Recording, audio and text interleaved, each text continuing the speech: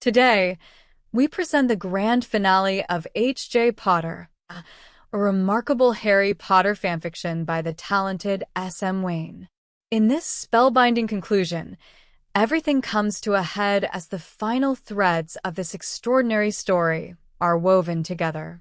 In Part 6, covering chapters 51 to 55, truths will be unveiled, destinies fulfilled, and sacrifices made.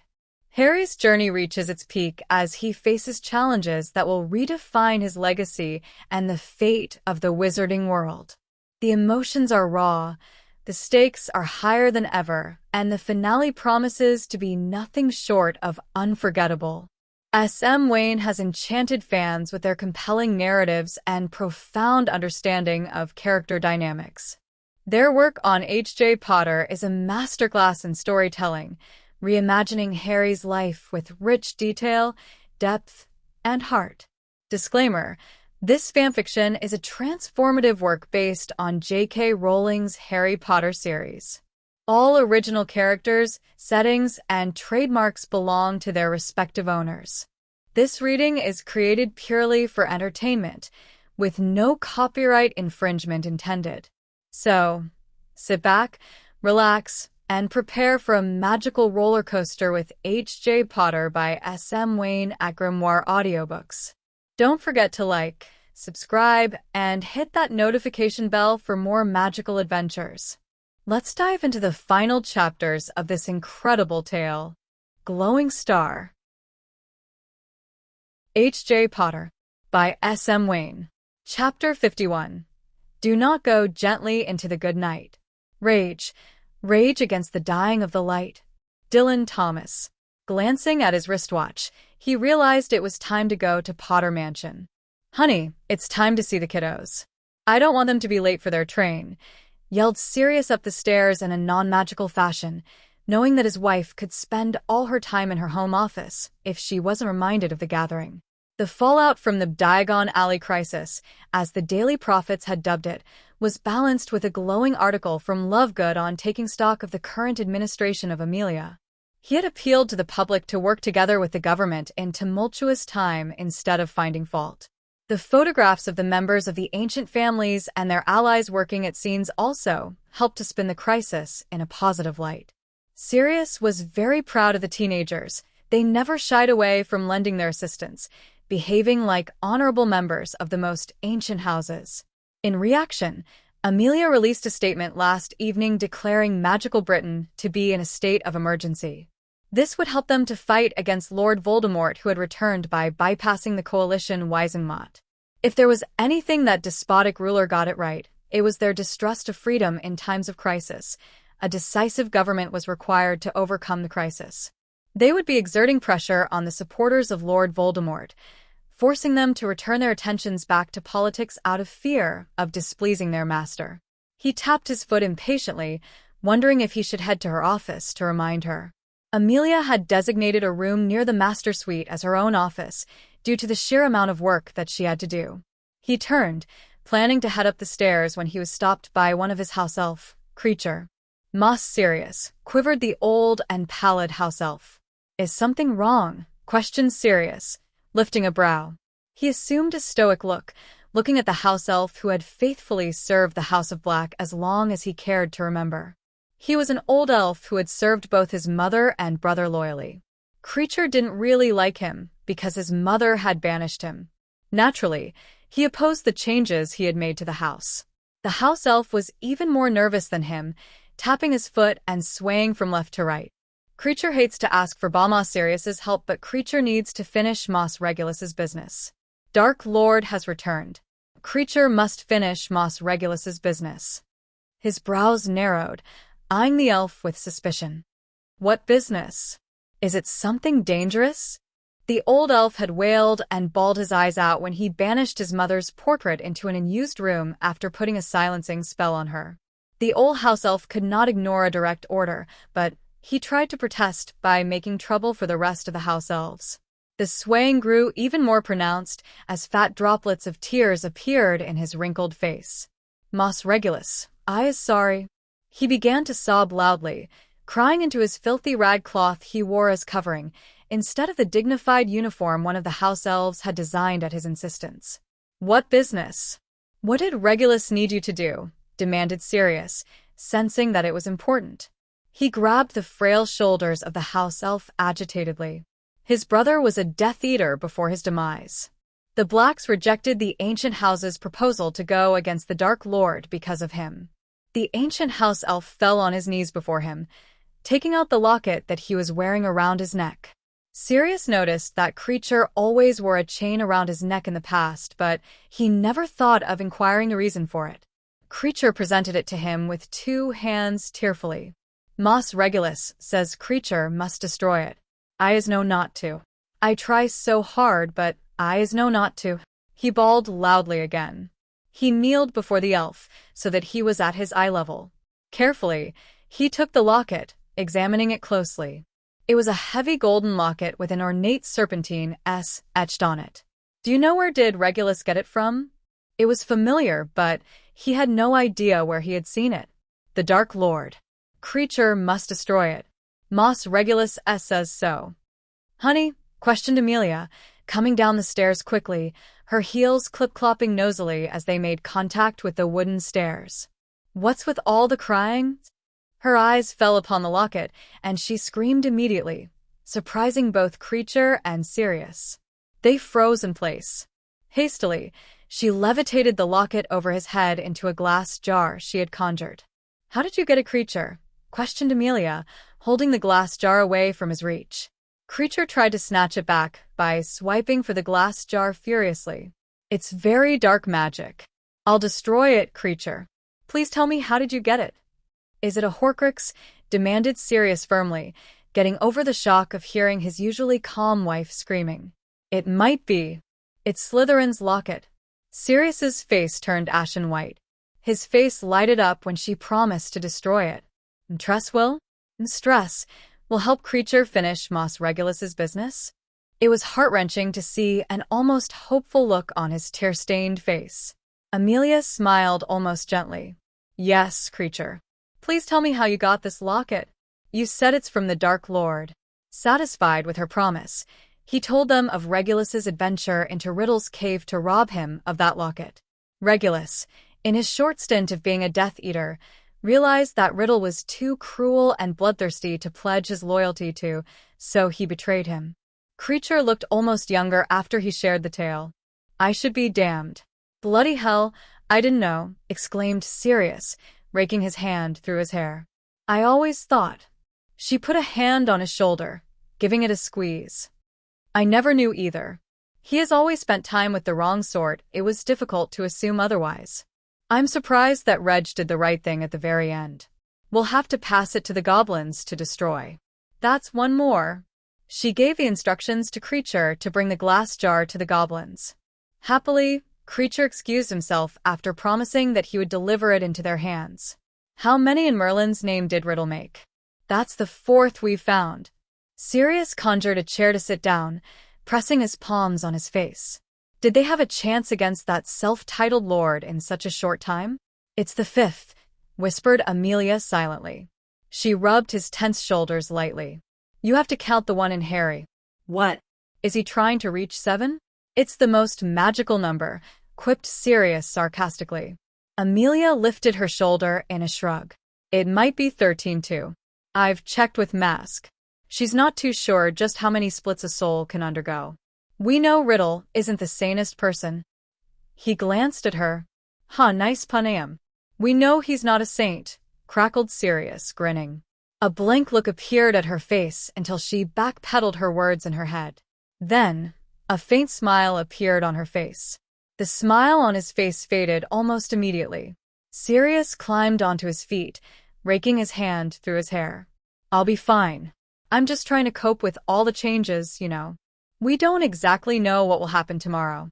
I mean, I always thought that Regulus was a Death Eater, a person I shouldn't really weep over, but this changes everything. I'm not too certain what I know anymore."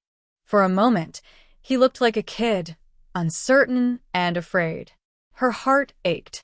Amelia enveloped her arms around his waist lovingly, resting her head on his chest. "It's okay.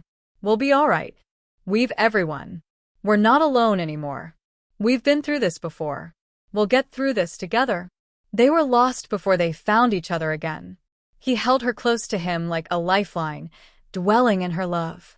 The rest could wait for a while longer. He needed this time with his wife. Amelia and Sirius arrived at the Potter mansion a while later, looking cheerful. Susan and Hermione greeted them fondly as they accompanied them to the dining room. For once, the dining room was packed before the start of the term. The sensitive couple noticed the tension in the room. "Hugh, it's nice to see you again," greeted Sirius chirpily when he caught sight of the imposing French Duke chatting with the Grangers. He looked at home with the rest of the ancient families and their allies. Sirius wasn't surprised that both Fleur and he were invited to an informal farewell breakfast. He spluttered when he caught sight of a blonde teenager with hair neatly plastered on his head sitting next to Hermione. "What are you doing here, Malfoy?" demanded Sirius, whipping out his wand. "Are you out of your mind?" "Padfoot," rebuked Hermione firmly, disarming him of his wand physically. "He's one of us." He noticed that Astoria was standing between Draco and the wand, much to the disapproval of Oswald. Neville and Luna flanked both of her sides, ready to back her up. Amelia wrapped her arms around him. "Don't jump to conclusions," whispered Amelia into his ear softly. "Please." His jaws clenched, finding it difficult to trust his nephew. "He's a carbon copy of his father. My cousin made sure of that. He could be after the Black Fortunes because Gringotts has left Riddle and his cronies high and dry." Hermione stepped in, disarming him instantly. "He's not his parents," answered Hermione quietly, holding his wand hostage. "He has sworn his allegiance to us, with an unbreakable oath. Harry saved him from that pit. His father gave him to Riddle to save his own skin." Sirius remained stubborn. "Did you word it properly?"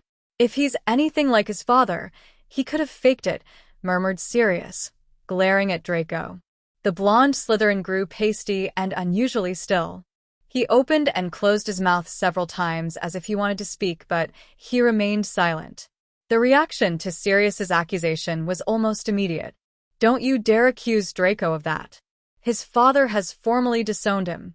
Harry had to pay for his tuition so that he could go to Hogwarts," challenged Astoria furiously, glaring at him murderously.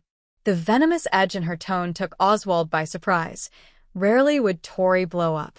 Sirius was astonished by her protest, glancing between the silent Draco and the livid Astoria. Hermione's arms were on her hips akimbo, obviously displeased at the accusation. Sirius met her gaze solemnly again, and he recalled his brother. People could change. Slowly, he relaxed, breaking the gaze. He became sympathetic, knowing how terrible it must have been. "That must have sucked, Ma Draco. His household threw him out when he was young, and he could empathize if his nephew was banished from his family for sticking with his conscience." Draco relaxed visibly, shrugging nonchalantly. "He has always been afraid of the Dark Lord. I rather choose to fear not being able to live with myself." Ron tried to fight back his laughter while he wolfed down his breakfast. The result was quite disastrous. He spewed half-chewed food all over the table. Charles hastily cleaned up the mess before smacking him. Arthur, who was sitting beside Molly, restrained his wife by shooting a glare at her. Reluctantly, Molly refrained from attacking the house elf because of his master and mistress. Across the table, Tonks barely curbed herself from laughing at the sight of that overprotective hen. Fleur and Bill barely noticed the two near-escalation to brawl incidents at the table, staring at each other whenever they thought that the other wasn't looking. Hugh was eyeing their interaction discreetly, wondering about the love interest of his eldest daughter. "That he has," smiled Sirius. "I must say that's a good fear if there's any. That snake's bloody good at slithering out of situations." "Which could be a good trait to inherit too, Sirius," quipped Astoria cheerfully like a proud Slytherin, declaring it a truce. "It's the intentions that matter." Sirius smiled at the youngest Greengrass, playfully sinking into a bow as an apology for insulting the members of the Slytherin house. The tension between them resolved immediately. Astoria understood that Sirius was also apologizing for viciously accusing Draco. Amelia released her hold on her husband to join Tonks at the table for a chat.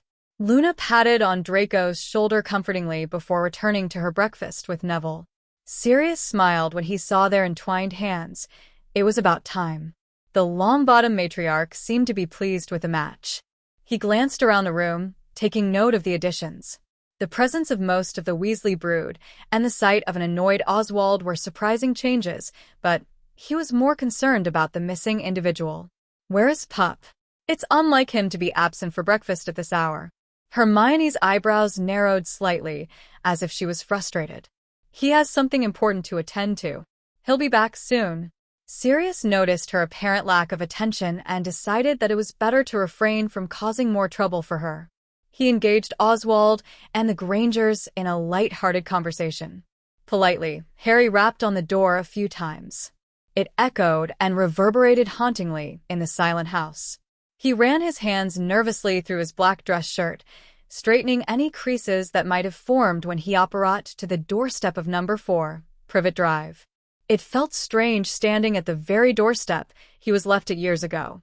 How different would his life be if Dumbledore didn't choose to leave him at the doorstep?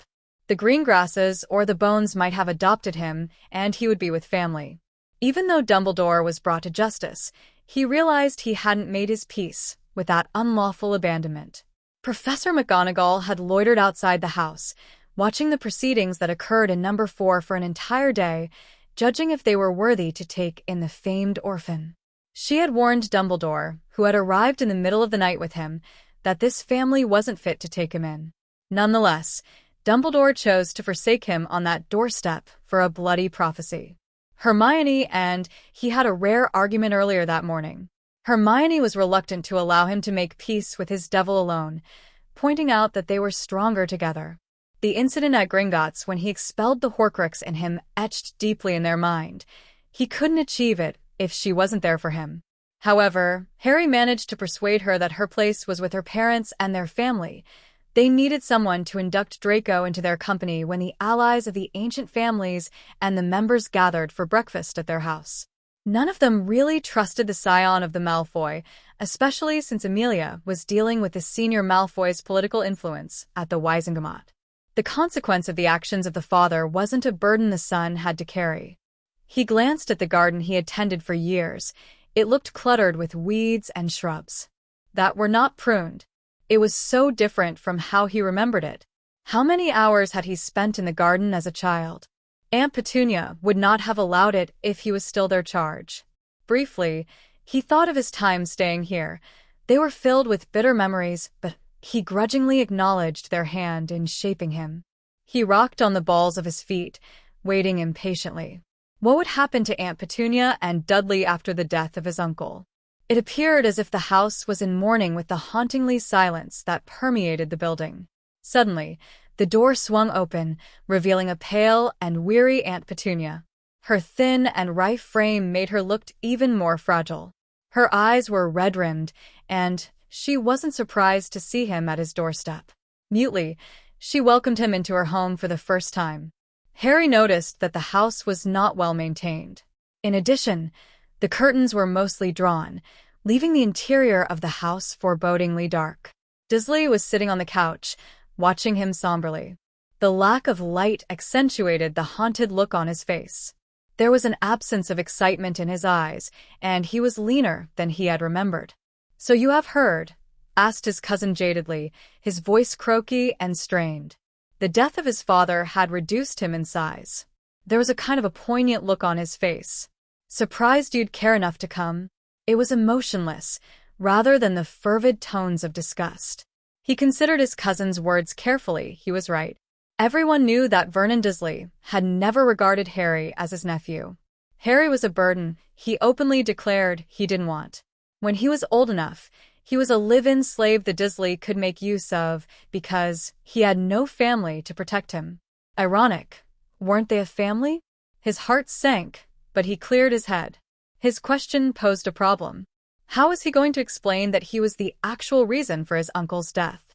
Vernon's foresight was correct. His unnaturalness had indeed killed him. He sat down, flabbergasted when Aunt Petunia offered him tea and refreshments politely. It was almost surreal. Shouldn't he be preparing the tea and refreshments? He stared at his hands, finding it difficult to find the words to express himself. "I'm sorry for your loss." Dudley cackled as if he had lost his sanity, shaking his head in disbelief. "No, you're not. You should be celebrating." There wasn't a hint of bitterness in his tone, as if the demise of Uncle concluded the animosity they held towards his kind. Despite being tutored vigorously on etiquette, Harry found himself at loss at how to behave. It was a first. He didn't expect them to be understanding. Once again, his attentions returned to his hands. They were especially callous and rough. "He treated you cruelly," continued Aunt Petunia, sipping tea. The statement hung in the air almost jarringly, as if Dursley's death tore off the veil from her eyes. She wasn't Petunia Dursley. She was Petunia Evans, sister of Lily Potter. "It was done by your kind, wasn't it?" He froze. How did she know? His mind backpedaled, trying to recall if he dropped any hints. His visit would have indicated that his kind might have been responsible. Clearly, she was his mother's sister. She was quick to deduce. He shifted in his seat uncomfortably before dipping his head in a nod. He stiffened in preparation for the physical reaction that might follow, but it did not. He cracked an eye open, surprised that neither of them hit him. Their lack of response frightened him. He would have dealt better with Dudley's punches or Aunt Petunia's scathing words. He climbed on his feet and began to pace, unable to stay still. We'd no idea he would target you because of your connections with me. No inkling. He never ventured past the magical world in the past. We never imagined he would be able to find Grunnings. She placed her teacup on the coffee table gently. His nervousness hitched when he saw how calm she was. Uncomfortably, he sat down again so that he wouldn't look so edgy. "At least, we could see him for the last time. We buried him yesterday in a small service. Marge came as soon as she could. She is upstairs, resting. The rest of the workers were burnt completely into ashes, identified only by fragments of bones or the official list of employees who are missing." His stomach lurched at the thought of Marjorie Dursley, the sister of Uncle Vernon. She was the female version of him. She was almost the same size as him, with a hint of mustache. His thoughts drifted to the time when he was forced to scamper up the tree to prevent Ripper from hurting him when he was 9. She had refused to call him off until midnight. Unconsciously, his hand brushed past his leg where the thick scar should be, a reminder of that traumatic event. It was gone when he took the anti-scarring potion, but the potion could not erase his memory of the agony. The Dursleys chose to be unaware of his wound, and he had to deal with the festering and gaping wound on his own. "There is another reason why I'm here today." He took a deep breath, running his hand through his hair. "I think both of you ought to leave this place. I know Padfoot has given enough for you to relocate. It's not difficult to trace to this location because of the residues from the collapse of the powerful wards around this house. Those were tied to my magic, and Lord Voldemort would have recognized the signature. He might come here soon." "No." "I don't want to leave this place," yelled Aunt Petunia, turning ashen. "We bought this house with all our savings when we first got married," protested Aunt Petunia, her farce shattering. There was a hint of outrage in her eyes. "We had good memories here." "Mother Dash," began Dudley, glancing at Harry. "Our Lord Gryffindor is right." "No." No, no, no. "I refuse," sobbed Aunt Petunia, breaking down just right in front of them. I can't. "No." "We can't." Her shoulders trembled intensely with grief as she curled into a ball. "Please think of Dudley. There is no way you'll be able to defend yourselves against Lord Voldemort," pleaded Harry. "Please consider." Harry glanced at Dudley, not too sure what he could do for her. He inched forward with the intention of comforting her, but was halted by his cousin. Dudley shook his head and took her bony hand into his pudgy ones carefully. There was a semblance of tenderness in Dudley's gesture that spoke of his growth in his grief, a silver lining in the clouds. Aunt Petunia broke into tears immediately, wailing and crying at the demise of her husband. Concerned, Dudley drew her into his embrace, whispering soothing words. Uncomfortable, Harry stood up, planning to leave both of them alone for a while. He was stopped by Aunt Marge, who looked even bigger than he had remembered. She looked as if she had just awakened, her eyes unfocused and her hair messy. Her large bulldog, Ripper was growling at him as if he had still remembered the incident from the past. His mind darted to the painful sensations of being bitten. The wolf in him reacted, wanting to set the hierarchy in the house right. He nearly snarled at him to match his aggressiveness, but he settled for a stoic stare. "It's you?" barked Aunt March, glaring at him with her small piggy eyes. Her face was ruddy as if she was inebriated, and she reeked of alcohol. He nearly reeled from the stale and pungent smell. "Why are you here? Making your aunt cry? You good for nothing? Where did you get those fancy clothes?" His jaw clenched reflectively, though he tipped his head in respect. "Aunt Marge." "Don't Aunt Marge me, mutt. Vernon told me that you've ran away for good. I know you're here for Vernon's money. You won't get a single cent." He cleared his voice firmly, taking a civil tone. "I have sufficient." He glared at Ripper, causing him to cower and whine in fright. His tail and ears were tucked in submission, acknowledging his status as the alpha male. Harry's lips curled up into a feral smile. His pathetic whimpering had the full attention of Marge. "What's wrong, Ripper? Did that bad apple scare you?" Harry ignored her, choosing to go to the kitchen. "Wait. I'm not done with you." It was a mistake for her to grab him by his shoulder. Instinctively, he took the beefy hand from his shoulder, bent forward, and executed a seamless throw. She flew over him and landed on the floor in a loud thud, screaming in pain. Hastily, he put her to sleep. He didn't want to worry Aunt Petunia and Dudley. There was a loud snarling. He only had a spilt second to react. Ripper flew at him, spurred by his loyalty to his owner. Harry wandlessly cast a sleeping spell, causing the fierce bulldog to drop onto the ground and fall asleep. Using magic, he levitated her back to the guest room and healed her physical injuries. Her room was filled with empty alcohol bottles, as if she had indulged herself with drinking. He put Ripper next to his bowl so that he would not seem so out of place. He unbuttoned his collar, sighing. He knew he could have chosen not to heal her, but he chose to forgive. It was the only way he could move on. Quietly, he went back to the living room to check on Aunt Petunia. She was sipping her tea again, looking more at ease. There was a faint smile on Dudley's face when he saw him. "Aunt Petunia?" There was a hint of hesitation in his voice. He wasn't too sure if he should broach the subject. "Dudley and I have decided to sell our house and move on. I can't lose Dudley. He's all I've left." She glanced forlornly at Dudley. His cousin was staring at the coffee table stonily. "I'm sore." "No, Harry. We should be the ones apologizing. Vernon may not have died if your godfather did not have to intervene to ensure your welfare." "I see that now. I began to see how cruel we were when you invited us to stay over the summer. We were the freaks in your world, but you didn't treat us as one. Charles merely disciplined us when we required it." Tears began to well in his eyes, shocked to hear that Aunt Petunia had realized her mistake.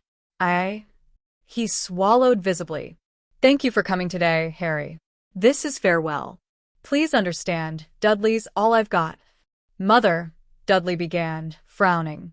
He held up his hand to halt him from interrupting. Harry understood it was the last time they were going to see one another. She didn't want to be affiliated to him in fear of Dudley's safety. "I'll never appear before your sight again." He turned to his cousin, grasping his arm.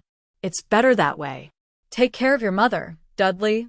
His lips curled in a genuine but gloomy smile, as if he was miserable at saying goodbye.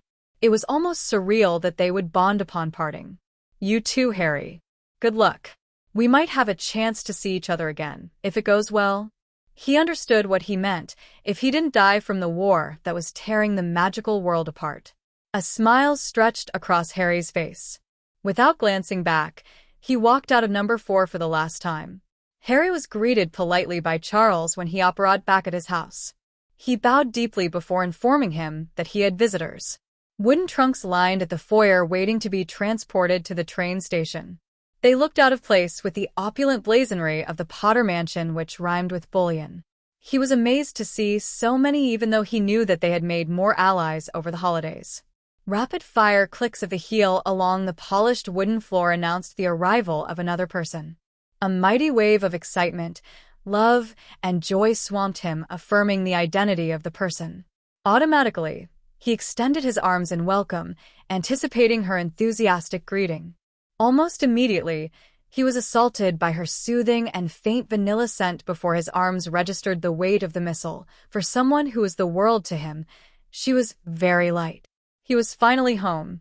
He buried his nose into her tresses, savoring the soothing scent of his love. Their fluttering and rapid heartbeats matched each other, a symbol of their intense adoration for each other. For a moment, he wondered when they would actually stop feeling that way. "I hope I don't ever fall out of love," rebuked Hermione, drawing away. Her eyes were twinkling with joy. She was the very portrait of Grace, dressed in a simple pale yellow sundress that reminded him of sunflowers. She would always be beautiful even if she chose to wear a baggy sack. Tenderly, he tucked the loose tendrils of her hair behind her ear. He noticed that the rest of her hair was swept into a loose ponytail. His hands lovingly cupped her face so that their gazes would meet. Tenderly, they shared a chaste kiss, knowing that they did not have much time with each other. "Honey," whispered Harry, pressing his lips on her ear. She trembled, tightening her arms around him. "Did anyone fight?" He kept his tone light, as if he was joking. He knew that the room contained an explosive mix of people.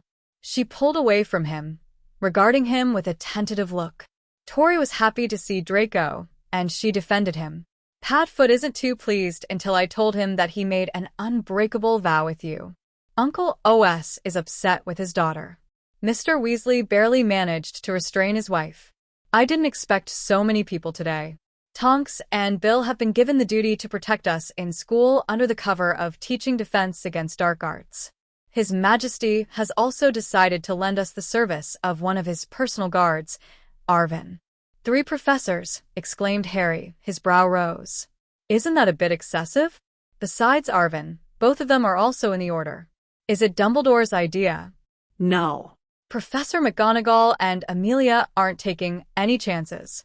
I mean, now that we know that the horcruxes are in Hogwarts, they felt that our data classes should be made more frequent and redesigned to cater to the different learning paces of the students. It'll also serve the purpose of keeping a close eye on possible Death Eaters in Hogwarts. It's important for us to have the ability to take care of ourselves. By the way, Ron's here too." Harry took her hand into his tenderly, smiling at her. Did Charles break any part of him for his atrocious manners? Since the infamous event in their 3rd year that made it impossible for them to be good mates, they never had the chance to really speak to Ron, despite being in the same house.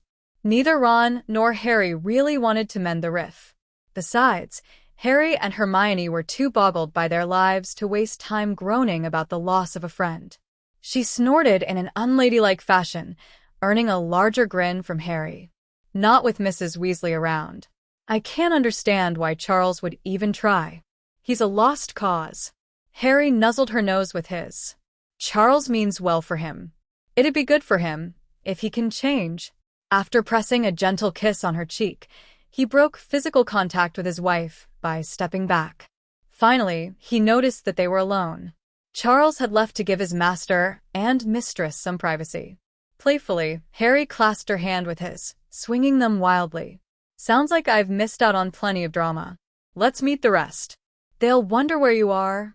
She leaned in and pressed a kiss on his nose. "Are you really all right?" Harry arched an eyebrow, knowing that his wife could feel his emotions and hear his thoughts. Her eyes flashed concern for his well-being. His lips caressed hers gently, and he reassured her that he was fine after his meeting with the Dursleys. Together, they stepped into the dining room and enjoyed the pleasant and playful interactions of his friends and families. Harry nearly burst out laughing when he saw Charles disciplining Ron for his lack of manners. Sirius and the Weasley twins did not have the same restraint as him, howling loudly in laughter. No one dared to acknowledge the elephant in the room. This might be their last time seeing one another. Platform 9 3/4 appeared to be less crowded compared when the ancient families and their allies reached the platform next to the express. It was pouring heavily, adding an air of somberness to the place. The wailing winds and the rain drowned out the conversations that swirled around them. There was a notable absence of infectious excitement in the air that usually permeated the platform. The crowd was also smaller than usual. Hermione squeezed the hand of Jean when she took in the sights of parents clinging desperately to their children, crying. She spotted a few of her classmates, wearing masks of false bravado, assuring their parents that they would be safe. Harry was standing next to Amelia, keeping a close watch on their surroundings. Flanking both of her sides were Sirius and Remus, with their hands on their wands. While the sight of the minister appearing in public with her family bolstered strength and faith in the government, her life was made perilous since they were open to attacks. Molly was barely restraining herself from breaking into tears. The Weasley twins had dropped their farce of cheery excitement when they faced the troubling possibility of not being able to return to the platform. They hung back, willing themselves to be stronger for their parents. Involved with the Order's business, both Mrs. and Mr. Weasley also lived with the possibility of losing their lives. Susan tapped on Fred's chin when she noticed his glum expression. "Chin up," said Susan, smiling encouragingly. For once, her smile did not reach her eyes. He discreetly shot a smile at her, noting that he had Amelia's full attention. Hastily, Fred turned away from her, remembering the tale that Daphne had shared about her trip into Cedric's nirvana. The possibility that he would get together with Susan was quite slim. Susan nodded at him and looked pointedly at his parents. He understood at once. This was a time set aside for family. They had time to speak and catch up later. Obediently, he caught up with his parents, putting a friendly arm around his mother. He expelled a sigh when he no longer felt someone staring at him. Susan hung back to speak to her only relative. Lady Longbottom and Mr. Lovegood were the first to bid goodbye to Neville and Luna, respectively. Both of them were confident that the teenagers would return to them safely. The new couple offered to board the express first so that they could reserve a cabin. Luna and Neville cast a spell over themselves so that they could shed water like ducks before they boarded the Scarlet train. George disappeared hastily to meet the Johnsons. Harry knew that he had something important to ask the older Johnsons. "George plans to propose to Angelina," added Fred quietly to Harry, watching his parents say their farewells to Ginny and Ron. He reckons something might happen, and he doesn't want to kick the bucket without being joined to her. Harry understood the sentiment, squeezing Hermione's hand gently.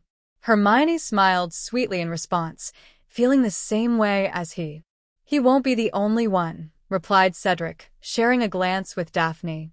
She was impassive, but there was a faint flicker of acceptance in her eyes. "We need to head up, Prefects. There is a car reserved for Prefects at the front of the express. We have to begin briefing soon," yelled Cedric over the noise.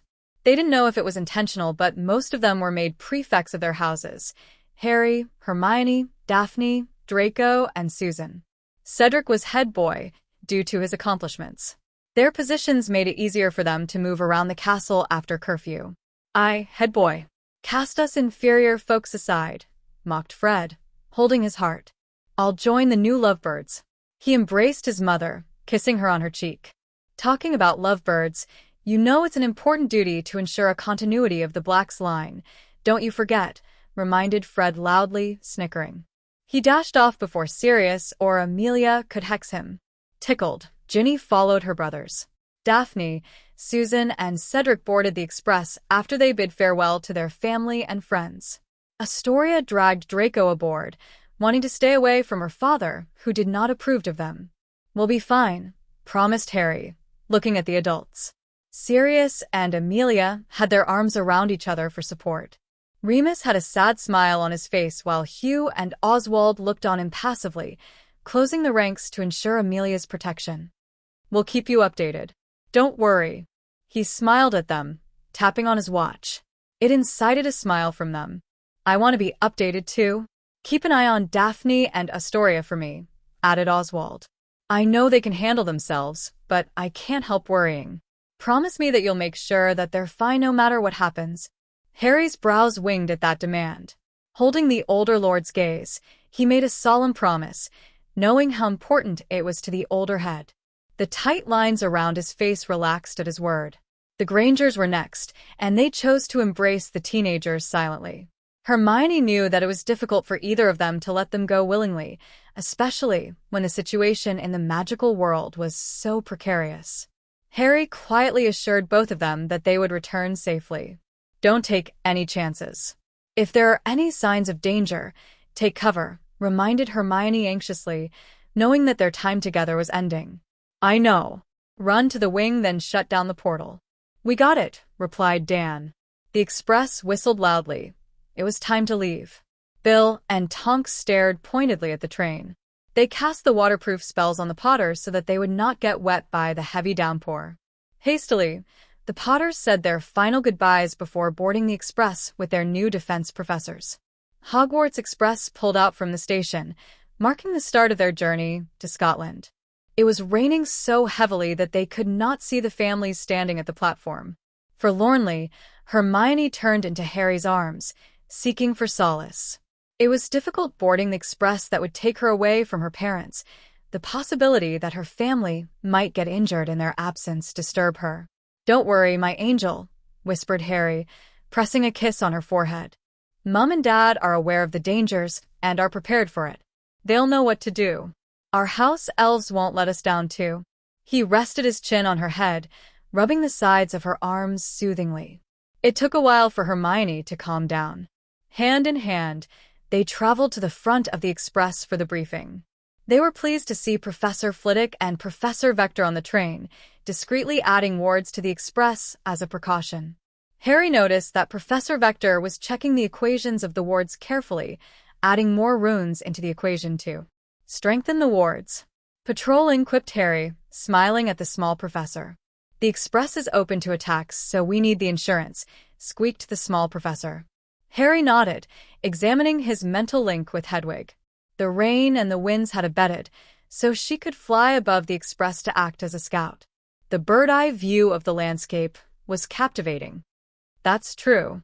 I've never seen so many professors on board. I'm not complaining, though. The professors sent them along their way since they were new to the prefect duties. Cedric grinned at them when the Potters finally arrived, shutting the door of the cabin. Their friends were sitting with the rest of the prefects from different years. Daphne hastily made a room for them to sit between her and Draco. Harry was surprised that Leanne McWilliams, a Gryffindor, was head girl for her year. She was a good friend of Angelica and Alicia. He chuckled when his eyes fell on Draco. He was obviously napping, earning dirty looks from the new head girl. Hermione apologized for their tardiness before settling down for the briefing. The new head girl ran through the expectations of being a prefect and the duties. The new prefects received a book on Hogwarts rules and their patrolling timetable. The older prefects blinked in surprise when they were told to report to their heads of house after their patrols, suggesting that this procedure was new. Hermione was his partner for the rounds. It would be another year of using the house to cope with their work since they were taking their newts instead of their OWLs. Professor McGonagall had allowed them the flexibility of skipping fifth-year classes so that they could concentrate on preparing for newts. She also wanted them to consider the masteries and apprenticeship they wanted to do in their 6th and 7th years in Hogwarts. The couple had already received personal invitations to take their masteries under the tutelage any of their professors and even prestigious departments from the ministry. In fact, these departments were willingly to send representatives to Hogwarts to train them if they wished to accept their invitation. St. Mungo's offered to take Hermione right after her newts, granting her an emeritus mastery for healing. Though some of you might be paired up with your beau to do the rounds, it doesn't mean you should join the other couples in the cupboard for a snog. Cedric and I would occasionally check if you're doing your duties, added Leanne, eyeing some of the older prefects balefully. With the return of you-know-who? Voldemort, insisted Cedric, looking firmly at Leanne, then the other prefects who had flinched at the sound of his make-up name. For a moment, they were reminded that he had encountered the Dark Lord and lived through the death curse. Don't fear his name. Use either that or riddle. Leanne stuttered at the interruption but continued, It's important that we take our duties more seriously. There was a sense of sobriety at the reminder. Everyone knew that they stand little chance against Riddle should they have the opportunity to face him.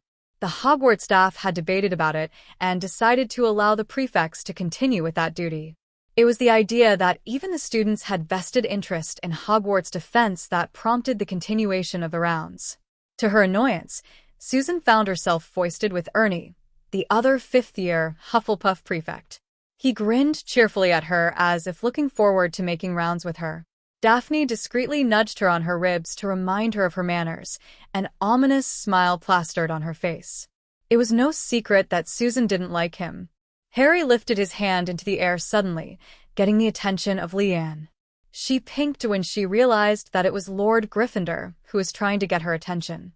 Hermione grinned at her uninhibited response, much to Harry's chagrin. She was too used to females throwing themselves at his feet ever since they were bonded.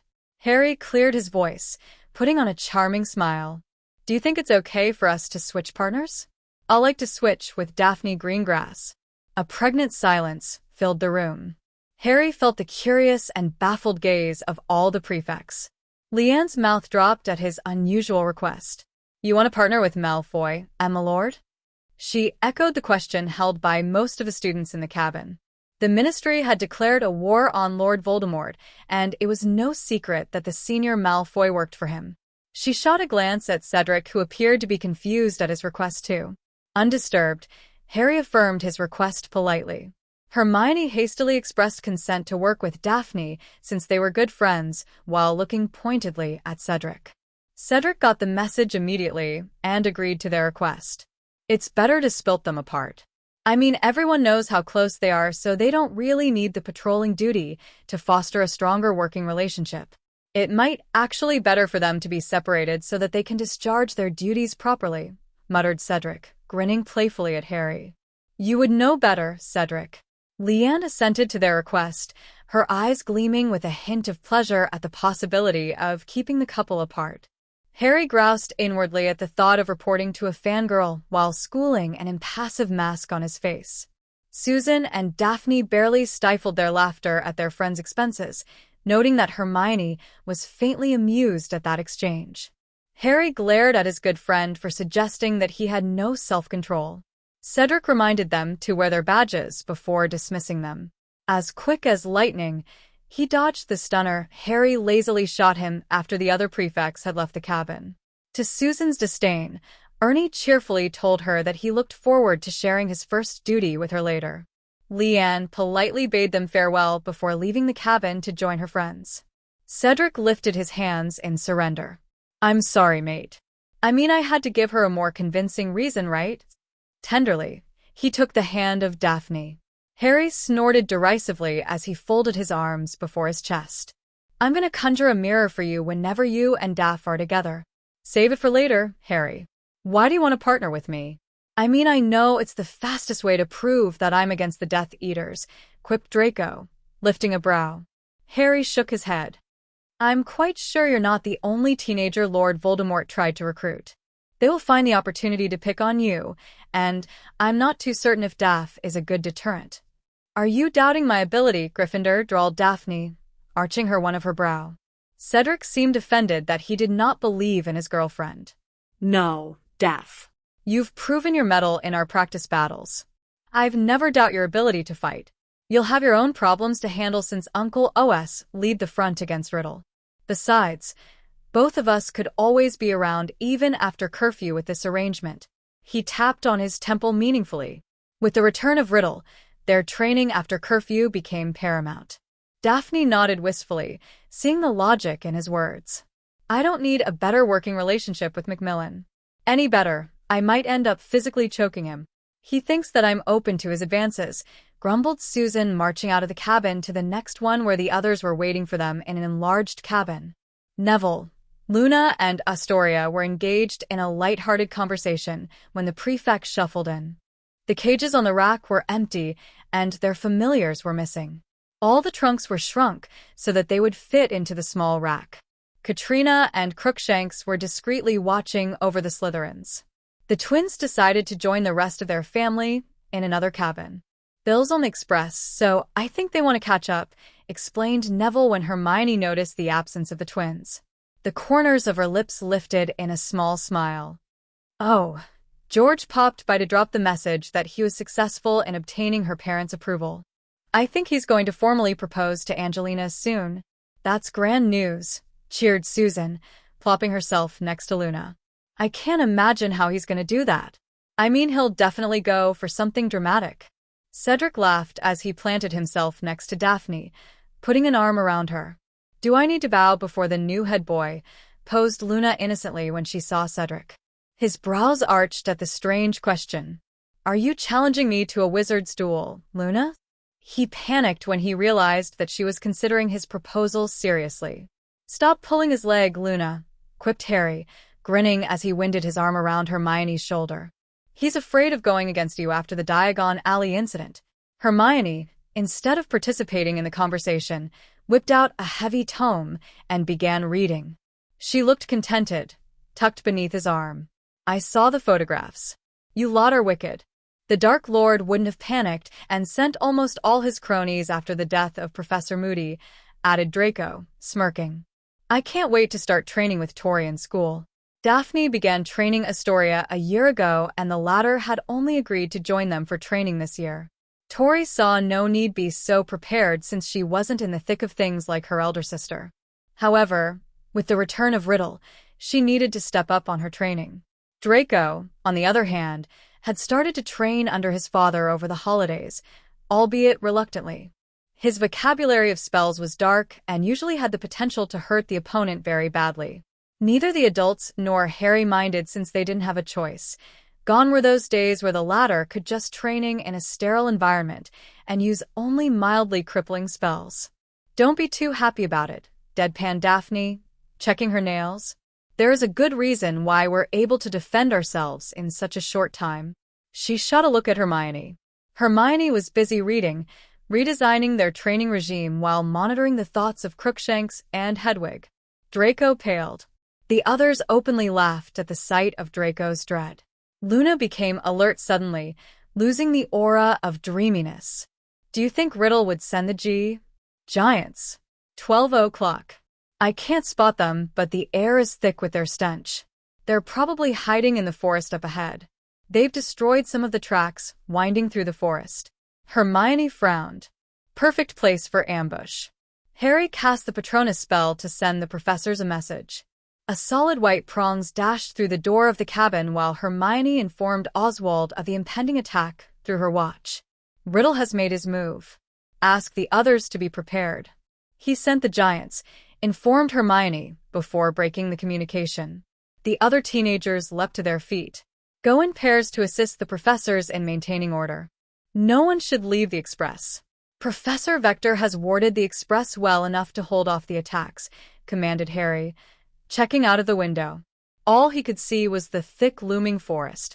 The Express was still moving at its full speed, shoving them into the inevitable battle with the Giants.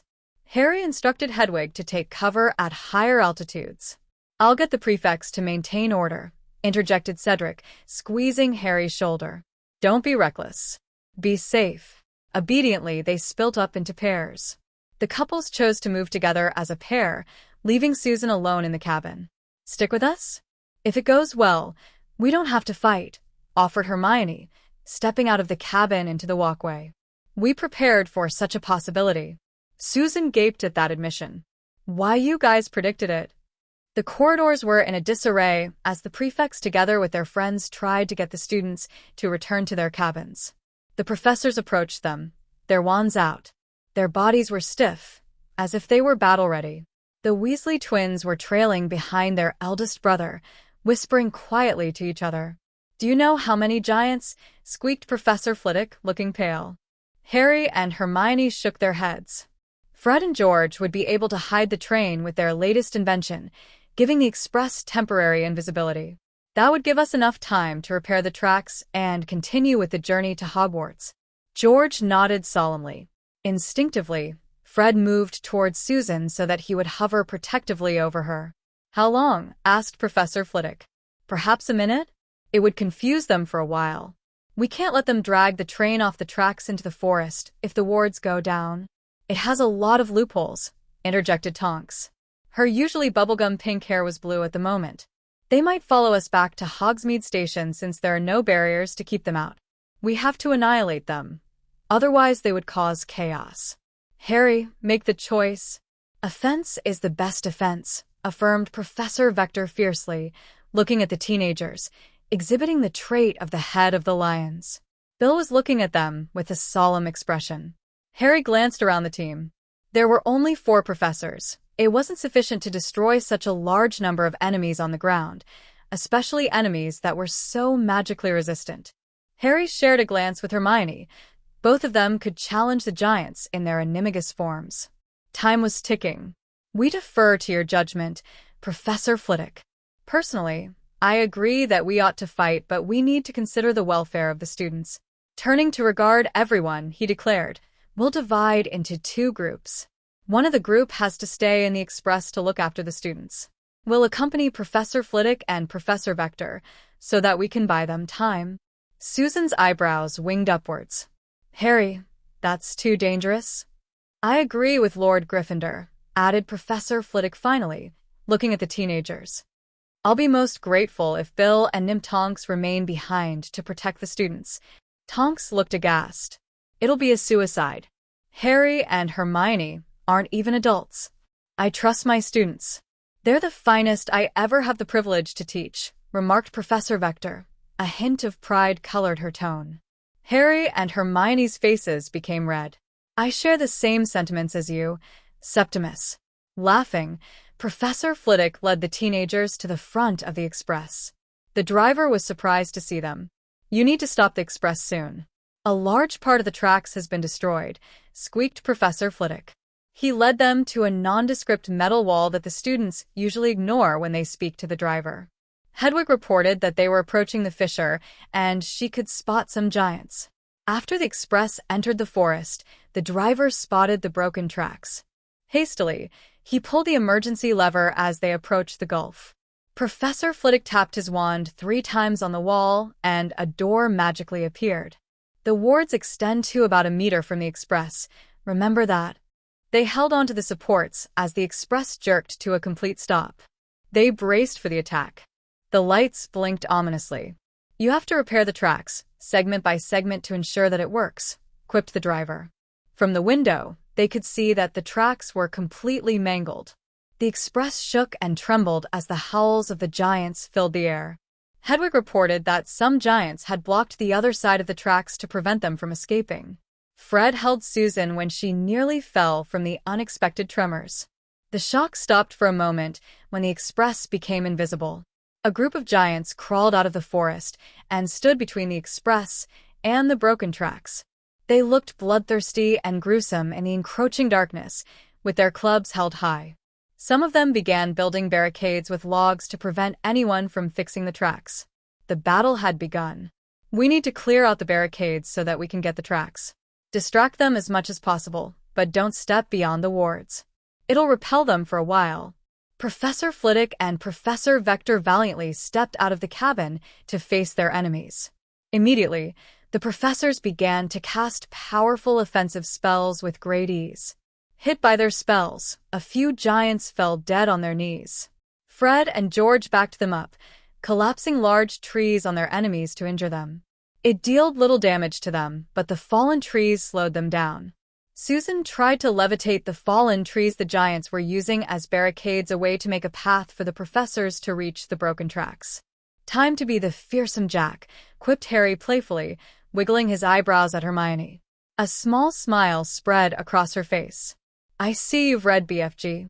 She leaned in and kissed him on his lips. For luck. Harry and Hermione leapt into the cool air and transformed into massive magical wolves before their very eyes, leaving the rest of the teenagers to cover the professors' backs. They pawed the ground furiously, howling loudly to catch the attention of their adversaries. The beauty of the wolves' forms stunned the professors for a moment. Strength and power were etched into every inch of their muscles. The wolves' hackles were raised, and they were growling fiercely, challenging the giants. The giants howled loudly in return, fully focused on their new and powerful enemies. Both wolves bolted away from the express in 2 different directions, directing the bumbling giants away from the express and the broken tracks. Hedwig took the offensive, attacking those giants who refused to clear the path viciously with her magically sharpened talons. They howled in pain when she blinded them physically, and they tumbled blindly into the forest. That's quick, commented Fred when the path was cleared. Professor Flitwick and Professor Vector dashed towards the broken rail to repair them as the rest of the teenagers covered their backs. Fred created a barricade to fend away any remaining giants, using large fallen trees, while George and Susan concentrated in protecting the professors. The wolves led them into the forest, joining each other at the clearing where the giants' movements were seriously hampered by the interlocking trees. Lyle and Shadow relied on their instincts, leaping on their enemies in a powerful leap and ripping them apart easily with their teeth. The giants required several attacks before they would collapse. Working as a team, they isolated their foes from their group by pushing and clawing before killing them one by one. Gradually, the group of giants who had followed them dwindled in numbers. The giants were furious when they saw the bodies of their comrades and began to step up on their attack. The giant wolves dashed back to the express, knowing that the wards wouldn't hold on much longer. It was a fearsome sight. Several giants were using their clubs to smash through the wards that surrounded the express. The giants that got too close to the wards of the express were flung back into the forest, but that didn't stop them from trying to get to the invisible express. The express shook with every impact, and it looked as if the wards were going to be overcome soon. With a loud howl, the two wolves leapt into battle, attacking the giants from the back, clawing and ripping into them. Some of the giants abandoned their mission to attack them. It took the wolves a while, but they managed to defeat them. Lyle froze the giants in place by freezing the environment, while Shadow mindlessly ripped their heads off their bodies by yanking them by the hair. Their blood spewed from their open wounds or neck on the grass, creating a river of blood. Together, they created a bloody heap of corpses, much like the mass burial of POWs. Though they were dim-witted, the giants began to realize that they were no match for the agile and magically potent wolves alone. They began to gather as a huge group to deal with their adversaries, abandoning the express for a moment. Howls of pain filled the air. Prof. You got to hurry. Harry and Hermione have successfully distracted them away, yelled Fred, trying to keep an eye on his friends. They were a fearsome sight, beheading and attacking the giants without hesitation. Both wolves had realized that it was faster to behead them by yanking their heads off with their mouth rather than sinking their teeth on their bodies. They were a powerful force to be reckoned with. As the giants began to close in on them, the wolves employed their magic freely to get out of tight situations. Shadow used light to his advantage, appearing and disappearing at will to confuse his enemies, allowing his mate to go for the kill or escape from tight situations. Both wolves were struggling to hold the fort as about 50 giants began to form a tight circle around them, bent on defeating them. Prof. Hurry, yelled Susan helplessly, unsure what she could do to help her friends. She knew it was a taxing job for the professors, but Harry and Hermione were in trouble.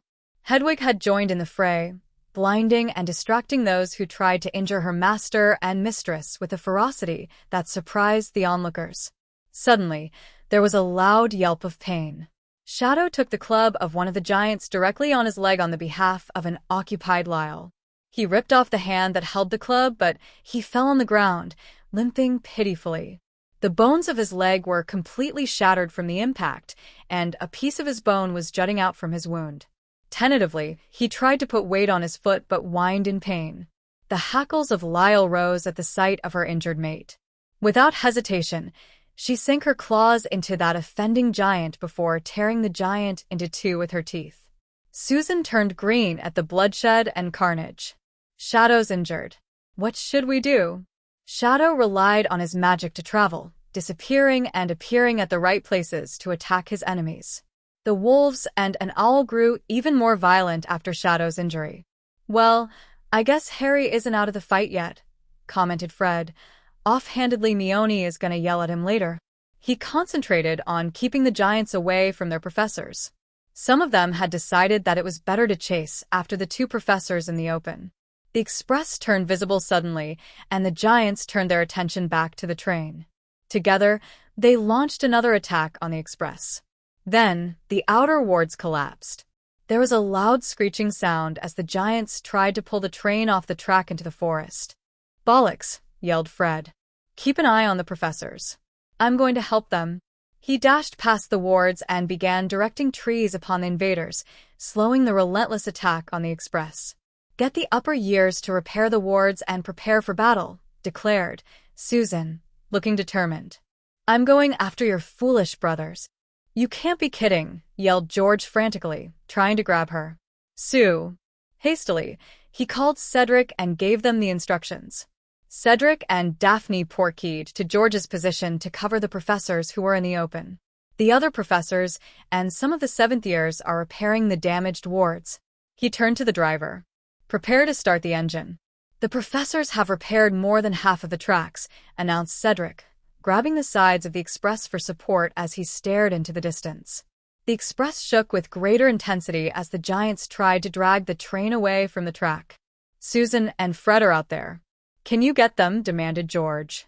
Some of the giants decided to turn their attention back to the professors repairing the tracks. "Cover me, Daph," yelled Cedric before heading out of the wards to join the fight in the open. He aimed huge objects to the giants, knocking them back. Slowly, he created a path for him to reach Susan and Fred. Daphne followed steadily behind, covering his back. Luna and Neville appeared in time to cover their backs from the express. The two wolves desperately tried to keep the giants from dragging the express away from the track, avoiding the falling trees. Fred. "Watch out!" Susan yelled in panic. Fred turned at Susan's warning to see a club looming above his head. His mind blinked out immediately, unable to react to the attack. Suddenly, blood spewed and covered his face. Shadow appeared between Fred and the giant, tearing his arm apart before incinerating the giant into ashes. Susan hastily cleaned him up with a spell, restoring his sight.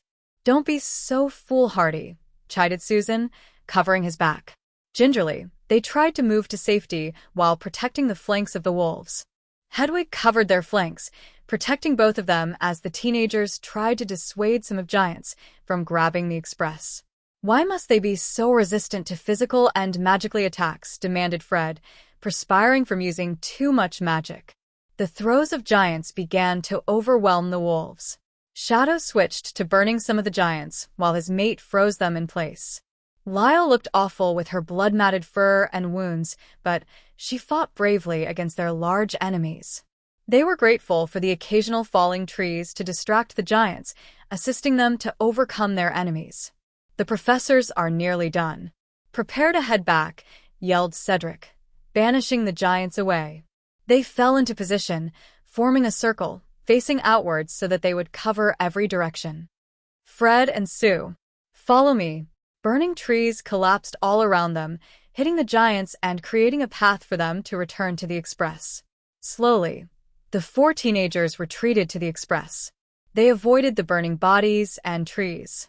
The landscape was almost completely destroyed. The forest was on fire due to Shadow's flames. Some of the trees were also frozen by Lyle's magic. Smoke and the pungent smell of blood filled the air, choking them. To their relief, the outer wards came back on, throwing the giants who were attacking the express into the forest. Hastily, they ran back to the express, joining their friends. "They're coming back. They're coming back," yelled Luna excitedly as the other teenagers continued to cover the flanks of the wolves. Shadow and Lyle tried to kill the giants who were repelled and disarmed by the wards. Their numbers were dwindling, and it looked like a Pyrrhic victory for Hogwarts. The professors completed repairing the track moments after the teenagers had returned. "Start the engine," commanded Cedric. "We'll get them to safety." The driver released the emergency lever and started the engine. The express began to tremble into life as it moved. They needed to move faster to avoid the giants. The professors hastily dashed back to the express, narrowing avoiding the giants. Cedric and Daphne levitated them into the express before shutting the door. The scarlet locomotive whistled and crawled. "Hurry up! Hurry up!" The express began to pick up speed when the wards were bolstered. Loud howls filled the air as the giants were flung far back into the forest. "Stop! Where are Harry and Hermione?" "Harry and Hermione are still out there." There was a loud crash, coming from the car reserved for prefects. Hastily, the teenagers and the professors rushed to the cabin. There, lying on the floor, were two giant wolves. Their furs, once smooth and silky, were matted with blood. Lyle was lying on top of Shadow. Lyle gained consciousness almost immediately and transformed into a battered-looking, bloodied, and dirty-looking Hermione. Hermione looked worse for wear, with her clothes torn at several places. There was a frown on her ashen-white face. "Harry!" Shadow was lying on the floor, whining quietly in pain. He turned his majestic head slowly to look mournfully at Hermione. "Don't just stand there. Come and help," yelled Hermione loudly, running her wand over the giant black wolf, trying to identify the areas that need healing. He had many internal injuries from the battle. However, it was nothing the potions couldn't fix. Susan and Daphne stepped forward to clean him up, revealing deep cuts and wounds from the fight. Some of the blood on his fur was his. They healed the superficial wounds easily. They were almost at their magical limit. Professor Vector stepped in to help with the healing. "He can't make his transformation back into human in his form. We've got to fix his wounds first." She hastily checked his broken leg. The leg was in a strange position, and it was very swollen. She spotted a piece of his bone sticking out of a wound, bleeding. "Not good. I need to put him to sleep and remove the bones." His whining grew louder, as if he remembered the painful experience of regrowing bones. "Don't have a choice, honey," interrupted Hermione sternly, pushing her offending fringe away. "A fragment of your bone is jutting out," he whimpered pitifully. "Lady Gryffindor, do you want to let Poppy take a look at him?" posed Professor Flitwick from the door. He looked very worried. Shadow whined in resignation, lying on his back. "Madame Pomfrey will do the same time, and I don't want his animagus form to be a universal fact," interjected Hermione. "He's too tired to travel such a large distance with his magic." With a spell, she put Shadow to sleep. She expanded the matchbox in her pocket into a full-size trunk and began to search for the potions she required. The students would have probably seen. "We made sure the students couldn't," interrupted Fred, looking troubled. "We didn't want the first highs to panic. It also helped that it was so dark." Seeing the bone jutting from Shadow's leg, Luna compressed a button on her watch, extracting a vial of Phoenix's tears. Without wavering, she poured the precious tears on Shadow's wound. The bone was magically set in place, and the wound closed up on its own. The two professors froze. "What are you looking for, Hermione?" questioned Luna, raising a brow. Hermione gaped at the sight of the empty vial. Neville chuckled at Hermione's amazement. "Well?" asked Luna, with a twinkle in her eye. She prodded Shadow's leg carefully and found that it had healed properly. "I wouldn't use those tears for this situation," quipped Daphne thoughtfully. "Harry can recover with just scale grow." "Which is extremely painful," interjected Luna. "It takes about 8 hours for his bones to have to keep Harry's animagus form a secret, and this is the fast way to get him back on his feet." Fred raised a brow. "It's usually reserved for wounds that could be fatal, Luna. A leaking of such secrets could be mortal for us. Besides, if the other students knew that Harry was injured terribly, it would be mortal for our morale. He's the boy who lived, the chosen one." George shrugged. "Well, if you put it that way." Hermione pulled Luna into a bone-crushing hug, crying, "Thank you." Noticing that Hermione was too distracted to clean up or heal herself, Susan and Daphne hastily do so. Professor Vector repaired her torn clothes to protect her modesty. "I'm glad this is over for now. I'll have to speak to Bill and Tonks," squeaked Professor Flitwick. "Well done, everyone. The headmistress will learn of it." The two professors excused themselves, leaving the teenagers alone. Daphne ran another diagnosis over Shadow and pronounced him healthy. He was completely healed. "Hermione!" yelled Luna when Hermione passed out in her arms. "Crap." Daphne hastily ran a diagnosis over her and realized that she was just magically exhausted. "You would think she should be more injured from the number of foes they took on," commented Fred tiredly. Cedric levitated her to a chair so that she could rest. Susan withdrew several pepper-up potions from Hermione's trunk and distributed them. Gratefully, they took the potions, and they felt better. "I need a good night rest after this," declared George, slumping into a seat. "Where's Draco and Tori?" questioned Cedric when he noticed that not everyone had returned. Her brows winged up in surprise. Without a warning, Daphne shot out of the cabin in a flash. "Bollocks. Some of the Slytherins are attacking them. Katrina and Crookshanks are with them," explained Cedric. Cedric and Neville followed Daphne to lend their assistance, leaving only Susan, Luna, and the Weasley twins behind. They could handle the situation on their own. Suddenly, Susan's watch vibrated. An injured and weary-looking Amelia swam into view. Aunt? What happened? Did you get our message that we were under attack? What's wrong? I can't talk for too long. The Grangers' house was destroyed just now. Nearly the entire neighborhood was incinerated to the ground. I can't contact Harry or Hermione. The Grangers are safe. I spoke to them. Another non-magical neighborhood destroyed. The non-magicals would want an answer soon. There is something more that you're not telling, Aunt. What else? Her eyes looked woeful. The Ministry was under an attack just now. The supporters of Riddle tried to take control of the place so that Riddle could take possession of the library. The Aurors, together with the French guards, managed to get most of the supporters. We've already locked the place down and accounted for our loss.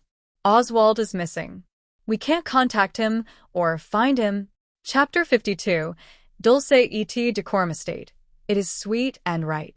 The distinguished-looking middle-aged man sat in an armchair in the office of the minister, waiting for the final preparations of his elaborated plan to be completed. Drumming his fingers restlessly on the arm of the armchair, he was lost in thought. Their plans were going well at the moment, and he was contemplating if he had missed anything out. They had emptied the ministry in anticipation of destroying the library that sat at the bottom of that building. They transferred the more important offices to a temporary site to continue their operations. Gringotts sent a team of their finest warders to build a ward to reduce the damage from the destruction of the library.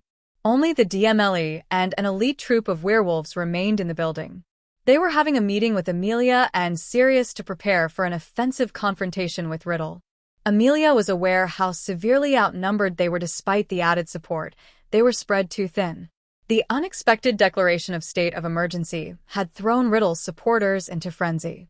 Amelia and Sirius suspected that they might attempt to attack the ministry under the false pretense of protesting against Amelia's despotic rule. It would not garner support usually. However, there were fearful and desperate people who might use that nonsensical cause to springboard their frantic outburst. Therefore, the DMLE and the elite werewolf troop had to be on alert for an unruly mob or a disciplined group of insurgents. Amelia delegated the duty to run the communications between Hogwarts and the Ministry to Oswald so that she could conduct her meeting with the DMLE. The urgent news came in the evening. Hogwarts and the Express were under attack. Before he could respond, the sirens in the building shrieked warningly. The Ministry was under attack. For a moment, he was relieved that they had the foresight to wear the basilisk armor his research team had created. It looked almost like a normal robe. The armor was resistant to magic and light. It also gave their muscles better support to reduce muscle tear, since the teenagers could fight in hand-to-hand. The unique function of the armor was its ability allowed the user to camouflage with a button besides incorporating Harry's watch into the armor. Amelia, Sirius, and Oswald were the first to try the product. Hastily, he scribbled a short note for Amelia, explaining the situation at Hogwarts and the Express. The siren marked the start of his personal plan that ran parallel with their goals. About time, he thought to himself, climbing to his feet swiftly and walking out of the office. Oswald wasn't surprised to know that both Hogwarts and the Express were also under attack. He had predicted that he would send disposable resources to test the defense of the school and spread fear in the magical world. While there was a horcrux in Hogwarts, Riddle was probably too conceited to consider that it might be in danger. A team of Aurors, hit wizards, and werewolves were checking along the corridor. They were in full gear for battle. The leader directed them to search every crook and crank carefully.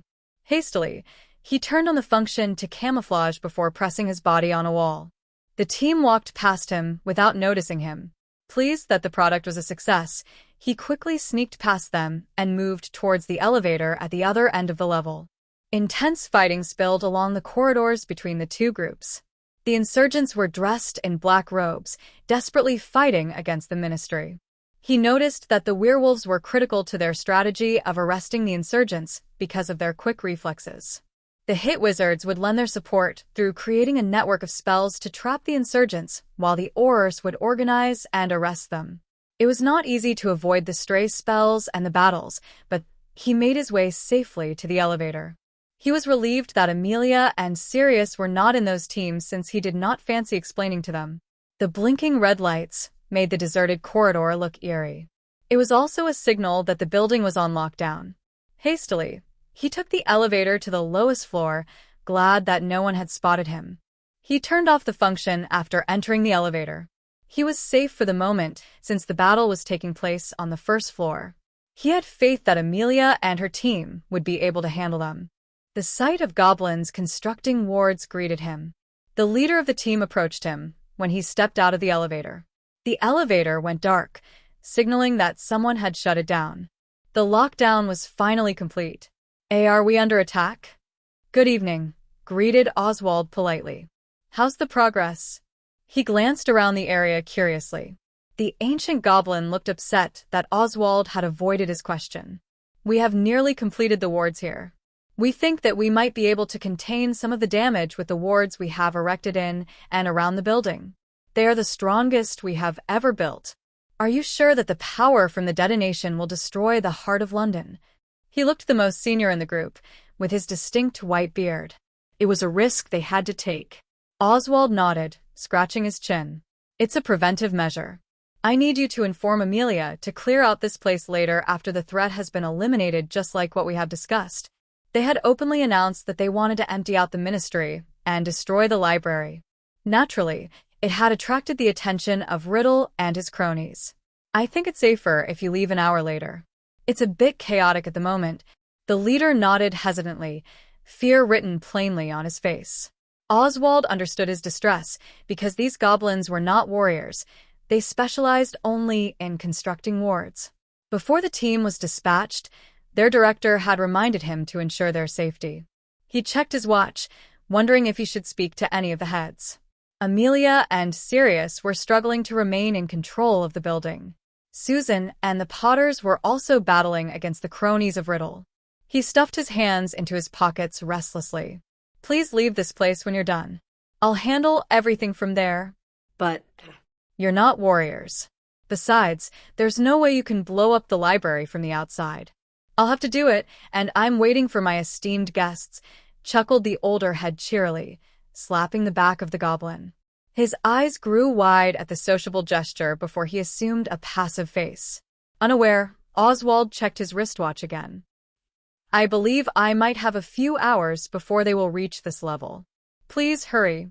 He felt mildly guilty that he kept this part of his plans from the rest of his family. The idea that Oswald was expecting hostile guests motivated the team to work even faster. All he needed to do was to bid his time. He would be able to right a mistake that was committed by his ancestors in a few hours. It was his time to be the hero, for once. He chuckled inwardly, wondering if he was too old for the job. One of the teenagers would better suit the role. He conjured a large regal armchair, a desk, and some stationery. After making himself comfortable, he began to write letters to pass his time. "OS," called Amelia, stepping into her office. Her robes were torn in several places, and she was weary from the fight. Her eyebrows winged at the sight of the empty armchair. Where did he go? He was supposed to be the middleman between Hogwarts and the Ministry.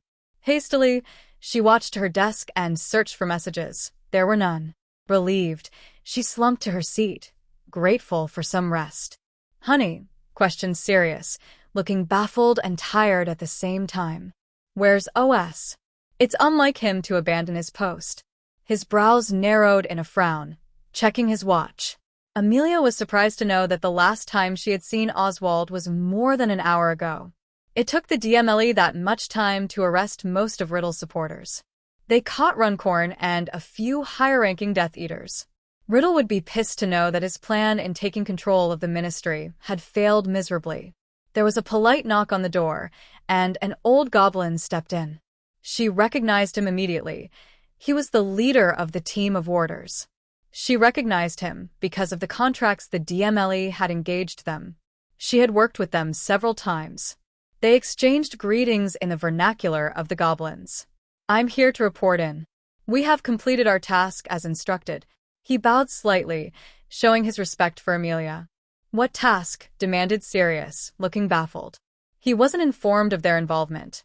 He shared a look with Amelia, sensing that he wasn't going to like the goblin's answer. Amelia's face was impassive.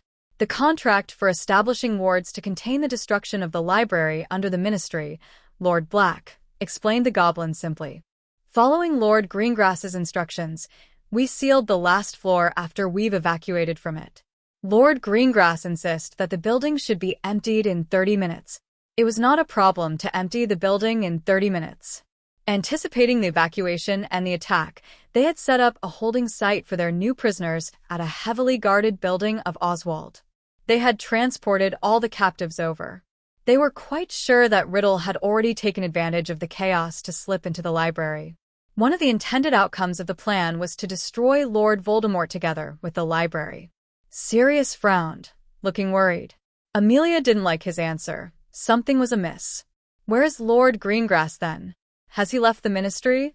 The goblin looked astounded at her question. "No, Minister." "He has chosen to stay in that level?" Everything clicked suddenly. His aversion in sharing the details of his plans, his obsession in grooming his successor properly, his insistence in exacting a promise from Harry to ensure the safety of his girls. They all clicked suddenly. Her heart sank. Amelia felt foolish suddenly. She never recalled Oswald explaining how to destroy the library, merely warding the Ministry from the detonation. Instantly, she paled. Hastily, she called him via her watch, praying that she wasn't wrong. Seeing there was no response, she sent her Patronus with an urgent message to him, pleading for him to talk to her. Sirius prowled back and forth with great agitation, trying to find a way to communicate with Oswald. "He refused to pick up his watch," growled Amelia. "Is there another way to go down? We can't leave him alone." "I mean no disrespect, Minister." "I think you should respect his wishes, Minister," suggested the senior goblin finally. He was determined to do so, and there was no way around it. The library, he said, had to be destroyed from the inside. Sirius paled considerably. His pacing stopped.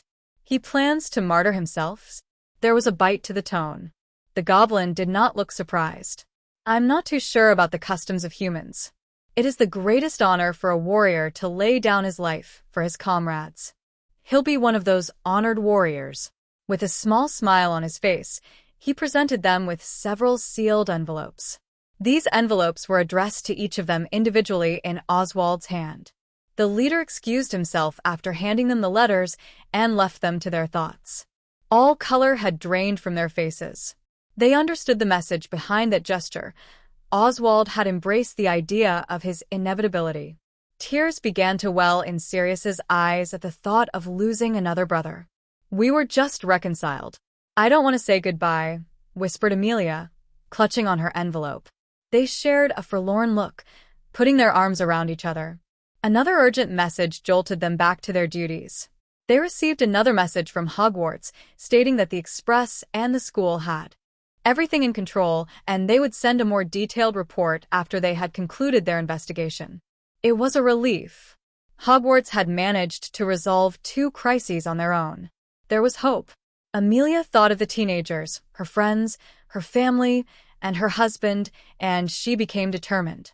They were putting their lives at stake, making a stand. She had to trust in their strength and their will. Oswald was a careful man and would choose to settle his business properly if there was a hint that he might be heading off to his next great adventure. She hoped with all her heart that this was the case. She squeezed Sirius's hand firmly and saw the fire in his eyes, as if he shared the same sentiments. Her eyes returned to the pile of letters before her. Catching sight of the envelopes addressed to Daphne and Astoria, Amelia pressed her palms to her eyes, wondering how she should break the news to the teenagers. Suddenly, her watch vibrated. It was the Grangers. A dusty and weary Jean appeared on her screen. "Did. Both Dan and I are fine. We managed to get to the mansion in time and destroyed that wing and the portal. I think you might need to send someone to check out the neighborhood." Jean grew solemn at that disclosure. Amelia was relieved that they were okay. "I'll send a few Oris over." Sirius nodded when he caught her eye and sent instructions to DMLE to handle the situation and evacuate from the building. She rubbed her temples gently, trying to relieve the headache that was building. "I think I'll speak to our non-magical counterpart soon." Sirius recorded that new task into his watch. From the corner of her eye, she saw Sirius tap on his watch, signaling it was time to leave. He stuffed the envelopes into his pocket and prepared to apparate to their holding site. They had no choice but to leave since the ministry depended on them. "Get some rest. I'm so glad that both of you are okay. I will inform Harry and Hermione." Jean nodded before closing the communication. "I'm glad too. We'll be in touch. Stay safe. Remain in your cabins," instructed Draco calmly, guiding some of the students back into their cabins as the express began to quiver and quake with greater intensity after a brief respite. The lights went out when the express suddenly jerked into a stop, shrouding the carriage in darkness. Cedric was quick to give them their orders after they spotted the ambush, splitting the prefects into pairs, teaching them the words to assuage the fear of the students, spreading them across the express to maintain order. Their first-hand experience at Diagon Alley Crisis reminded them how dangerous a terrified crowd could be. The moment the express showed any signs of distress, all hell broke loose. It was chaotic at first. Several students had run out of their cabins in panic when the express jerked to a stop, screaming. It took him and Astoria some time to calm all of them down, especially the first years. "We should have put them together in a carriage and put Cedric in charge of them. They'll probably feel more assured being with the head boy or the second boy who lived," suggested Draco playfully, carefully inching back to the corridor of that section they were assigned to using their lighted wands. There were only 2 of them in that corridor because they had shut the 2 doors that connected the car to the rest of the express.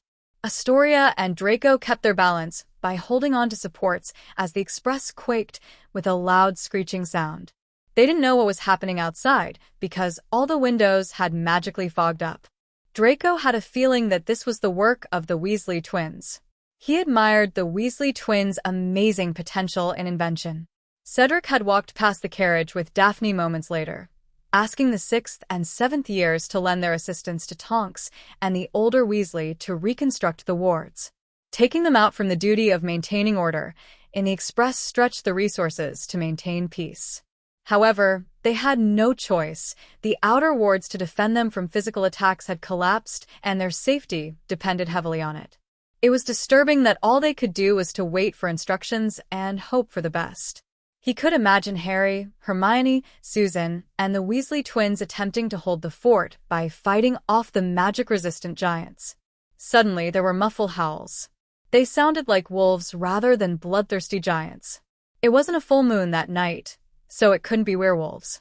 Then, fighting reached a feverish pitch with the increased frequency of screams in agony and falling trees. They could smell smoke in the air. The forest was burning. It was a vicious battle outside of the express, and Draco was itching to join them, knowing that they needed all the help they could get. Instead, he had to babysit. He felt his girlfriend squeezing his hand in support. She knew how much it took him to remain indoors. Suddenly, a purple beam of light lighted the corridor for a moment. Both Astoria and Draco ducked in time, saved by their quick reflexes, and that purple shaft of light bounced off the wall. Soon, several beams of light of different colors followed suit. They were under attack. "The traitor, he's over there," a muffled voice announced. Footsteps filled the carriage from both ends. They were trapped in the middle. Hurriedly, they snuffled out the light from their wands. Pointing his wand to one end of the carriage, he returned several curses. Behind him, Astoria was rapidly firing stunners and body binders in the opposite direction. Their spells hit several of them, causing them to collapse on the ground. It could only buy them some time since their adversaries needed to revive their fallen comrades. They were severely outnumbered, and he didn't think he could seek help at this point of time. Draco glanced at Astoria, forming a plan in his head quickly. They had to retreat into a cabin so that their odds in winning would increase. Hastily, he threw open one of the door to one of the cabins and took cover in it. Astoria followed behind, shutting the door and locking it with the strongest locking spell she could think of. The door shook from taking the spells that were intended for them. Draco hastily checked the cabin and realized that they were in a room full of frightened first years. They huddled together in a seat, seeking comfort from one another as the doors wobble and shook from the hexes thrown on it. They screamed when the shaking of the door grew more violent. "My luck," hissed Draco, checking the cabin throughout while Astoria reinforced the door with spells. They were obviously after him. The first years might be hurt if his attackers found them too. He disillusioned the first years and told them to keep quiet. They might have the opportunity to escape if they managed to buy them enough time. How did they get out of their cabin and find him? Did they know of the attack on the express? Was one of the aims of the attack to silence him? They needed a proper plan, lest they might be killed. "We know you're in there, Draco. Don't be a coward," came an altered voice over the violent shaking of the door. They were probably wearing masks to cover their identity. "Dre, I need a little help here," yelled Astoria, casting spell after spell to strengthen the door. "I won't be able to hold the spell." Draco hastily strengthened the door with his magic. However, the door suddenly exploded into splinters suddenly, sending them soaring through the air on the walls like dolls. Astoria and Draco had the wind knocked out of them when they slammed on the wall before they collapsed on the ground. 4 figures loomed in the room. Someone cast the Lumos spell with their wands and shone the light into their eyes, temporarily blinding them. Draco hissed in pain as he struggled to get on his feet. However, he fell on his face when someone casted the leg-locking curse on him. He yelped, dropping his wand. They howled in laughter when they saw him trip gracelessly and fall on his face. "That's right. You should be on the ground after you've betrayed the Dark Lord." The voice was magically altered and indistinguishable. Astoria screamed when someone bound her with a spell after disarming her. She struggled fruitlessly on the ground, unable to break free from her bondage. "Hope we didn't damage that pretty face too much," mocked one of the figures, snickering loudly. "Is that all you've got, Draco? I can't believe the Dark Lord wanted to use you for his grand mission. How sly of you to wait for this moment to attack us. Did you know that someone would attack the Express?" asked Draco loftily. "Naturally," crackled one of them. "Your father told us to teach you a good lesson, Draco, one that you'll never forget. No one betrays the Lord and live." Fear began to blossom in him. "Let Astoria go." "It's me that you want," said Draco firmly, struggling to put a brave front. He would not feed their egos by being fearful. He stayed still, discreetly trying to feel around for his wand. "You're in no place to make that request, Draco," said the same person, stamping on his hand. He yelled in anguish as his attacker grounded his right hand with his heel, crackling loudly. "Yes, scream in pain. We've already erected a ward to soundproof the carriage. Scream in despair because no one would save you." The figure grounded even harder, causing Draco's shrieks to become even more high-pitched. "Not enough." Crucio. Draco screeched as if he was burnt slowly from the inside. His nervous system was on an overload from all the pain. It burnt like the everlasting flames of hell. He screamed louder when the other attackers cast the same spell on him. Astoria sobbed loudly, watching him writhed in pain. Suddenly, a loud shriek from the seats caught their attention. The attackers lowered their wands and Draco ceased screaming. There was pungent smell of urine in the cabin. Hastily, they turned towards the noise, firing body binders on them. The masked figure crackled almost evilly. "I see we have other practice targets." Draco's spirits fell. His assailants had found the first years. He desperately tried to catch his breath as he hatched a new plan. The Express trembled more violently, as if it was beginning to return to life. The attackers lost their balance, as if it was unexpected. To his surprise, Astoria swept the legs of one of the attackers with her body, causing him to trip and fall on others. The 2 other attackers collapsed on the ground like dominoes. Their wands fell out of their hands. The light in the cabin went out. It was the perfect moment to flee. Run. "Find help," yelled Astoria, desperately trying to feel for a wand. The disillusioned first years leapt over the attackers, running down the corridor screaming for help. The Express shook even more fiercely as the locomotive began to pick up speed. Sounds of spitting and hissing filled the room, followed by shrieks of agony. The lights came back on, revealing 2 cats aggressively clawing their masked assailants nimbly. They ran adroitly around their bodies, tearing their clothes with their sharp claws. Used to being tortured by the Dark Lord himself, Draco had recovered quickly from the curse. He grabbed his wand from the ground and cast Sectum Sempra on an attacker who tried to hex Crookshanks and Katrina. His spell hit the attacker squarely on his arm, severing it completely. He shrieked in pain, holding his bleeding stump as his blood bathed the floor. His severed hand lay a short distance away, with his wand firm in its grip. The half-Kneasel and the cat left deep bloody gashes across their victims' bodies as they clawed viciously. Seeing that the attackers were preoccupied, Draco turned his attention to his girlfriend. Quickly, he freed Astoria with a spell and returned her wand to her. Avada Kedavra. Footsteps screeched to a halt. "No!" screamed Daphne, wide-eyed. Cedric was close behind. His eyes widened at the scene unfolding before him. Crookshanks took a graceful leap towards that green light, knowing that it was intended for either of the teenagers in the cabin. Reducto. Accio Crookshanks. The head of the attacker exploded, spraying blood, body matter, and pieces of the mask on the floor and walls. Crookshanks was magically pulled away from the killing spell into Astoria's arms. That green light struck the window of the cabin, blasting the window pane into tiny pieces. Some of the shards embedded themselves on Draco, who had used his body to shield Astoria. No one knew what to do for a moment. Katrina leapt away from her victim to check on Crookshanks. The masked student, making use of the confusion, tried to escape. Hastily, Cedric physically restrained the masked student who had escaped Katrina's cruel claws. He slammed the assailant violently on the wall, causing him to pass out. For precaution, he tied him up magically. The teenagers turned to regard the only conscious masked attacker. His stump was bleeding profusely. There were bloody gashes all over him. They knew he would die if they did not stop the bleeding. However, the wound was beyond their skill. Cedric repaired the window with a spell.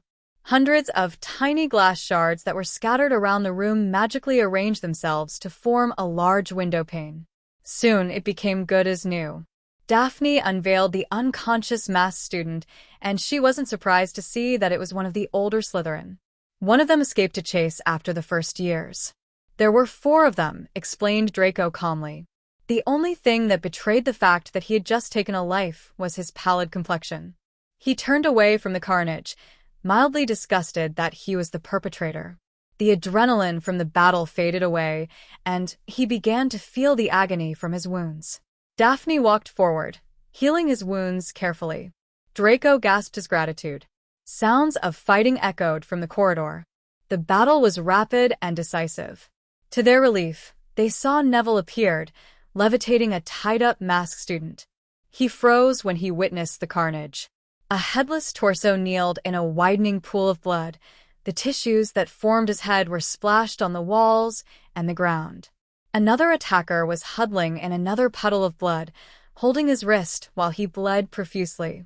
His detached hand lay a short distance away. Neville looked away, resisting the bile that threatened to rise in his throat. He could piece together what had transpired in the cabin from Draco's pale face and the state of the cabin. He could only take comfort that his friends were not injured. He felt slightly reassured when he spotted the 4 professors running towards them. Several first years were trailing behind them anxiously. "Is that one of the attackers?" demanded Tonks, checking his pulse quickly. She was satisfied to know that he was still alive. "Are there others?" Neville pointed to the cabin. The adults became pale when they lay their eyes on the cabin. Wordlessly, they tied the Death Eaters up and snapped their wands. 2 of the professors escorted them out of the cabin to Hogwarts while Tonks and Professor Flitwick remained behind to talk to them. He gestured them to follow him out of the cabin to the corridor for some fresh air. The blood in the room was getting stale, producing an acidic metallic smell. The teenagers were far too pale for his liking. He knew it was difficult for them to be exposed to the horrors of war. "Did they use Crucio on you, Mr. Malfoy? Do you need medical attention?" asked Professor Flitwick patiently. Madame Pomfrey might be able to do something about the pain. He wished that Madame Pomfrey could do something about the emotional scarring. Draco shook his head. "It's fine. It isn't as bad as my father's or the Dark Lord's." The miniature professor looked grimmer. Noticing the tension in the room, Cedric hastily expressed his worry. Is it a wise move to move them to Hogwarts? I believe that they didn't send help because Riddle probably harassed them too. I highly doubt that Riddle sent all of his newer recruits to attack Draco today. He understood his concern. Hogwarts was not safe. We'll step up on our checks, Mr. Diggory. The danger has also passed at Hogwarts. Riddle sent several manticores, and they were soundly defeated. The Death Eater, who led the attack, fled. I want to know what happened in the cabin. The first years told us that several mass students attacked both Mr. Malfoy and Miss Greengrass. What happened after they left the cabin? With an emotionless voice, Astoria recollected the fight. Professor Flitwick gasped with surprise when he realized that the new recruits were proficient with the unforgivable curses. He did not flinch when he realized that Draco had used several dark curses. I think you must be tired from all the fighting. Get some rest. The professors will handle the rest. Cedric nodded thoughtfully, looking at the solemn faces of his friends. Astoria was cradling Crookshanks tenderly, occasionally scratching him behind his ears. His girlfriend picked Katrina up after cleaning her bloody claws. He patted Draco gently on his shoulders in affirmation, knowing it had to be difficult for him to digest that he had just murdered. Wordlessly, he led them back to the cabin where their other friends were waiting for them. Harry and Hermione were still sleeping, while the others looked on gravely. For once, there wasn't a dreamy look on Luna's face. She was lost in her thoughts, staring out of the window as the scenery zoomed past. They had already changed into their robes. Quietly, they filed into the cabin and took their seats. Neville held Luna close to him, a distant look on his face. Susan refused to look at either Daphne or Astoria, clenching and unclenching her hands.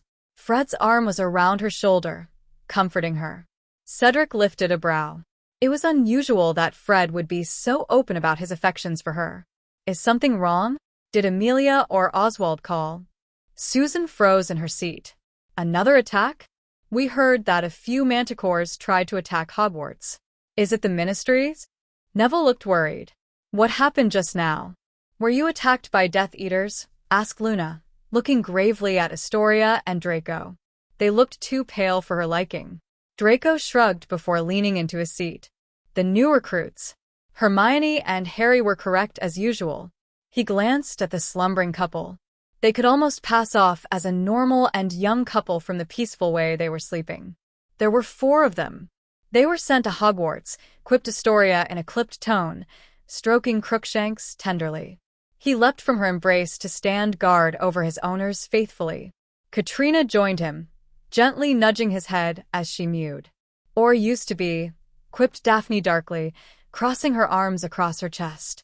Silence drowned the room at the revelation. Don't believe in the old lie. There's no sweetness and glory in war, deadpanned Daphne, echoing the disillusioned soldier of the Great War.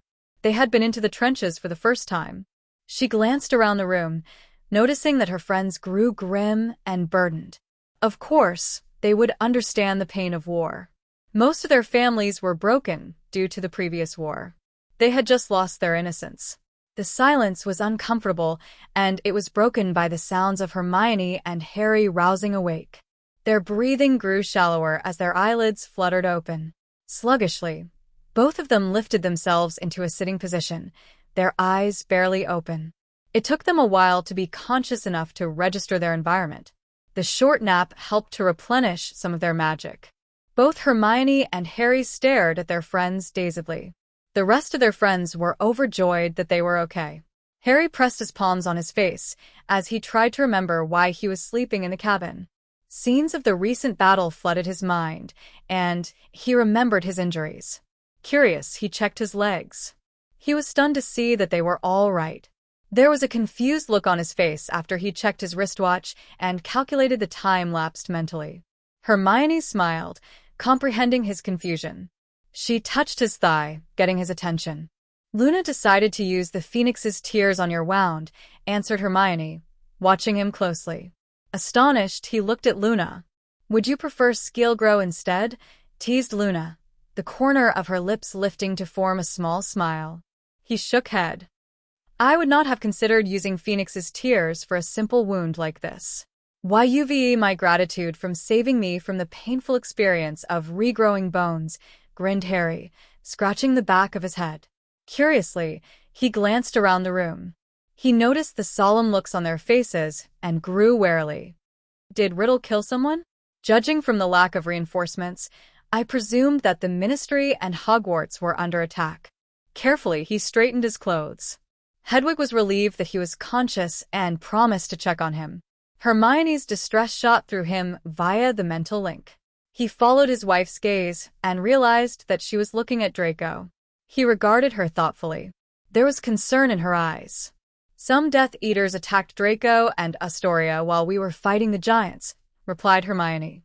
Harry's head snapped to look at Draco. Draco nodded hesitantly. He scanned Draco carefully, making the latter squirm uncomfortably. "Did they torture you?" He could sense Draco tensing up at the question. Draco nodded diffidently. "It's manageable. They don't know how to channel their energies properly." He turned away, embarrassed at the question. Harry nodded grimly, knowing how painful it could be. The effects would fade off with enough time. "You should get some rest when we reach Hogwarts. Everything will be fine tomorrow." His promise elicited a small smile from him. Cedric cleared his voice, getting the attention of all his friends. His eyes were fixed on Susan and Fred, as if he was waiting for an answer. The others recalled his question. Susan's body stiffened when the others gazed at her thoughtfully. Fred squeezed her shoulders. She was surprised that Fred was so supportive.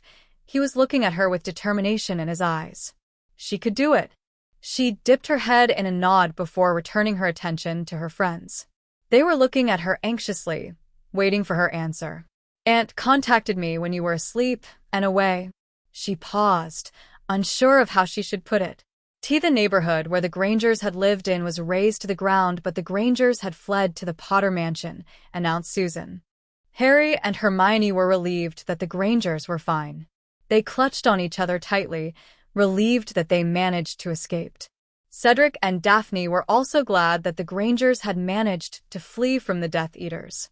Glancing at Daphne, she continued with an emotionless tone. "Riddle and his supporters attacked the Ministry. They managed to arrest most of his supporters, but Oswald was found missing." The Greengrass girls froze in their seats. Daphne and Astoria became impassive from the news. "Are you certain?" demanded Cedric, grasping Daphne's hand tightly. "Did they talk to the goblins?" Lord Greengrass was working very closely with them recently. Suddenly, everything clicked. Her father was behaving strangely lately. Daphne interrupted. "The goblins were there to create powerful wards to prevent the destruction of the heart of London, not to fight." Hermione connected the dots, and she grew wide-eyed. Oswald had never told them the way to destroy the library simply because they might stop him. The only reason they might stop him would be if they had seen it as a suicide mission. Harry leapt on his feet, flabbergasted. "Merlin, we need to get to the Ministry fast to stop him." Now. "I must come along," pleaded Daphne, clenching tightly to the front of Harry's shirt. "Please, Harry. Please." Hermione gently unclenched Daphne's fists from Harry's shirt.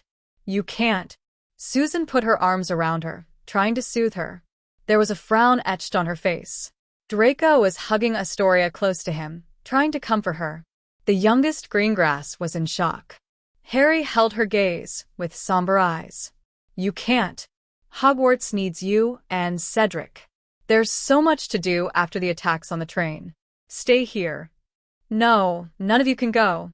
Oswald and Amelia told you to stay here with them." "You have a mission to complete," insisted Hermione. Both Daphne and Harry turned to look at her, flabbergasted. "Mione, it's Oswald you're talking about." Luna climbed to her feet so that she would be standing behind Hermione. Her look was somber. "I agree with Hermione. We've no idea where Oswald is. You're tired from expending so much energy in fighting the giants. Most importantly, you don't belong to any of the 3 families who created the library, so you'll not have any access." "Stay." "Let Amelia and Sirius do their jobs," persuaded Luna, looking at them. "If he's at the Ministry, Amelia and Sirius can track him." Daphne fell on her knees. "It's my father you're talking about." "My father?" Neither of them had ever seen the stoic Daphne look so broken. They didn't know how to comfort her. Cedric could only stand aside and look at her sorrowfully. A bright and warm light startled them. A solid white rabbit hopped playfully into their cabin through the window. It headed straight for Daphne. Her eyes widened in shock. "Father," whispered Daphne. Astoria broke free from Draco's embrace, kneeling before the rabbit. The rabbit nudged both of them gently with its nose. "Stay in Hogwarts. Remember your tasks. Remember that I love you," came the unmistakable voice of Oswald. The rabbit lifted its head to look at Hermione and Harry, as if reminding them. The rabbit stood in the center of the cabin, looking at the teenagers as it began to fade. Soon, much to the despair of the Greengrass girls, the rabbit was reduced to a wisp of smoke. Then, it was gone, swept by the wind that billowed through the window. Gone. The only reminder of Oswald was gone with the wind. Daphne and Astoria hugged each other, wailing in each other's arms. It was too early to bid her father farewell. Harry and Hermione wrapped their arms around them comfortingly. Gradually, the other teenagers wrapped their arms around them, huddling close to the Greengrass girls. They found solace in that group hug, knowing that they were not alone in the battle. After a while, they broke the group hug to give those standing in the middle some room to breathe. Harry broke the silence in the cabin. "He's very important to us, too," whispered he solemnly. Daphne held his gaze, noting the pain and determination in his eyes. He was putting his faith on their extended family and allies. Reluctantly, she nodded. She hoped that Harry was correct. Cedric hastily wrapped his arms around her, muttering soothing words. "We'll stay. We've another mission to do when we reach Hogwarts." "It has to be completed as soon as possible," replied Harry, looking dogged. He checked his wristwatch. "We should be reaching the station soon. Let's change and clean up." He looked pointedly at the bloodstains on some of their clothes. The teenagers hastily spilled up to change into their school uniforms in different cabins. He didn't think he would feel this calm when he came face to face with death. Death was in the form of a cloaked individual who threw away his prized humanity for his thirst of power and immortality. He stood by a bookshelf, touching the spines of the old tomes with lovingly caresses, utterly seduced by the power offered by these books. His eerie red eyes scanned them hungrily. Excitedly, he picked a tome from the selection and began devouring the book in rapid speed. Shelves and shelves of old musty tomes filled the large and cool library. These standing shelves were hung, nearly touching the ceiling of the room. They stood in rows, one after another. They were the coveted tomes that held the forbidden secrets of dark magic. There was an entire section dedicated to soul magic. At a corner of the library, a large number of scrolls were carefully stored on wall-mounted shelves. A roaring fire burnt brightly in the fireplace, heating the place up. The library was lighted up with unquenched floating flames. It would end here. The stage had been set up and the curtain had been drawn open for the final act. The other wards he had added around the library had ensured that they couldn't leave magically. The self-titled lord was here alone. His hubris had bid him here. Hastily, he cast the Patronus spell, watching his rabbit hopped away, carrying his last message. He ejected his wand into his palm, rolling his shoulders gently to stretch his muscles. Attempting to calm himself, he took a deep breath. There was a musky smell of old books in the air, a scent he always associated to his father, the late Lord Greengrass. His father taught him the danger of being obsessed with power when he first brought him into this library when he was a young child. He imparted the same teachings to his two precious daughters, not to be overconsumed by the blessings that the family had, but to exercise control and caution always. The Greengrasses remained a reputable family because of that instruction. What would his brothers in all but blood, James and Will, say if he joined them in the next great adventure now? TSK, TSK, TSK. Such a waste, Lord Greengrass. Such a waste, lamented Lord Voldemort in a cold voice, his red eyes fixed on him. I've always admired you, Oswald. I have offered you a chance to join me more than a decade ago. I'll offer again. I always have a need for a man with such wonderful business acumen. We'll be like our ancestors, working together to improve the lives of those who were born with the gift of magic. I'll sweeten the deal for you. I'll spare all the members of the ancient families if you choose to join me. Oswald tucked his hands into his pockets, a smile on his face. I appreciate the kind offer, but the decision was not mine to make when you killed James Potter and William Bones more than a decade ago. He began to circle around the large library, keeping maximum distance from Riddle. Riddle gave a bone-chilling laugh, withdrawing his other hand from his robes. How foolish you're, Oswald. I think you might have spent too much time with young Lord Gryffindor and Lord Black.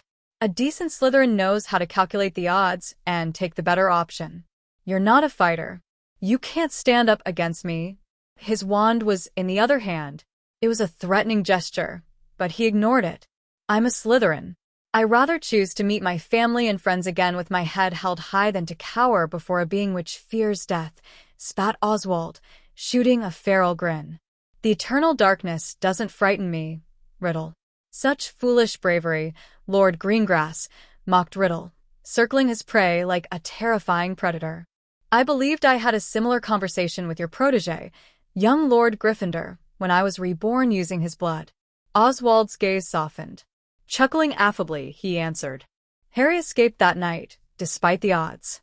I really don't care about the prophecy, because I have no doubts in his abilities to defeat you and your army. Silence, you fool.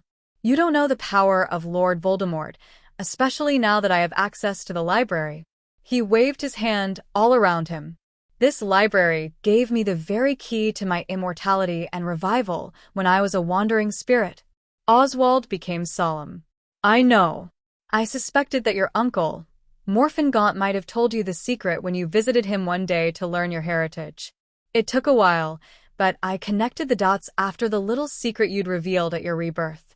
It made me more determined to correct a mistake my ancestors had made ages ago, but I was too weak to do so. Lord Voldemort laughed. How clever of you, Oswald. Deserving to be a Slytherin and a powerful businessman. Be prudent, Lord Oswald. Our ancestors were sensible. Look at the power around you. We can rule the world with it. He shut the tome he was holding with a snap, returning it to one of the shelves. Oswald kept his silence, inward calculating the distance he needed. His smile became deranged. You're a fool. You've miscalculated this time, Oswald. You plan to destroy me by trapping me in the library, but you'll never defeat me with such a simple plan. You leave me with no choice. Avada Kedavra. Oswald leapt behind a bookshelf nimbly as the green light connected with a shelf next to him. It exploded into splinters and pieces of paper. Riddle let out a bone-chilling shriek. No. You've no way of winning me, Oswald. Just accept your fate and die. He cast a few more spells, but they connected with the shelves in the library. Oswald threw a few fire spells on the shelves, hoping to stall Riddle. Speedily, he ran towards the entrance of the library as paper, shelves, and books exploded all around him. Some of the debris was set on fire when his spell connected with it, causing a fire to break out in the library. That did not stop Lord Voldemort. Determined, he continued to fire painful and powerful curses at Oswald in unearthly screeches. Oswald ran zigzagged through the shelves, avoiding the flying spells. Though Riddle tried to slow him down by creating obstacles, Oswald nimbly dodged it. Oswald knew that he neither had the firepower and stamina to have a direct confrontation with Riddle. Adrenaline was pumping wildly through his body, giving him speed. It was the fruits of the training that Moody had put them through before his death. He felt his spirit soared at the thought that he could accomplish it. He could get to the other side, where the entrance was. His mind drifted to the deathbed of his father. With a frail and weak voice, his wizened and dying father told him the final secret of the library that the Greengrass family kept from the Blacks and the Gaunts, the very floor plan of the library with clear instructions on the procedure of destroying it. His father died soon after. After he had buried his father, he followed his father's instruction to retrieve that map. He laughed when he realized how distrustful his ancestors were of their allies despite their intermarriages.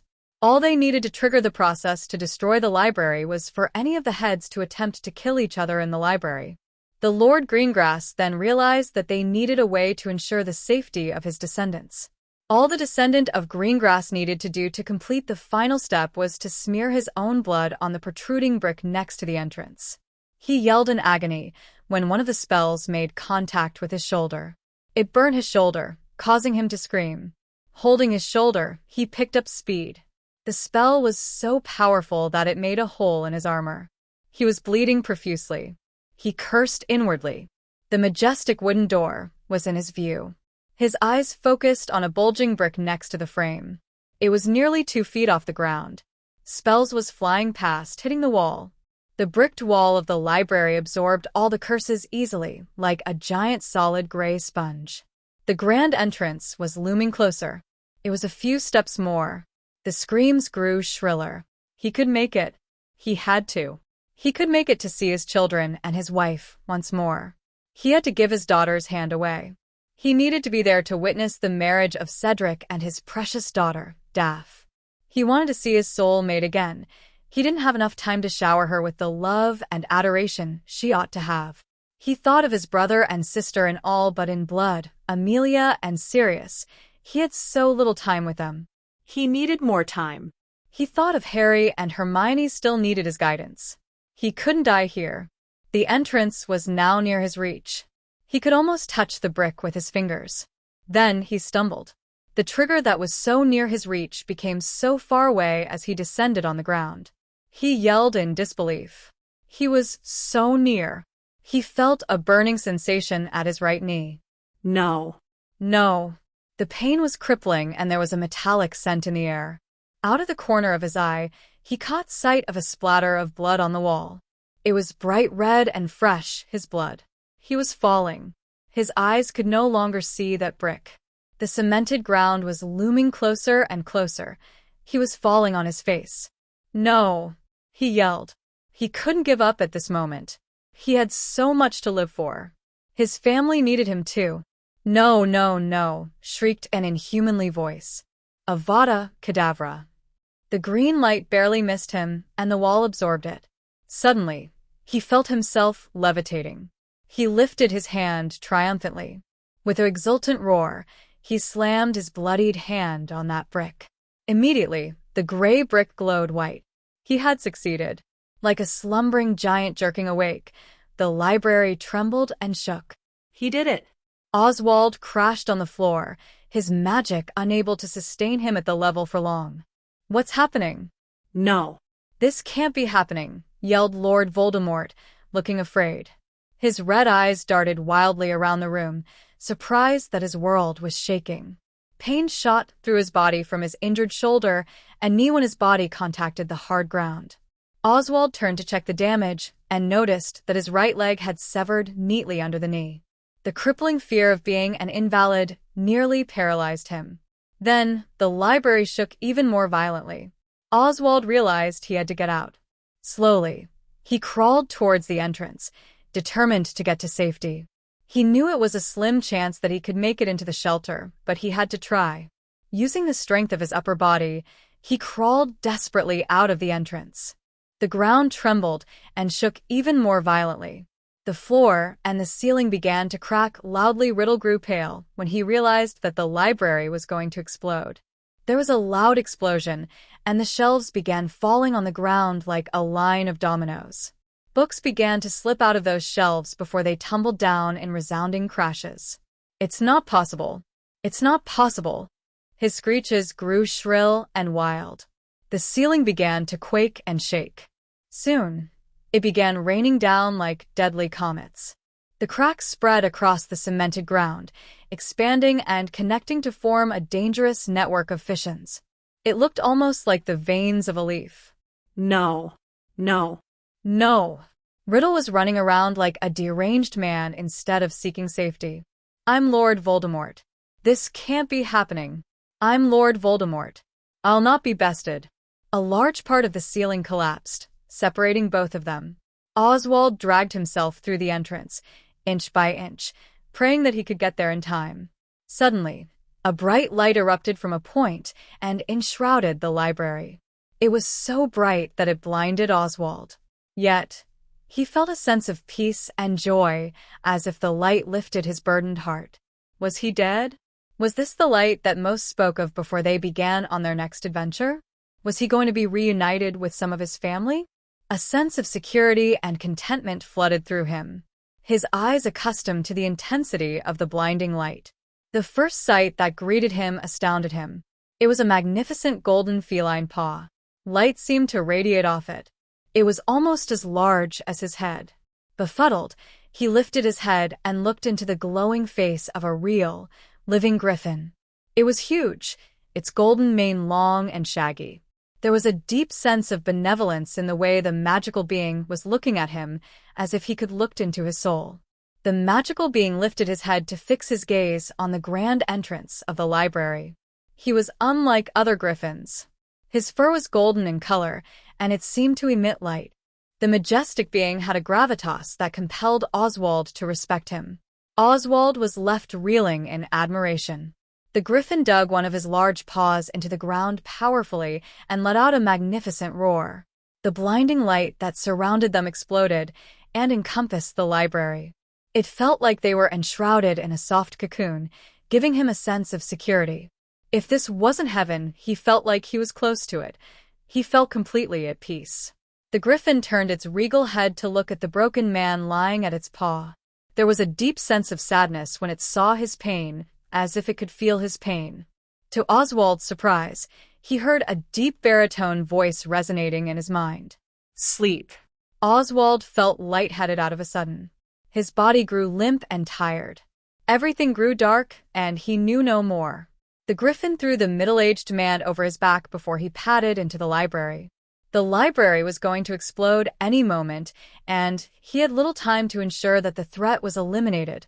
Oswald's sacrifice should not be for vain. Lord Voldemort was still raving wildly in the room. "I won't die here. I'm Lord Voldemort. I'll come back. I swear on my magic that I'll walk on this earth soon." He could not be reasoned with, especially with the loss of his precious library. He was utterly dangerous. A dark purple glow surrounded the disturbed self-titled lord. Purposefully, he threw himself into the blazing flames, and he was instantly reduced to ashes. A dark smoke escaped the fire and floated upwards, dissipating into the air. The griffin growled in frustration, knowing that he was too late. Hastily, he constructed the wards to tear the library from this dimension. His golden light exploded and enveloped the entire library in a gigantic bubble. Using his magic, he sent the library into another dimension. The library vanished before his very eyes, becoming a solid gray wall that it had always appeared to be. The griffin found himself standing at the corner of the corridor leading to the elevator. The near detonation of the library had caused extensive damage to the corridor. The ceiling and floor were severely cracked. It was nothing magic could not restore. Ignoring the damage, the griffin disappeared immediately. He was watching his wife out of the corner of his eye while he talked to Draco and Astoria. Both of his friends were unusually quiet, giving one-word answers to his questions. Hermione remained detached and silent since he helped her into the carriage. For once, he did not question the reason for the erecting of her mental shields. She needed time to cope with the battle. His mind wandered briefly to the skirmish. He had torn through the flesh of giants with his claws and teeth. Those images sent shivers down his spine. Hastily, he returned his attentions to his wife. Hermione was looking out of the window, lost in her thoughts. He followed her line of sight and noticed that they could see the imposing castle. A line of carriages was before them, waiting to be cleared by some of the professors. The carriages were moving at a slower pace because the staffs were conducting stringent checks on the students. The wards the professors had constructed would also reveal those with hidden dark marks or dark artifact. A gentle wind caught her hair, blowing it out of place. Almost tenderly, he entwined his finger with that long wavy lock, admiring the silky texture of her hair. Her vanilla scent was intoxicating. She was breathtaking, especially with the light shining upon her face, although she presented him with her profile. The affectionate gesture caught her attention. One of her brows arched questioningly as she held his gaze. Her look softened as if she echoed his sentiments. The battle that they had just fought together amplified his feelings for her. She had fought tooth and nail to protect him, She was truly his Lyle and his angel. Almost automatically, he lifted his hand to caress her cheek in feathery touches. He thought idly that there was some color on her cheeks. He returned his attentions to her when he felt her pressing his hand to her cheek. The corners of her lips lifted in a gentle smile. Her eyes reflected the love she had for him. She was also grateful that they managed to survive that battle together. The mental walls between them tumbled down like the Berlin Wall, melted away by his affections. He felt her sorrow as keenly as if it was his. He frowned, concerned about the emotional welfare of his soulmate. To his astonishment, he felt her rub the spot between his scrunched brows, releasing the tension from his frown. "I'll talk to you when we're alone." Hermione looked rather determined. Contented, he embraced her. A commotion outside of the carriage shattered that peaceful moment suddenly. People were yelling in panic. Harry and Hermione hastily exited their carriage, with their wands out, to check the cause of the chaos. Professor Dumbledore froze on the spot, shielding a part of the intruder from their view. It was difficult to miss him, because it was emitting a glow. They could tell that it was definitely a large golden beast with wings. Strangely, it reminded them of the symbols etched on the door of their common room. The beast regally padded away from the stunned professor. Harry's jaw nearly touched the ground when he came face to face with a legendary living golden griffin. He sensed Hermione's astonishment at meeting him. The griffin proudly padded towards them, with a hauteur that established his superiority. His gentle eyes were fixed on them, ignoring the rest of the crowd that gathered around to see him. The adults and children were amazed at the sight of such a mystical beast. Without hesitation, he sank regally in an unmistakable bow when he stood in front of the Potters. The crowd gasped at his sign of respect for the Potters. "Cathere?" asked Harry hesitantly, unsure if he was that golden griffin who had created the magical world along with Edmund. He returned his wand back to his holder, sensing that there was no danger. He dipped his head in a nod. "There's no need for you to bow before us," quipped Hermione, lowering her wand. His baritone and ancient voice resonated loudly in their mind. "No, you are the couple I have waited patiently for. I have remained dormant, occasionally traveling the lands in secret when I awake from my long slumber. I have made myself known so that I can lend you my assistance. I have come to the aid of your kin, for he willingly chose to sacrifice himself for a noble cause." Gently, he set an unconscious Oswald before them. Hermione gasped at his state. He was missing half a leg, but he was breathing. "We need to take him to Hospital Wing," interjected Hermione after finding his pulse. "Could you take us?" asked Hermione, looking earnestly at Cathere. "These are caused by dark spells, milady." Hermione held his gaze unrelentingly. "There must be something we can do for him." Seeing her determination, Cathere lifted Oswald and placed him on his back before lowering himself slightly for Hermione to climb on him. "Please get on. I'll take both of you to the Hospital Wing." Hermione was astonished at his generous offer. She hesitated for a moment before climbing on him. She remembered her own experience riding a dragon. It was uncomfortable. Moreover, Cathere was considered to be one of the most sacred creatures that walked magical Britain. He couldn't be treated like a mere beast. "It's fine, milady. I can easily carry both you and your kin. It will be the fastest way." Cathere winked at her. Hesitantly, she climbed up his back with Harry's assistance, grabbing hold some of his mane lightly. His fur was soft and comfortable, unlike the scales of the dragon. "Cathere is not just a beast of burden. You can't do that." Cathere pawed the ground and roared loudly, silencing all protest. Professor Dumbledore paled at the sight of his anger. "You have no right to tell me what I can do, human." Cathere broadcasted his thought across the place, ensuring that everyone in the crowd could hear him. "I'll stay here to inform the others." "I'll see you later," quipped Harry, looking at Hermione. His wings spread out magnificently, almost twice the length of his huge body. Those wings flapped powerfully, creating a potent gust of wind, pushing the crowd back. He took them to the Hospital Wing instantly through one of the windows, leaving Harry to coordinate with the rest of his friends. His friends broke away from the whispering crowd with their wands out. They were glad to see that Harry was fine. "We need to get to the Hospital Wing." Cathair has taken Oswald there. The faces of his friends lighted up. Wordlessly, they sprinted in the direction of the castle, anxious to check on Oswald. Before Harry could join his friends, someone caught him by his sleeve. "Is that really Cathair?" demanded Professor Dumbledore urgently, as if he was terrified. "He can't bond to a new owner. He's the golden griffin that created the magical world." He was peering at him through his half-moon spectacles, his eyes wide with fear. Easily, Harry broke his grip with great irritation. "It's not for you to decide who he should bond with, Professor. Mind your place. I haven't quite forgiven you for not telling me about the prophecy." His irritation summoned Hedwig to him. Like a fearsome protector, she swooped to take her place on his shoulder, glaring at the ancient professor. Nonchalantly, he swept the dust off both of his sleeves. "Will you excuse me?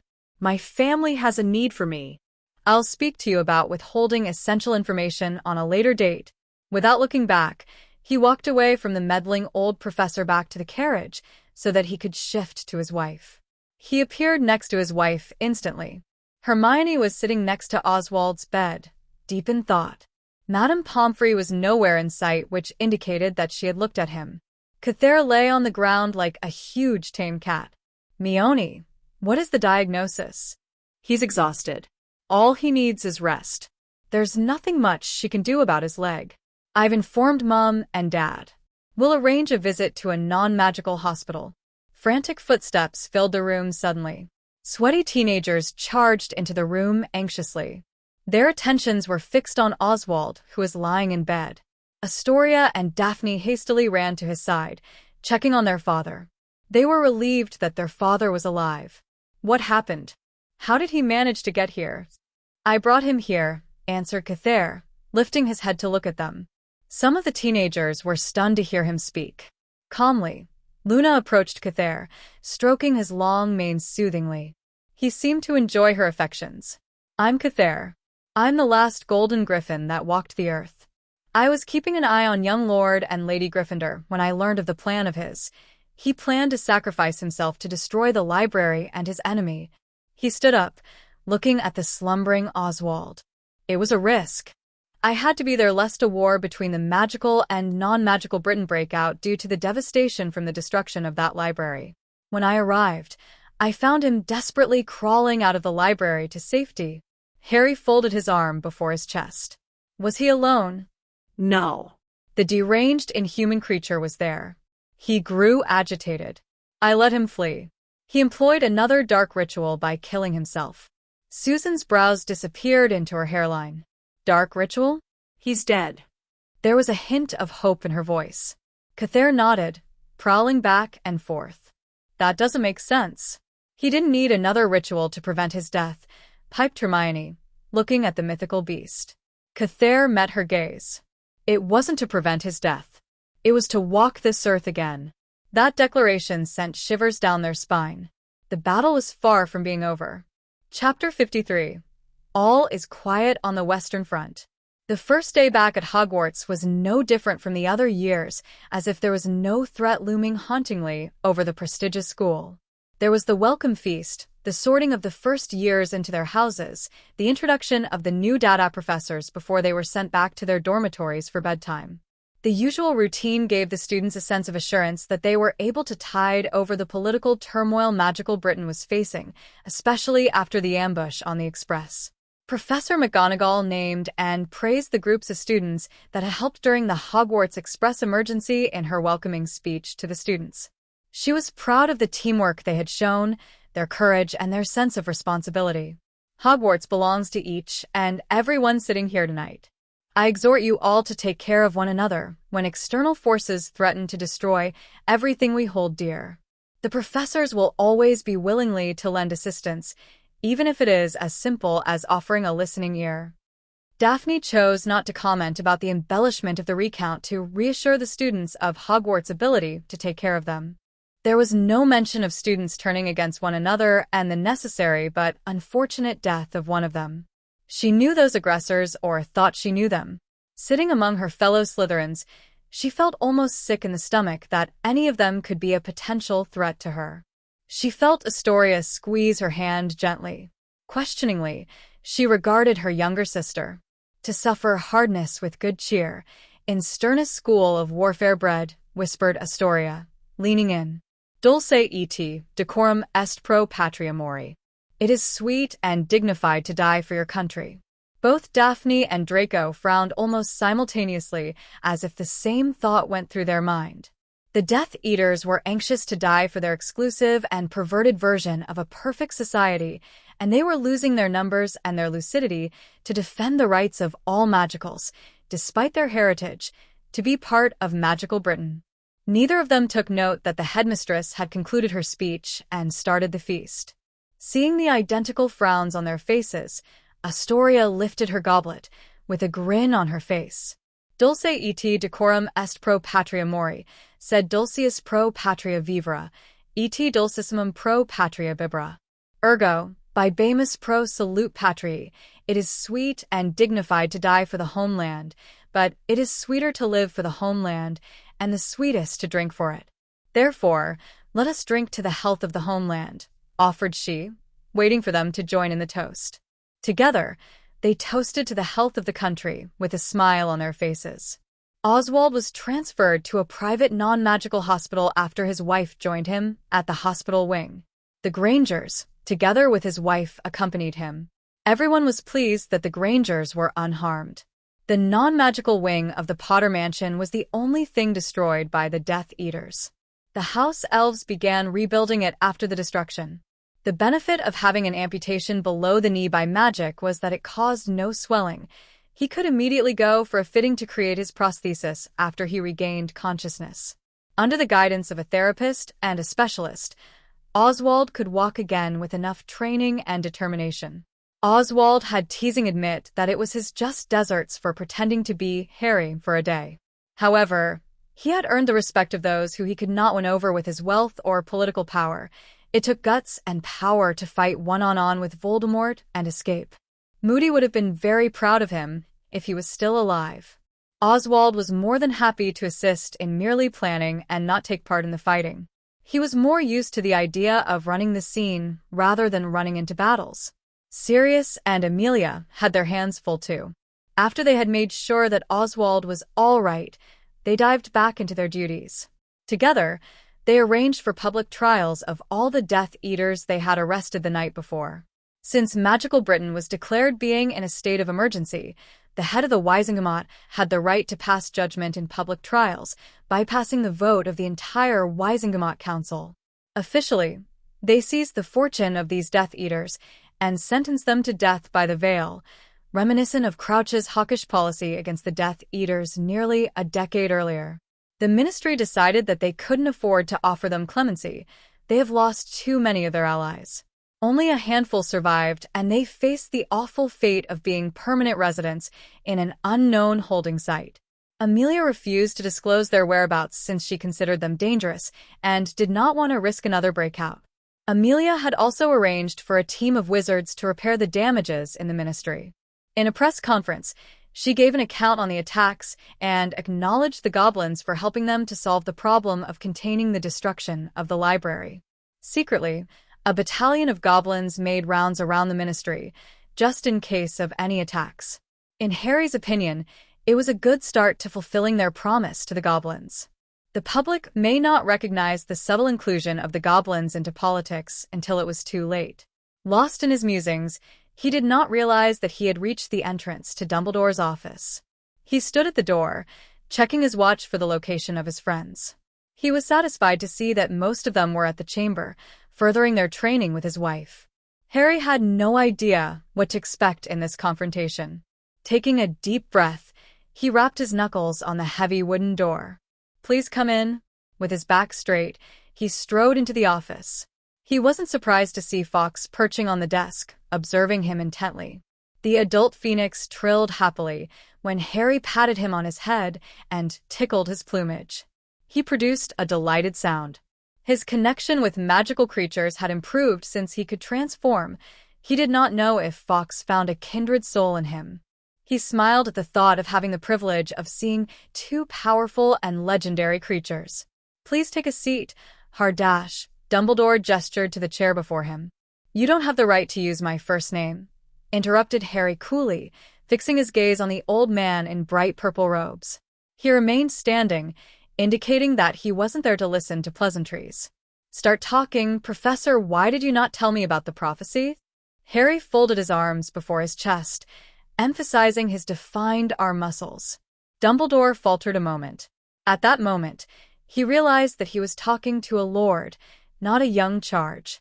His language had become more sophisticated, his bearing more confident, as if he had grown used to carry his family's mantle. I mean, my lord, I couldn't find the right time to tell you about it. Dumbledore began quietly. He set the teapot on the desk carefully. Tiredly, he leaned into his chair, knowing that his weak explanation will not soothe the young lord's temper, and he was treading a thin line. I didn't think you were ready then to learn of the prophecy. Not ready, demanded Harry silkily, lifting a brow. I've taken the mantle as a lord of the most ancient and noble house of Potters for a while, fought against Voldemort several times, and you deem me not ready? It would have been very helpful if I knew that he was obsessed with getting rid of me so that my family and I can make plans to protect myself. The prophecy has made it very clear that we can't be pacifists. I share Hermione's distaste for divination, but I can't exclude the fact that Riddle could be superstitious. We might have elected to be more aggressive if we had known earlier. Do you not remember your vow? Dumbledore frowned at the accusation. My lord, you are already fighting against Riddle when I deem you ready for such knowledge. There was no reason to tell you. Harry's gaze hardened immediately. He stepped closer to the desk so that he was inches away from the elderly man. It begs the question of the amount of crucial information you're not sharing. Remember, this is no longer your war. He held the gaze of the old man coolly. Dumbledore became grim. A fact I'm well aware of. The Order of Phoenix is staffed with people you have selected. I wasn't involved in the overthrowing of Fudge's government, the planning of the ministry, and the defense of Hogwarts. He sounded like a petulant boy, denied of his candy. You give me little reason to trust you despite the unbreakable vow you've made to my godfather and me. His eyes narrowed suddenly. The prophecy about Riddle, and I was made to you. How did Riddle know of it? His eyes widened at the implications as everything began to click. His aunt's disclosure that Snape used to be a close friend of his mother, the realization that the prophecy was made to Dumbledore, his discovery of Dumbledore's role in encouraging the change of secret keepers. Rage burst forth from his chest when his mind connected the dots. He lurched forward, grabbing Dumbledore by his collar. You knew. Bloody hell, you bloody murdered them. He yanked him towards him forcefully. You knew that Riddle got a wind of the prophecy, and you told my parents. You encouraged them to switch to another secret keeper so that he can come after me, bellowed Harry, feeling the pressure building to an unhealthy and uncontrollable level. He clenched and unclenched his fists, barely reining in his temper. The old man did not protest, looking quietly at him. The pressure that was building within him exploded immediately. The air grew dangerously charged with the loss of his control. Dumbledore's eyes grew wide with fear. Harry released his hold of him, backing off. He tried regulating his breathing to control his temper. He closed his eyes for a moment, regaining some composure. His instructor had taught him better than that. However, he could not hide the look of disgust on his face. Answer my question. Who told Voldemort? Is it your spy? Snape. His lack of response was an answer to his question. He was my mother's best friend when they were young, and he betrayed her. His voice rose with barely restrained fury.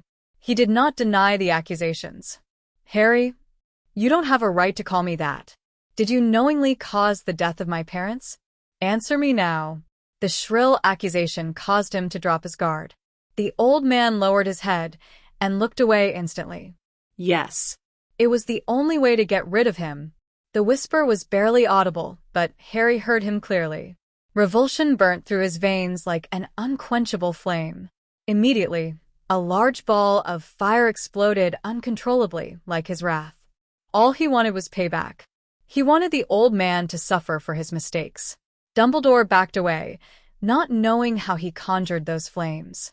He was not holding his wand, and he did not utter a spell.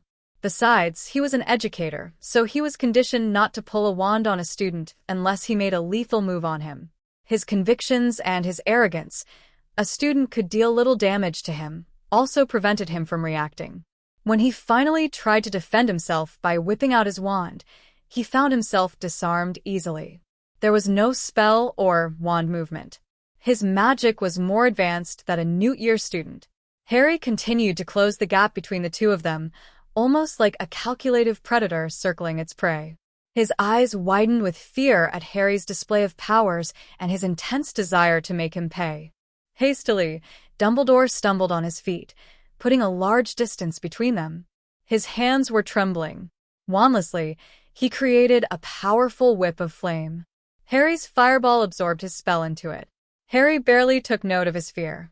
The meddler before him set the prophecy in motion, played a large part in the murder of his parents. He howled fiercely, fighting against the desire of exacting revenge from the old interferer. Why should he spare the old man's life when he made his life so miserable? With that thought, he gave in to his rage. The beast within him broke free from the reins of self-control and possessed him. The remaining distance between them was reduced in a few rapid steps. Furiously, Harry ejected the wand into his hand, pointing it at his chest, where his heart was. All he needed was a simple spell to introduce airspace into his chamber to snuff out his life. His eyes were locked with his. His instinct was to take his life. He could see the fear in his eyes now. Albus Dumbledore was petrified. Beads of perspiration formed on his brow. He shrank away and found himself caged. The flame was dangerously close to him. For a moment, Dumbledore finally saw Harry as who he really was. His muscles were coiled, poised to strike at his will. He was a powerful and dangerous wizard. He was a dangerous wizard he had played a huge part in creating when he indirectly arranged the death of his parents, had a hand in imprisoning his godfather, and separated him from those who loved him by abandoning him on the doorstep of his relatives who preferred him to be dead. At that moment, he realized the consequences of his doing. While the lawsuit made him aware of the pain he had intentionally caused Harry, he was never exposed to the consequences. Fawkes merely wailed, as if he was miserable that things had turned out this way. A part of Harry took pleasure at the thought of intimidating such a powerful wizard. He had control over the old manipulated who abused his power for his interpretation of the greater good. He took another step, desiring to end things between them. Suddenly, he felt her arms around his waist. Her familiar, soothing vanilla scent lulled him.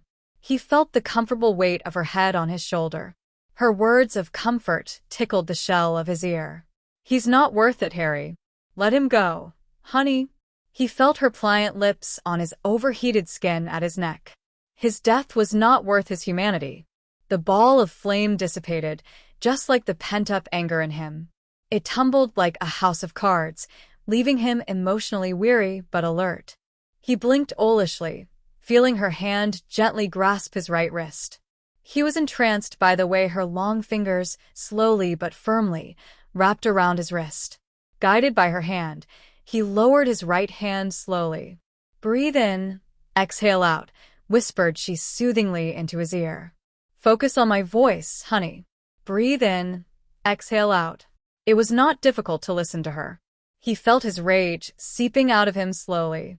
The old manipulator relaxed slightly, but he did not lower his guard. Fawkes began to trill a soulful song, as if he empathized with Harry. He took flight and landed near him, close to his reach. He gently rubbed his head soothingly along his side. Harry shut his eyes, leaning into her warm embrace. He needed her support. Her sweet presence and the phoenix's song helped him to clear his mind of the cloud of rage. His harsh breathing evened out slowly as he did, as she had instructed. When he finally calmed down, he fixed his gaze on the man who caused him so much agony by betraying the trust of all who respected him. His jaws tightened instinctively. He felt Hermione's arms tighten slightly around him, reminding him of her presence. Taking a deep breath, he forced himself to calm down.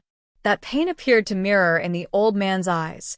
He wasn't too sure if it was his imagination or the manipulator's feelings. A small part of him hoped that the old man was truly remorseful for all he had done. It would have been easier for him to know what the right action to take against him was. The emotional pain muted slightly with Hermione's soothing presence. He withdrew his wand into his holder calmly, taking a step back. He raked his hand through his hair, wondering what he was going to do with him. Hermione's comforting presence reminded him the need of being a man worthy of her. He needed to walk away from this. It would have been simpler to kill him, but it would not be correct. Willing himself, he turned away from the face of the manipulator he was beginning to forgive. He fought internally at the decision he was going to make. How could he not take revenge for the death of his parents? How can he not take revenge for the pain he had caused him to go through? Hermione's unrelenting support helped him to beat away the beast that threatened to consume him completely. It was time to let go. It was time not to move on from the past and let it not devour him. His parents were dead, though their memory lived on through their friends and him. Sirius had found a new purpose in life and learned to treasure life even more. He had a wife he loved more than life and a family. He had Hermione and a wonderful family. Neville was happy with Luna. His family and friends needed to take priority. The Phoenix's song grew louder, his soulful tune transforming into one of triumph. Finally, he relented, releasing his clenched fists. His voice was cold and authoritative. "Leave this place. I'll give both you and Snape tonight to tie up all the loose ends in Hogwarts. I don't ever want to see both of you again." He left his intentions of taking their lives unspoken. He summoned Dumbledore's ordinary wand and placed it on his cluttered desk. Entwining his hand with hers, the teenagers walked out of the office, leaving Dumbledore in his mire of regrets. None of them noticed a somber fox disappearing in a sudden flash of flames. His facade of control broke at the very moment he had left the office. Harry was emotionless after learning the secrets that the leader of the Light had kept.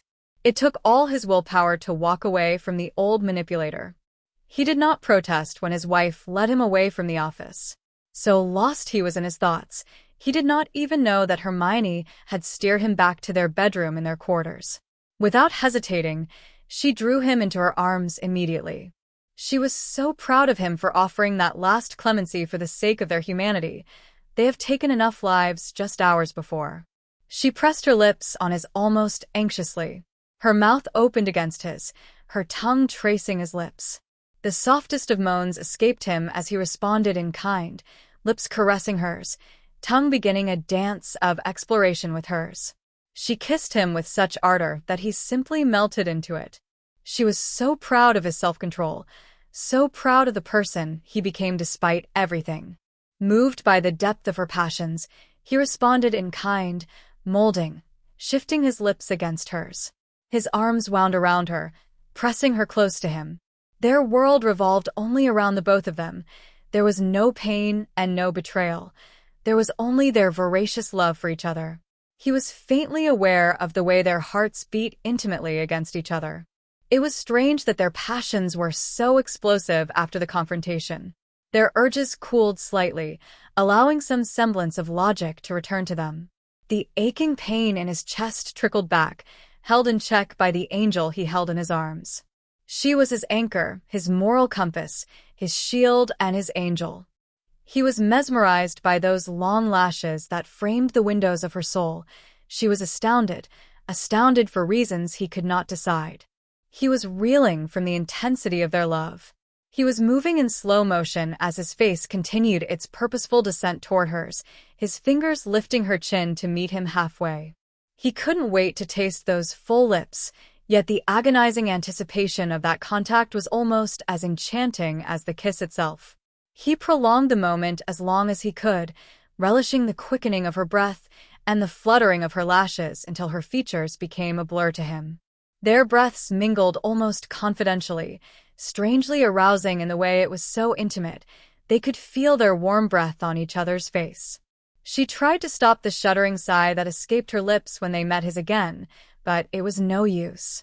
The exquisite feel of his lips on hers, soft yet firm, sent a swarm of tingles down her spine. He broke the kiss, regarding her reverently. His hands gently framed her face, savoring the feel of her smooth cheeks. Entranced, he leaned in to steal another chaste kiss from her lips before holding her close to him. Her eyes fluttered open, looking at him in wonder at his gentleness and attentiveness.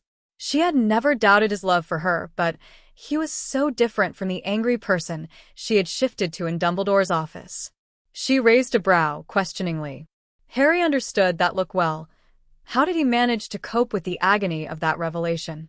She wanted him to lower the mental shield and allow her to share in his sorrow and pain. Gently, he pressed his lips on her nose, touched by her love for him. His answer was simple, and she understood it immediately. Her eyes grew slightly misty, and it moved him to know that she was humbled, that she was so important to him. He remembered feeling the same way as Hermione when she first declared that she would always be with him, because he was her world. The corners of his lips curled into a gentle smile. He would eventually be all right if he had Hermione's relentless support. Her hands drifted up to his face to touch him. With feathery touches, she caressed his face, sending a warm shiver down his spine. He held her hands with both of his, entwining his fingers with hers lovingly. Slowly, he lowered their hands to their sides. Finally, he noticed her attire. Her long wavy hair was swept into a messy ponytail. She was dressed in exercising clothes, rather than the heavy Hogwarts robes. He was quite certain that he had interrupted her practice session. She smiled when she noticed his gaze. She lifted their joined hands to her lips and pressed a kiss on the back of his hand. I didn't miss much. They wanted to start on the potion tonight. He arched a brow. Is it safe? Don't you need to watch over them? I doubt the occupants in the forest have forgiven us for our misdemeanor. She nodded her head. We were waiting for the potion to settle before we begin the process. They will be taking turns later. Cedric and Daphne are proficient brewers. Besides, Cather is there to watch over them. She checked her watch. It's about time too. She contacted Luna, who allowed them to portkey over. Immediately, they materialized in a clearing in the Forbidden Forest. There were 2 cauldrons in the middle. The larger one sat above a portable, waterproof blue flame, while the other was next to it. Cedric was stirring the larger cauldron. The potion was in the same shade as the previous one they had brewed with Sirius. He stopped and began scooping some of the potion into the empty cauldron. Harry was surprised to see that his friends were really quiet and somber.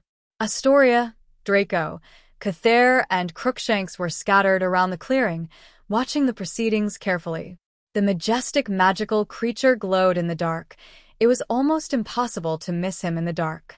His ears were erected alertly, as if he was keeping a close eye over the Forbidden Forest. The Forbidden Forest emanated a sense of peace. The only source of nervous energy originated from his companions. There was a herd of unicorns near the clearing just now, added Luna, smiling dreamily. They were attracted to the attendance of Cather. I found my last token when they gifted me a hair. She opened her palm, exposing a glowing white strand of unicorn hair. Hermione arched her brow. That means that we might witness 4 transformations tonight.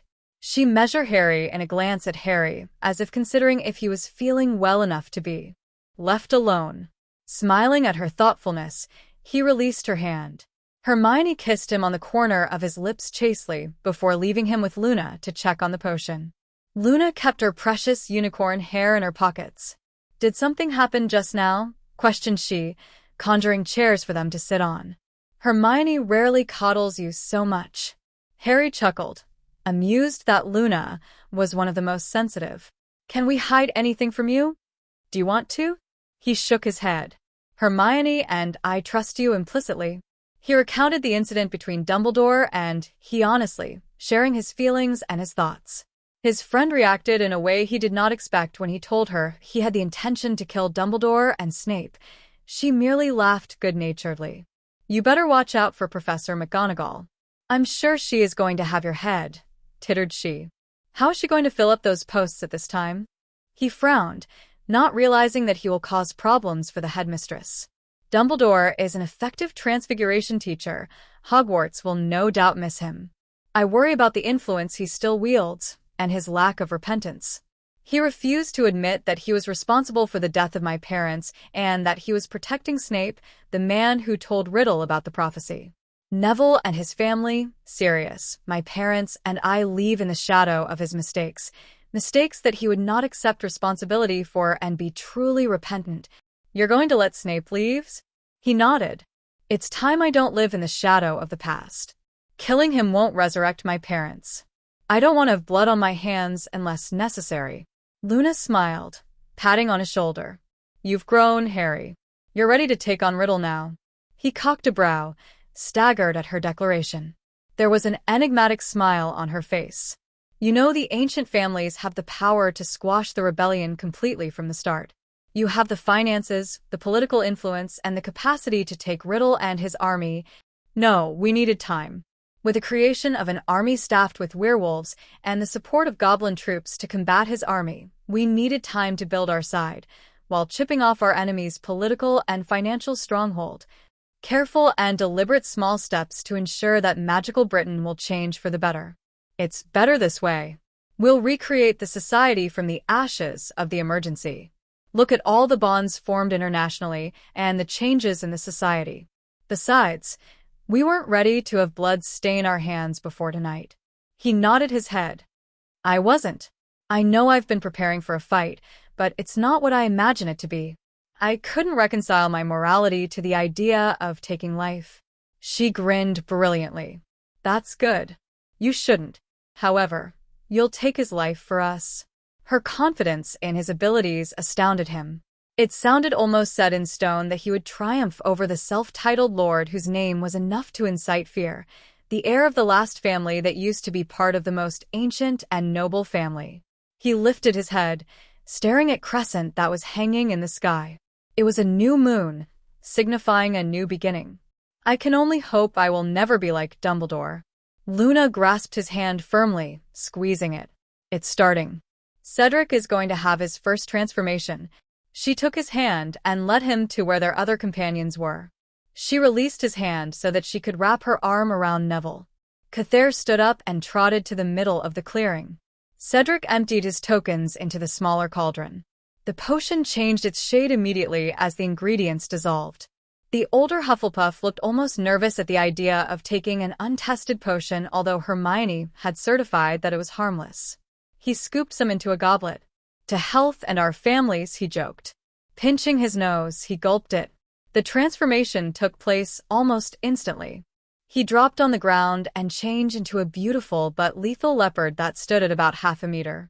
His long, slightly arched body was roped with thick and powerful muscles, giving him the ability to sprint and the power to tackle large creatures easily. Despite his might, he moved around them with a stealth and grace that surprised all of them. They could easily see that he was far more dangerous than the larger cats like the lions or the tigers because of its natural cunningness and courage. Daphne was especially taken with him, since he was a cat. None of them were surprised that his form was a cat. Agilely, he climbed up a tree and hid himself among the leaves.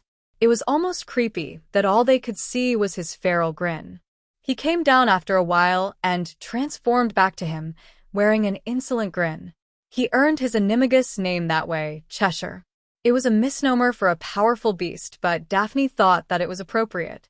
To ensure that he could transform properly, without the aid of the potion, he tried again. It wasn't instantaneous, but he managed to slowly evolve into Cheshire, his animagus. He said it was difficult because he had to focus on his form, and it was different prowling around with 4 paws.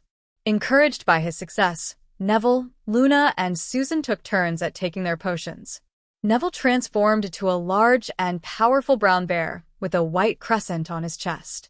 He nearly lumbered into them when he was tottering on his hinds until he landed safely on his 4 paws.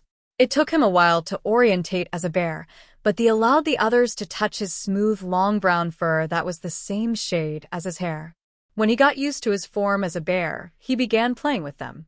Playfully, he stood on his hind so that he towered over Fred by at least 2 times, friskily swiping Fred's hair with his front paws. All of them laughed at the funny sight. However, they knew that if Neville wanted to, he could have swiped his head off easily. "Well, at least he isn't a panda," joked George. He earned a growl from Crescent, Neville's animagus, who rose to his full height threateningly. George got the message immediately and kept his silence. Susan, on the other hand, transformed into a cute and beautiful skunk that almost blended with the surroundings. Hermione gently picked her up from the ground as she observed the creature carefully. She was the smallest of all their animagus. She recognized the animal immediately. "Don't you dare to spray at me," threatened Hermione.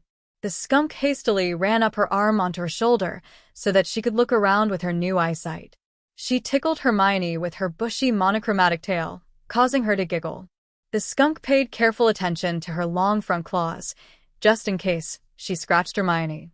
Fred extended his arm towards the skunk and allowed her to climb on his forearm. Gently, he stroked her. "Really beautiful," chuckled Fred, running a finger down her white strip. "Did you say she could spray at others?" "Bears are afraid of this little one," added Hermione, smiling. She glanced at Neville, who looked at the skunk in interest. "Yes, she can spray a pungent liquid on her enemies to scare them away." The skunk's tiny black eyes gleamed mischievously. "Not you too," lamented Fred, sighing. He rubbed her gently. "How about Stripe?" He was clawed almost immediately, causing him to whine. It was obvious she did not like the name. It was too literal. "How about Flower?" suggested Luna. "After that cartoon we watch about a deer." It took them a while to understand that she was referring to Bambi. Harry and the rest caught up with movies over the holidays to relax. Flower in that animated film is actually a male skunk, and I don't think Susan personifies it, answered Daphne thoughtfully, tapping on her chin. The skunk did her best at glaring at her, but it failed. "How about Pepe?" teased George.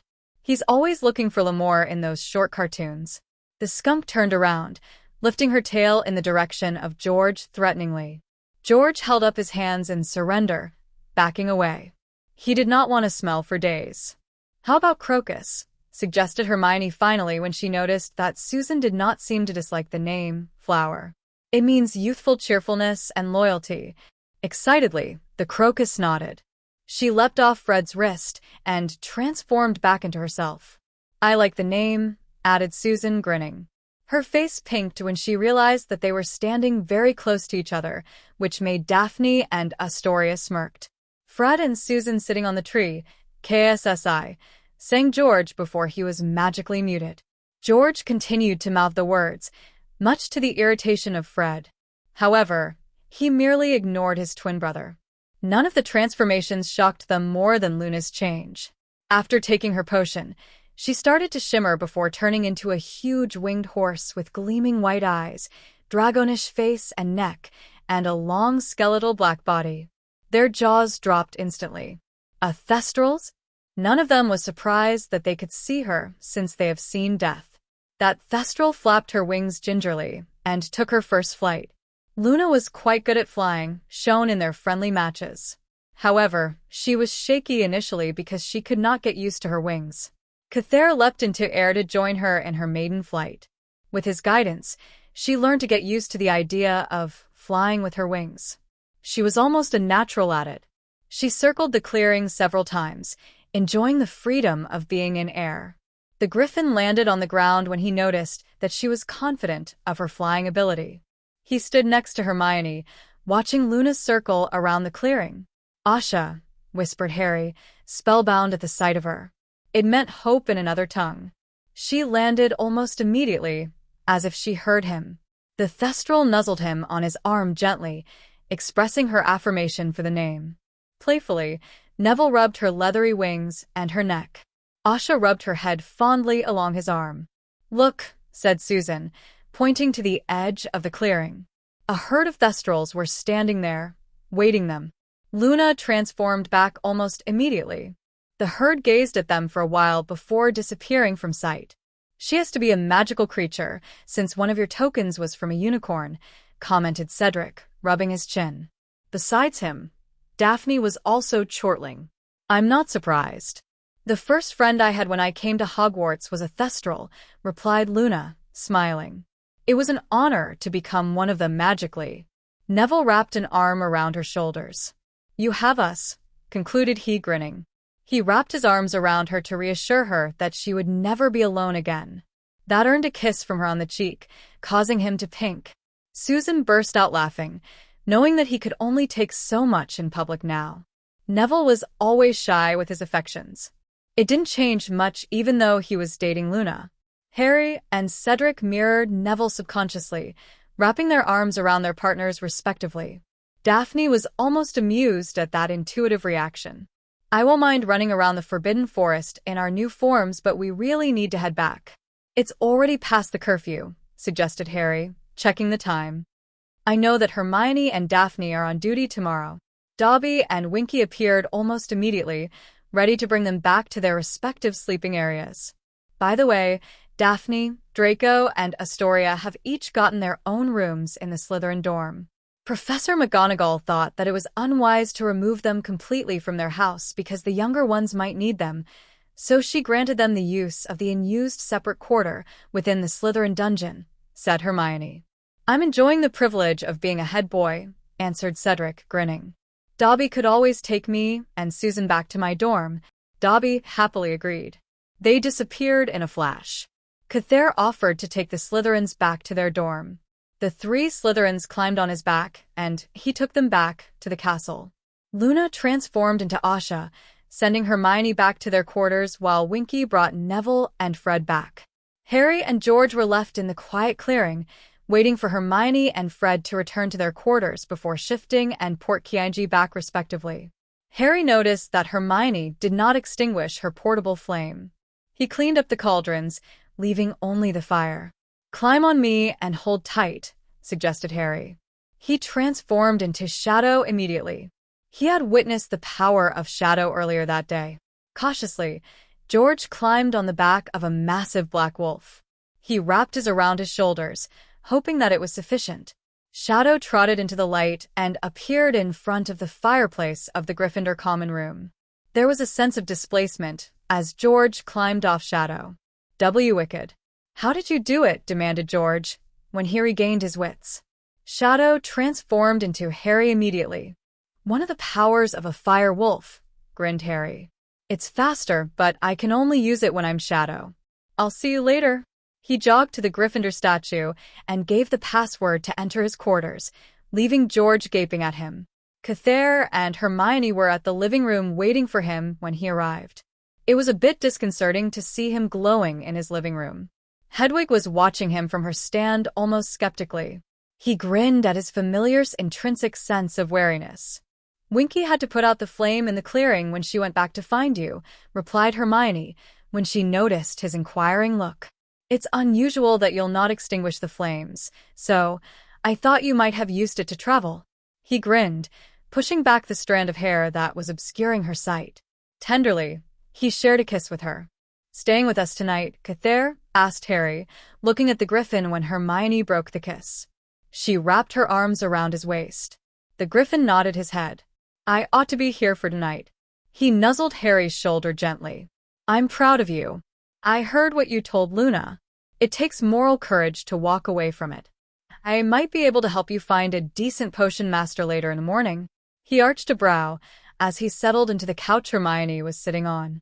Do you know a potions master by the name of Horace Slughorn? He used to teach potions at Hogwarts before he retired. His name reminded him of his parents' journals. Didn't he teach my parents in the past? I remembered he was the head of Slytherin. He liked collecting talented and famous people into his club. Cathair nodded. How do you think he will react to the idea of collecting the 2 owners of the last golden griffin? Harry and Hermione were flabbergasted. Are you sure? Golden griffins bond only once. How did you know that? No one knows about this fact besides the creator, interrupted Cathair, looking at Hermione in the eye. My kind died before anyone could write anything about us. Harry and Hermione shared a look. Harry spoke. We have access to the portrait of Edmund. The Griffin roared in laughter. You have the house in the bottle? He grinned. Surely you understand the motive of my decision then. I've searched all my life for you. He glanced at Harry and Hermione. Both of them shook their head. I'm quite sure Edmund has never mentioned that he intended the house for the master and mistress of me. He understood my problem. Like a phoenix, I do not expire. Unlike a phoenix, I can't bond to different people. I am also the last one in existence. It's to make sure that you and your owners will never be apart, quipped Hermione, astonished. You'll be with us even if all that's left of us are portraits of us. Or manifestations, added Cathair, reminding them of their immortal instructors. It's more than Edmund's meddling and fate. I find both of you worthy. You'll need my support. Luna was correct when she said that we stand on the brink of the renaissance of the magical society. The old order will soon disappear when both of you rise into power. The union of a woman without magical heritage and a man, raised in bitter circumstances, unaware of his old and distinguished lineage. To their bewilderment, Cathair sank into a bow. I am willing to serve thee for eternity if you, Harry James Potter, and Hermione Jane Granger Potter, Lord and Lady Gryffindor, head of the most ancient and noble family of Potter, agree to accept my service and be bonded as such. He lowered his head and waited for either of them to respond. They shared a look, knowing that if they formally became the master and mistress of Cathair, there was no way for them to bow out from wearing the mantle of serving magical Britain. Hermione was willing to support him if he wanted to take up the mantle. Harry stood up, without breaking the gaze between him and her. He grasped her hand, helping her on her feet. It's not very different from what we're doing, isn't it? Her smile mirrored. They intonated. We accept the service of Cathair, the last golden griffin, and are willing to be bonded with you. A bright golden light emanated from them, and it surrounded them. They could hear Cathair's ancient thoughts almost immediately, and he was pleased about the union. Joining to a creature as old and experienced as Cathair was strange for the younger teenagers. They could flip through his lengthy memories, and they saw a memory of him and Edmund when the latter was still alive. The song in their head was almost peaceful and exultant as a phoenix's song, aiding them to get used to the transition. Hedwig and Crookshanks were bathed in the same light. They joined in the song, lending their voices. Suddenly, the glow disappeared. It's completed, Harry and Hermione, purred Cathair. I can help you to find that potion master now. Hermione snorted in laughter. It was almost ludicrous to hear that they were only bonding so that Cathair did not have to lie to Slughorn about having owners for him to collect. How do you know him? The Griffin managed a shrug. I made it a point to wake up more frequently several years ago. I wanted to check on the condition of Hogwarts. Harry smirked. Do you know where he stays? Carefully, he ran his hand along his mane, feathers, and his smooth fur. He was honored that the Griffin would select him and Hermione to be his owners. Cathair shook his head. I'm quite sure the headmistress would be happy to offer the address after she learns about the shortage of staff. Hermione shook her head in amusement. I'll update Amelia about our problem. Maybe they can recommend someone. We will talk to her in the morning and solve the issue before breakfast. Classes start tomorrow. Using the mirror in the living room, she managed to contact Amelia about the problem. She did not inquire why Harry had decided to exile both Dumbledore and Snape, knowing that both of them had a good reason for it. She managed to solve their problem by sending an owl to Miranda Goshawk, the writer of all their Transfiguration textbooks, to ask if she would do the honors of teaching in Hogwarts. Together, the teenagers retired to bed. A dark wisp fizzed out of a dusty diadem hidden among the miscellaneous items on the shelves, screaming and wailing like a tortured man. The petrifying roar of rage that emanated from one of the towers of the castle did not steer it off its course. Another dark tendril that escaped from a large snake joined that wisp. A purple thread that had traveled from afar finally joined it. The three strands combined to form a large menacing cloud that looked strangely like a person. It whooshed towards an abandoned Chong manor situated a distance away from Hogwarts. It was situated on the edge of the forest, near the tracks of the Hogwarts Express. The Changs were quite wealthy. Cho Chang had given the deed of the house to Voldemort as a pledge of her loyalty before her death. The Ministry did not even suspect that it could be a lair. To keep it safe, Voldemort had also ordered his Death Eaters not to hide in this house unless necessary. His suspicion that the ancient family could track them if they had gathered was proven correct.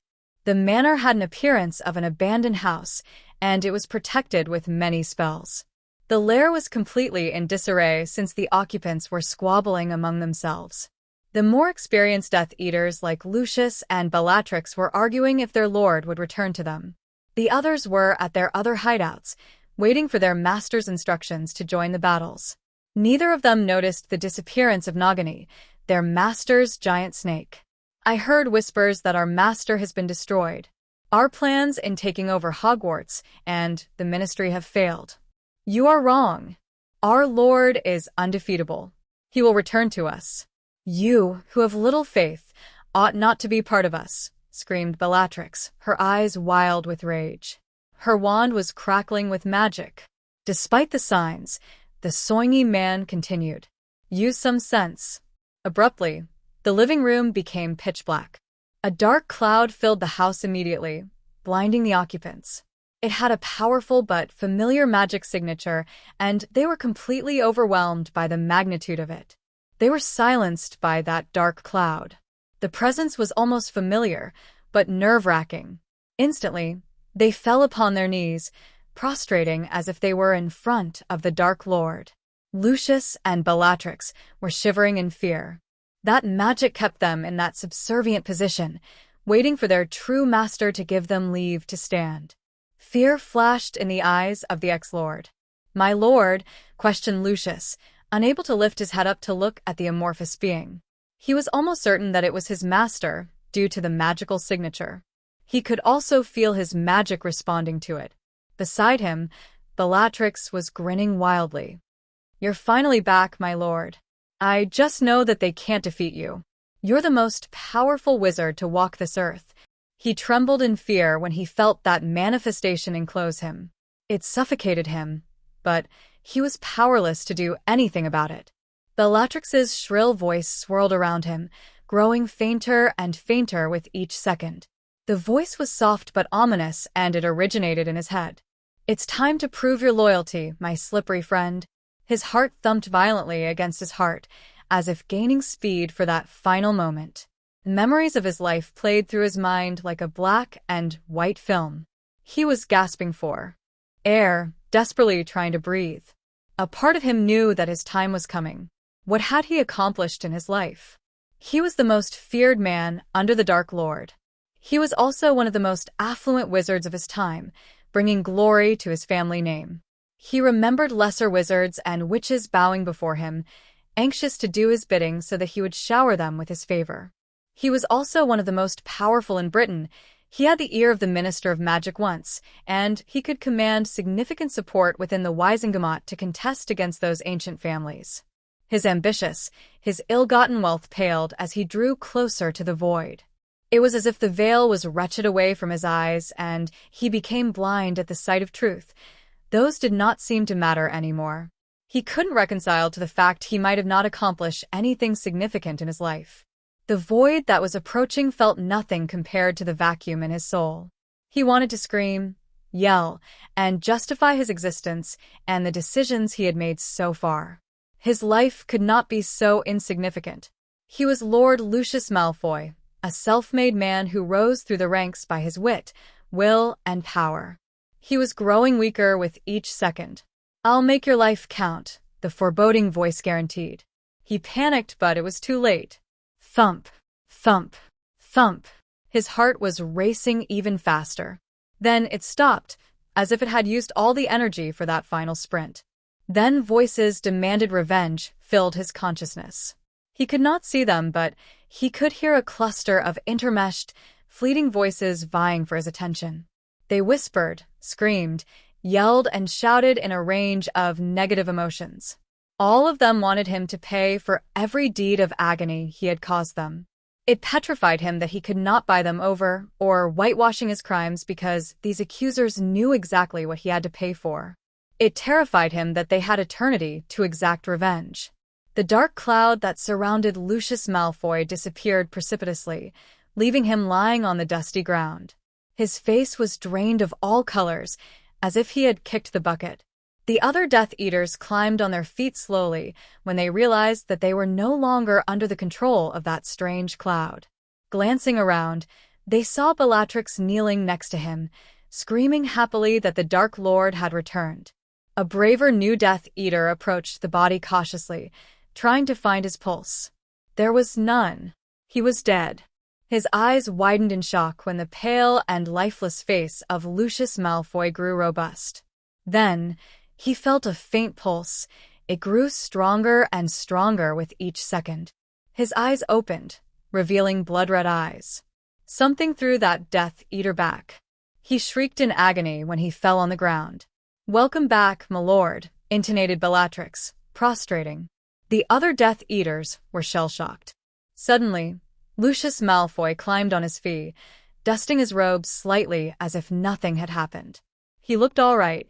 He grinned as he ran his hand along his arm, checking if he was okay. "Rise, Bella," whispered the man silkily. The insane woman rose to her feet, after planting a kiss on the back of his hand. She retreated to the side, watching the rest of the Death Eaters with a smirk on her face. She knew that her master would provide something for her to watch. The newer Death Eaters knew that it couldn't be Lucius Malfoy. He behaved differently. He was more powerful and confident of his power. His red eyes gave his identity away. He was Lord Voldemort. Magic is simply amazing. I've never felt better. "Do you not recognize your master?" demanded he smoothly. Instantly, he magically tortured one of them. The others fell on their feet instantly, asking for forgiveness for their impudence. He allowed Bella to punish some of them before forgiving the rest.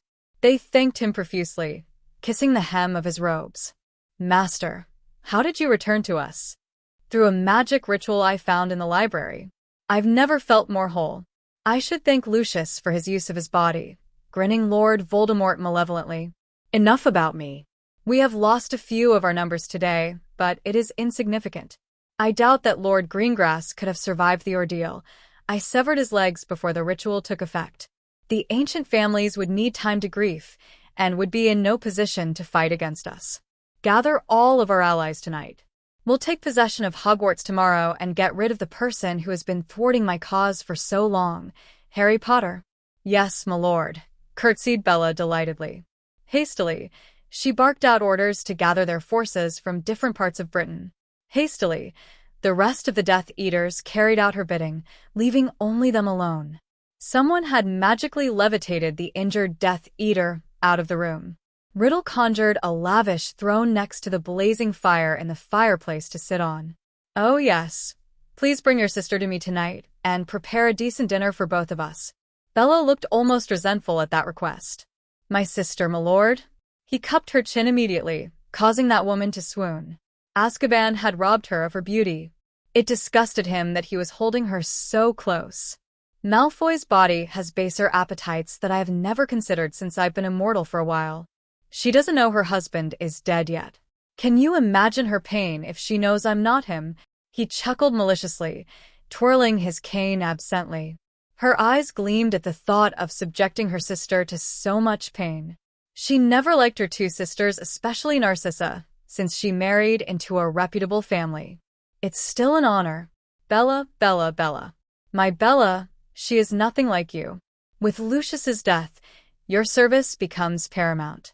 Isn't serving the most powerful wizard who walked this earth a greater honor?" Her eyes grew excited at his recognition of her efforts. "I know of your unwavering loyalty to me. This task might prove too difficult for you. Perhaps I should instruct another to complete the task." "Sissy." "Lucius calls her Sissy, my lord," conceded Bellatrix finally. "I'll do as you've bid me to do, my lord. You can expect her soon." It left a bitter aftertaste, but she could not refuse her lord. "Good," smiled Lord Voldemort, pleased with her subservience. She departed from the room, leaving him with his thoughts. He was simply overjoyed that the ritual was successful. He could feel his powers humming in him, waiting to be tapped on. He felt almost whole, besides the strange, unfamiliar appetites he had forgotten since he began splitting his soul. Bella would make sure that his needs were first met before he could devise a plan for the attack on Hogwarts. The great Harry Potter would die by his hand, and all resistance against him would crumble with the death of their poster boy.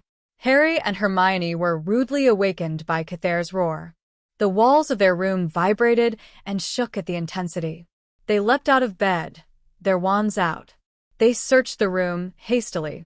Both of them relaxed when they found no threats. However, they were aware of Cathair's rage. Cathair dashed into their room soon after they woke up. I felt Riddle's presence leaving the castle just now. I have no idea where it was heading. He might already be back, growled the Griffin, pacing back and forth. It's the anchor that holds his soul in this world, though. Why would he destroy it? Asked Hermione, taking out 2 robes from the wardrobe. She handed one to Harry while she wore the other. Hastily, she swept her hair into a bun, as if she was preparing to do some work. We could check if that soul is in the radius of a mile, replied Harry. Focusing on the chamber, he apparat into the place, taking Cather and Hermione along. The horcrux detector was beeping loudly. Harry checked the device. There was only a red dot on the edge of the screen, somewhere northwest. Hermione summoned a map to check the possible locations of that horcrux. His brows narrowed into a frown when he only found forest a mile off Hogwarts. It can't be right, commented Harry. The forest stretches in that direction for at least 2 miles from Hogwarts. It's highly unlikely that he would keep a horcrux in a forest. Are you sure that the device only has the capacity to detect a horcrux within the radius of a mile? Hermione nodded. We tested it with another horcrux to refine this map. How does it work then, Hermione? Asked Cather curiously, glancing at the device. It tracks the magical signature Riddle's horcrux faintly gives off, answered Hermione, staring at the screen.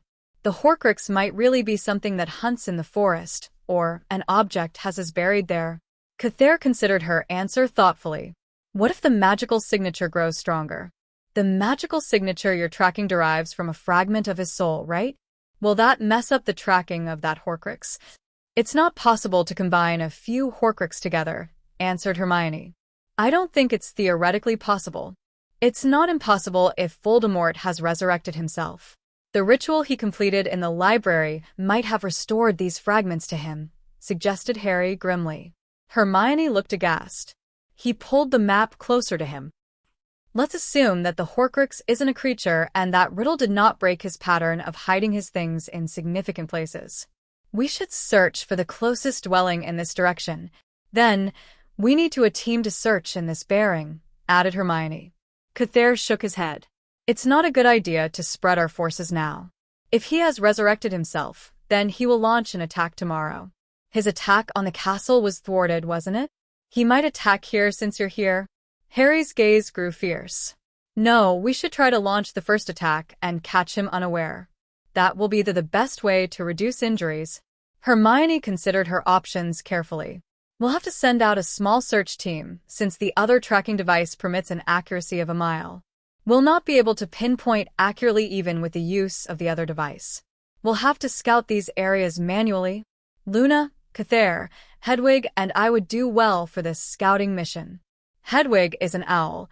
She is used to searching for people. I can only travel from fire to fire, and any temporary or permanent dwellings would have fires in this weather. Have you tried traveling by limiting the distance and the direction? Questioned Hermione. I can try, replied Harry grimly. Let's get them here for a mission briefing. Please update Amelia and McGonagall about preparing our forces. If it's possible, get the students to safety. Our house might be a good option. If I were he, I would focus all my forces in a single surprise battle after today's failure. My power is only useful in the night. We have only 2 hours to scout. Let's hope we won't be surprised. I will do that. Gather the others, concluded Hermione, kissing him tenderly.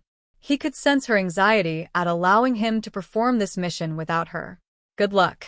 Be safe. Harry promised he would not be foolish, before returning to his room with Cather to wake Luna up. Their mission had to be completed within 2 hours lest they had to fight a full-fledged battle. Harry hoped that they could make it out of their final confrontation without many casualties. Would he still be alive at this time the next day? Chapter 54. Actaeon, the hunter becomes the hunted.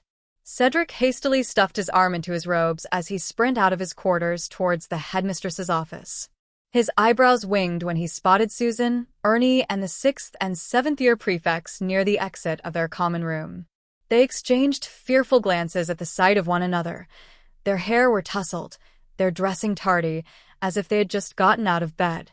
He jerked his head at them, acknowledging their presence. his sense of foreboding increasing with each step he took towards the headmistress's office. The gargoyle had shifted, bearing the entrance open, that made him grow more edgy, allowing the prefects from other houses to gather in Professor McGonagall's office. Scanning the crowd, he did not see Harry and Hermione, who would usually be in the thick of things. He grew even more anxious. Daphne grasped his hand comfortingly before they entered the office.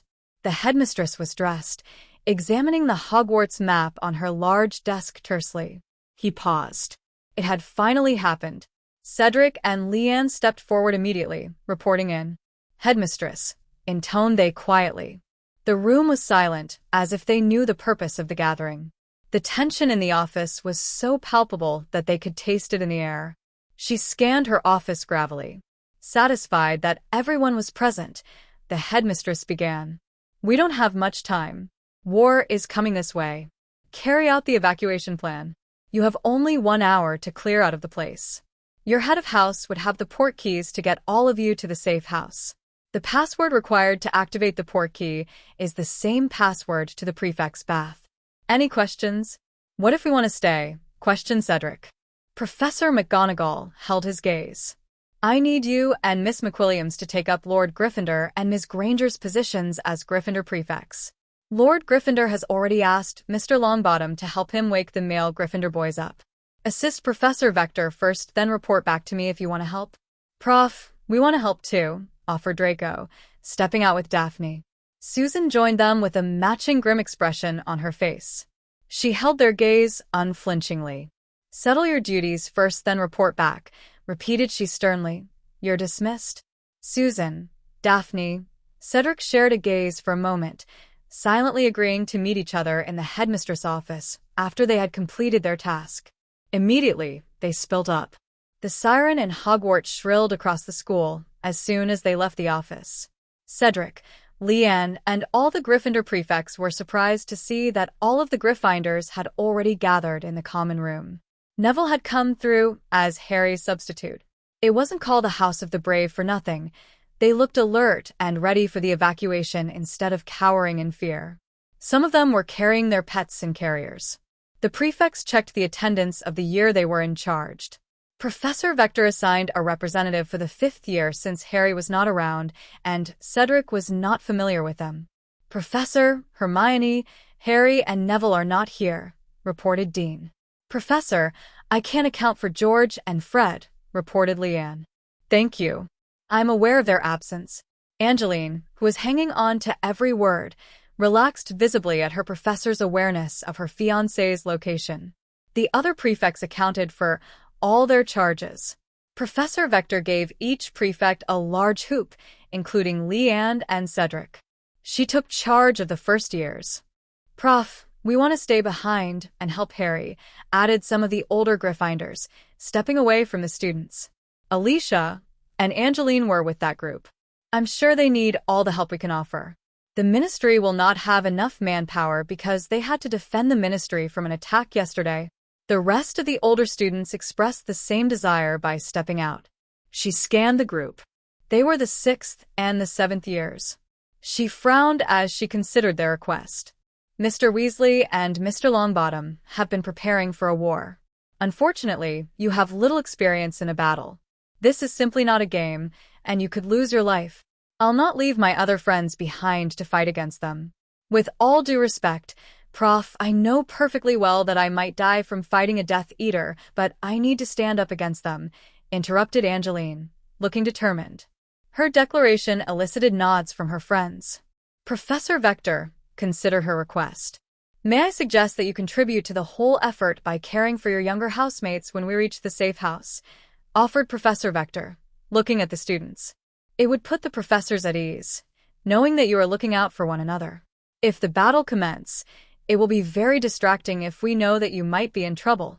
Though Professor Vector did not voice out her worry of Voldemort's sympathizers in their midst, the older students seemed to catch on. They finally conceded. We need to take turns to activate the port key. We will go by years. The youngest will go first. Together with the first years, she port keyed out of the tower. They were soon followed by the other years. Soon, Only the 6th years and 7th years remained behind. "It's all right, Cedric. You can leave to join Harry and the rest. Angeline and I will be able to handle the rest of us," assured Leanne, pushing him gently towards the exit. "Good luck, Cedric. Go kick some Death Eater's arse." Some of them chuckled merrily at the thought. "Watch out for George's," added Angeline with a smile on her face. Cedric dipped his head in a nod, silently promising to look after her intended. Shortly, they activated their port key with a password and disappeared from the common room. He checked his watch. The Gryffindors had evacuated from the tower in less than half an hour. They had more than an hour and a half left. Suddenly, he was doused with fear and frustration. Her intense feelings jolted him through their link. Daphne was in trouble. Hastily, he dashed out of Gryffindor Tower and headed towards Slytherin Dungeon, praying that she was safe. Luna, Cather, and Hedwig were briefed of their mission before he set them loose. Both Luna and Harry donned their basilisk armor swiftly. They knew how risky the mission was. Hedwig, Luna, and Cather decided to take different sectors to cover more ground. His hands clenched and unclenched. There were many loopholes in their plan. Hedwig may not be able to find the house if they had put a spell to repel Post, and they might miss the hideout. However, they had to attempt to complete the mission. Cather told him that he would just rely on his nose and his sense of direction. Luna transformed into Asha immediately. Harry slipped a ring around her leg so that they could remain in communication through a temporary mental link that had the capacity of maintaining the link with Harry within the radius of 3 miles. Hermione had been working on this prototype to enable them to remain in communication when she began helping their friends to embark on the journey of becoming an animagus. However, it required the user's magic to maintain the link, something Harry felt that Luna could sacrifice a little. He raked his hand through his hair, wondering if he was signing the death warrant of his friend by including her in the mission. "Your safety is more important. Remember that," repeated Harry, looking into the eyes of Asha. He could barely control the tremble of his voice. Her eyes were blue, the only mark that proved that she was Luna. She nuzzled his cheek tenderly, assuring him that she would be all right. He hated to acknowledge that more lives were at stake if they chose not to carry out this mission. It brought little comfort. Moreover, it was Luna's first maiden expedition beyond the safe clearing of the castle. Luna had no such hesitation.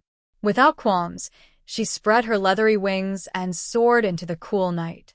Hedwig took off after nipping his fingers affectionately. The golden griffin winked at him before making himself invisible. By the sound of wings fluttering, he knew that he was gone. Casting his worries aside, he headed towards the living room where a fire was blazing brightly in the fireplace. He donned on his invisibility robe before transforming into Shadow. Shadow tossed his head and arched its body deliberately, warming his body up. He loved this form. He felt almost invincible and unbeatable.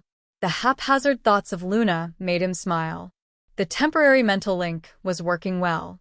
It appeared as if she was speaking to spirits of the forest.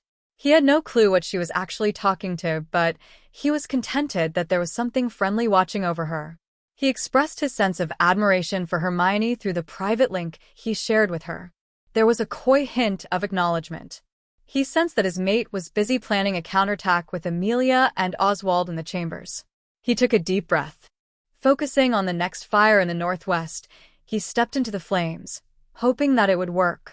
Instantly, he found himself in a small clearing in the heart of a forest. The thick canopy filtered most of the moonlight, and the clearing was barely lighted by the fire he was in. The sudden change in landscape disorientated him for a moment. He became still when he noticed tents around the fire. He was in a makeshift camp. There were about 20 tents in the small clearing. The loud cackling of the fire attracted attention. He held his breath, pressing himself close to the ground. "Did you hear that noise?" demanded one of the campers, exiting his tent quickly. His wand was out, and he was dressed in black robes that helped him to blend into the dark. His companions soon exited from the same tent, examining their surroundings. There were about 4 of them, and he did not recognize any of them. "It's just the fire. Bloody Merlin, you know the forest scares me too. There are all sorts of creatures here," complained the other. The voice belonged to a burly person. "I wouldn't be here if the Dark Lord did not order us to camp near the castle and prepare for battle," said another, scratching his chin. His ears twitched in alert. Riddle was indeed mounting a surprise attack on them. He relayed the message back to Hermione. He considered destroying them, but he had little time. Besides, they needed the element of surprise. Better here than that house. If you ask me, M-Lord is even scarier now that he's using. He had a location. Harry was slightly unsettled. The name of Lord Voldemort had already inspired fear in the masses, what made his new recruits even more afraid of him. Another individual silenced the speaker in a gruff voice. "Do not show disrespect for the Dark Lord. Don't you doubt if he was really the Dark Lord, or how could you doubt his words? Besides, he is obviously our master. He has red eyes." It sounded as if Riddle had either assumed another form or possessed someone. He was reminded of the first time he had met Riddle in Hogwarts. He had possessed Professor Quirrell. However, he remembered that Quirrell still had some autonomy, since it was the sharing of the physical body. Did he possess another? It was more probable since he would need another ritual to create a new physical body, and that required time. He grew troubled at the possibility of the fragments of his soul reuniting. It meant that Riddle was far more powerful. "Do not fear," assured Cathair. "It also means that he's mortal." "You're correct in your deduction. I believed he possessed someone, given the scope of time between his disappearance and reappearance. We'll limit our search to houses and reduce our scope to about a mile from your location, taking into account the time needed for this team to travel and set up camp in the forest." He considered Cathair's suggestion carefully. What if this location was fixed beforehand? They might just take a port key to this location. Riddle would have definitely planned for an attack on Hogwarts. It was highly unlikely that Riddle would launch such an important attack without planning for it. The Griffin considered his suggestion for a moment. "All right, we'll keep an eye for large houses." Both Hedwig and Asha consented. "The spirits of the forest are bringing me to a house contaminated with a dark presence," reported Luna. He acknowledged her report. "Stay safe. Leave the place once you have confirmed the location." Concentrating on a house in the same general direction, Shadow disappeared again. The moment Dumbledore and 3 other prefects had taken the first, second, third, and fourth years away, the last 6th-year Slytherin prefect incited the rest of their house to turn on both Draco and Daphne. Some of their housemates immediately circled them while the others watched on uneasily. Daphne was glad that none of them managed to get to the safe house because it would have been a disaster if they chose to cause trouble there. She knew that they were not using an empty building to house them, which meant that they were probably using one of the houses of the ancient family. Knowing Hermione and Harry, she guessed that they might have offered theirs. "Focus, Daph," whispered Draco quietly, keeping an eye on his adversaries. Daphne and Draco eyed their opponents, wondering how to get out the mess. They stood back to back, with their wands out. Adrian Pusey, the 6th-year prefect, eyed them with abhorrence. Lacey and Theodore stepped forward to snatch their wands and portkeys away. Daphne and Draco understood that resistance was futile against a crowd. Those sneering boys shrank the portkeys and pocketed them. "What are you doing?" asked Daphne quietly, maintaining her icy composure. "Helping the Dark Lord to maintain the purity of our blood. We'll give the portkeys to the Death Eaters later. You're a disgrace as a Slytherin, supporting Minister Bonesblack's policy of diluting the control of the purebloods. We could use you as a chip to force your family to surrender to the Dark Lord." He shrank his portkey and kept it in his pocket. Adrian eyed 2 of his friends and nodded. Instantly, they tied them up with ropes magically. Draco scoffed but held his tongue, knowing that those loyal to the Dark Lord could not wait to get rid of him. He kept a straight face, waiting for the right moment. He was glad that Daphne had his back since she was quite a skilled fighter. She assessed the situation coolly. Most of their housemates appeared to be tentative about attacking her and Draco. Things were not so bleak after all. "I don't think we should be fighting among ourselves," Millicent offered, stepping out. "We should unite as a house, especially in times of strife." "Don't be daft." "And help them fight against us," demanded Theodore fiercely. "The Dark Lord is trying to win back the control these blood traders have over the society. Don't you see that he is trying to make magical Britain a better place for us? He will reward us for our loyalty. Some of our friends are already at the safe house, waiting to send a message to notify the Dark Lord of the location. Daphne's blood grew cold. She had to get the message to Professor McGonagall. How do you know the Dark Lord will win? How do you know that the Dark Lord intends to rebuild a better society? Let's consider the last war. What did the Dark Lord do for us? It is better not to burn bridges between ourselves. It's simply not our way. Several other housemates like Tracy seconded her. They are right. Voldemort brought nothing but destruction and pain to magical Britain. The ancient families used their influences to rebuild our society after the war. Your parents would have remembered my family creating jobs for us through purchasing and profitable homegrown companies, interrupted Daphne, getting the attention of every Slytherin in the room. There were murmurs of agreement in the room. Can't you see that the Dark Lord is only interested in introducing chaos? Isn't he succeeding? We're fighting among ourselves, continued Draco. The common room broke out in whispers. She could see assent in some of their eyes. Some of the Slytherins who were supporting Adrian feared that the tides might turn on them. Don't listen to that traitor, yelled Blaise wildly, backhanding Draco painfully. The loud smack echoed hauntingly in the quiet room as the rest watched on in horror.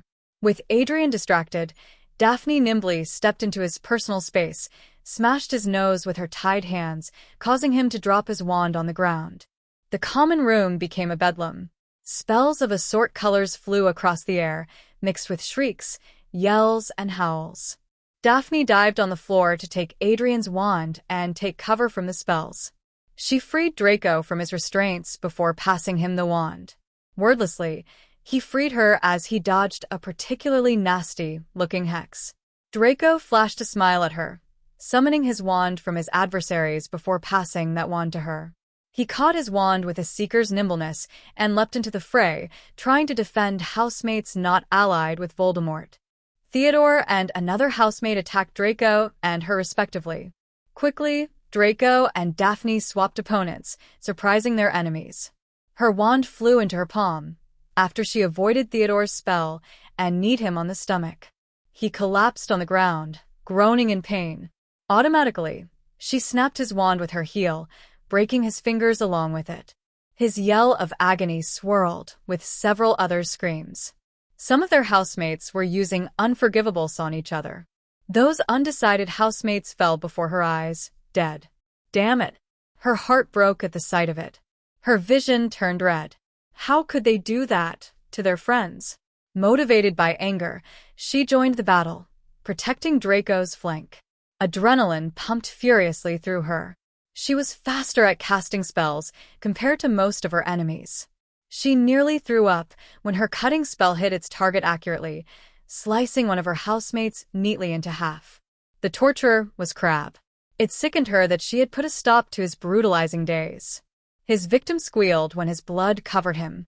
She ignored the gruesome sight, turning to check her allies. Draco was unharmed, battling with a Voldemort sympathizer fiercely. He suffered from a few wounds. His cheek was also swollen from Blaise's slap. He was obviously handling things well. Scanning the room, she realized that they were losing. Most of their opponents were trained in the dark arts. Their fear of an insurgency was very real when she realized that Lord Voldemort had ingeniously planted his own followers in Hogwarts. The entrance to the common room swung open suddenly, revealing a worried-looking Cedric. His eyes narrowed when he took in the chaotic scene. Knowing that his authority as head boy will not resolve the situation, he leapt into the battle as Cheshire. "Get to safety," yelled Daphne when she caught the attention of Tracy. She was holding up against the aggressors quite well. She had to get them to safety. "Look out!" shrieked her friend, pointing to someone standing behind her. Before she could drop into a roll, she heard a howl of pain. The beautiful large cat tore the head of her assailant off with a loud crack. It unnerved her to see Goyle's head separated from his body. The beautiful leopard sprinted to his next target, snarling dangerously. Checking her surroundings, she spotted a few injured housemates. Daphne helped Millicent on her feet. "Head to Professor Snape's office and wait for me." She summoned the portkey from the fallen Adrian and handed it to her. Wait till I come for you. Tracy nodded, supporting her injured friend out of the common room. Pansy came out from her hiding place near the fireplace and followed the two girls out. She returned her attention back to the skirmish. Blacy and Colin Warrington were battling with Draco while standing in the midst of their fallen housemates. All of them were bleeding profusely from the multiple wounds they had received. They were using fire against fire. They were tossing dark spells thoughtlessly. She summoned a shield when Draco exploded the armchair one of them had magically tossed at him. He was hit by another dark spell that resulted in a large slash across his chest. His eyes went wide when he realized that he was bleeding copiously. Cheshire soon attacked the large Slytherin 7th year, mauling him unconscious with his paw. He grabbed the unconscious boy by his mouth and dragged him aside. Easily, Draco ended Blacy's life with a confringo when the latter attempted to take his life. Blacy exploded into pieces, drenching those near him with blood. Daphne took a deep breath to calm down before cleaning her robes. Draco sank weakly to his knees, pallid from the loss of blood. Daphne quickly ran to his side and assisted in stopping the bleeding. Cheshire transformed back into Cedric after the death of Blaze and started to check the pulse of every individual lying in the common room. There were lashes on his face, from barely avoiding hexes.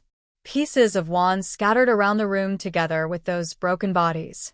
A few other 7th years went into shock from excessive bleeding and needed immediate medical attention. Theodore, Adrian, Colin, and Goyle were unconscious. Crabbe and 4 others were dead. Cedric and Daphne shared a look with each other. It meant that only Pansy, Tracy, and Millicent had survived the scuffle. "I'll call Hermione and ask her to send help," answered Cedric gruffly, raking his hand through his hair nervously. He felt almost remorseful. He stopped when he found blood on his hair. Adrenaline that was coursing through his body drained, and he became increasingly aware of the rancid metallic smell of blood and the carnage. He shot a glance at Draco and noticed that his ally was also in dire need of medical assistance. Daphne had procured a few vials of blood-replenishing potions. She had banished the top so that she could cauterize and stitch the wound up. "Tell her that a few Riddle sympathizers are in the safe house, waiting to transmit their location to him." "I don't think they're from my house," said Daphne emotionlessly, working on her sister's boyfriend. He was reminded of Cho Chang. His gaze darkened at the thought of the endangered students. Shivers traveled down his spine at the thought of how undefended they were. "I'll do that." He stepped out of the common room, leaving her to attend to the severe cases while he got help. Madame Pomfrey soon arrived with a few house elves, looking very flustered. She stabilized those students who had gone into shock and instructed the rest to transport the other casualties to the medical wing. The headmistress joined them, panting hard from running to the dungeon from the grounds.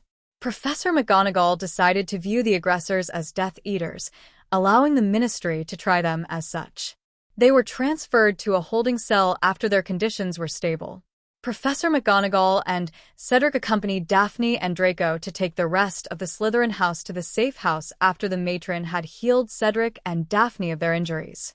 Despite the darkness, Hermione could see the faint outlines of French guards, goblin warriors, and the members of the security force digging a long and deep trench around the castle. She marveled at the sight of the camaraderie between the goblins, the wizards, and the werewolves, but grieved that it took a war to achieve it. It was an hour after the sirens of Hogwarts had activated. They had a few more hours to dawn, a few more hours to the battle. She could feel a sinking feeling at the pit of her stomach. She shoved those feelings away and concentrated on the conversation between Professor Arvin, the goblin commander, and the head of the security force as they examined the earthworks. Taking into account the terrain surrounding the castle, they decided on trench warfare to protect it. Hogwarts was situated on cliffs, which would make the tactic effective. Their enemies would not be able to see them when they hid in the trench, allowing them to take them by surprise. The Black Lake in the south of the castle acted as a natural defense against invasion, leaving only the lands in 3 other directions undefended.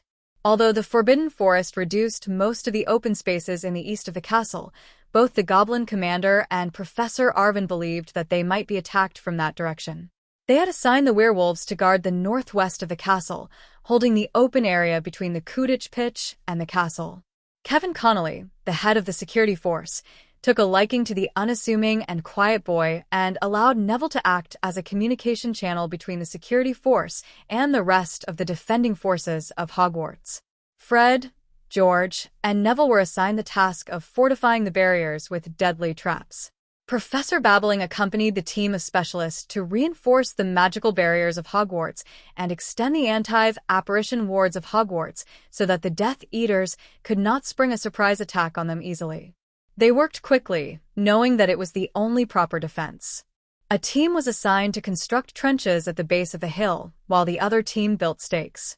She could barely see Neville and the rest constructing traps along the slopes in the dark. Some of the goblins had joined them, enhancing those traps that her friends had laid.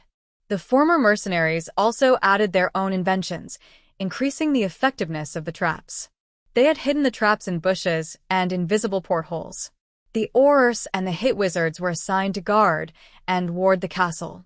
Hogwarts's wards would not deny access of those invaders using Voldemort's portkeys, since he was the Slytherin heir.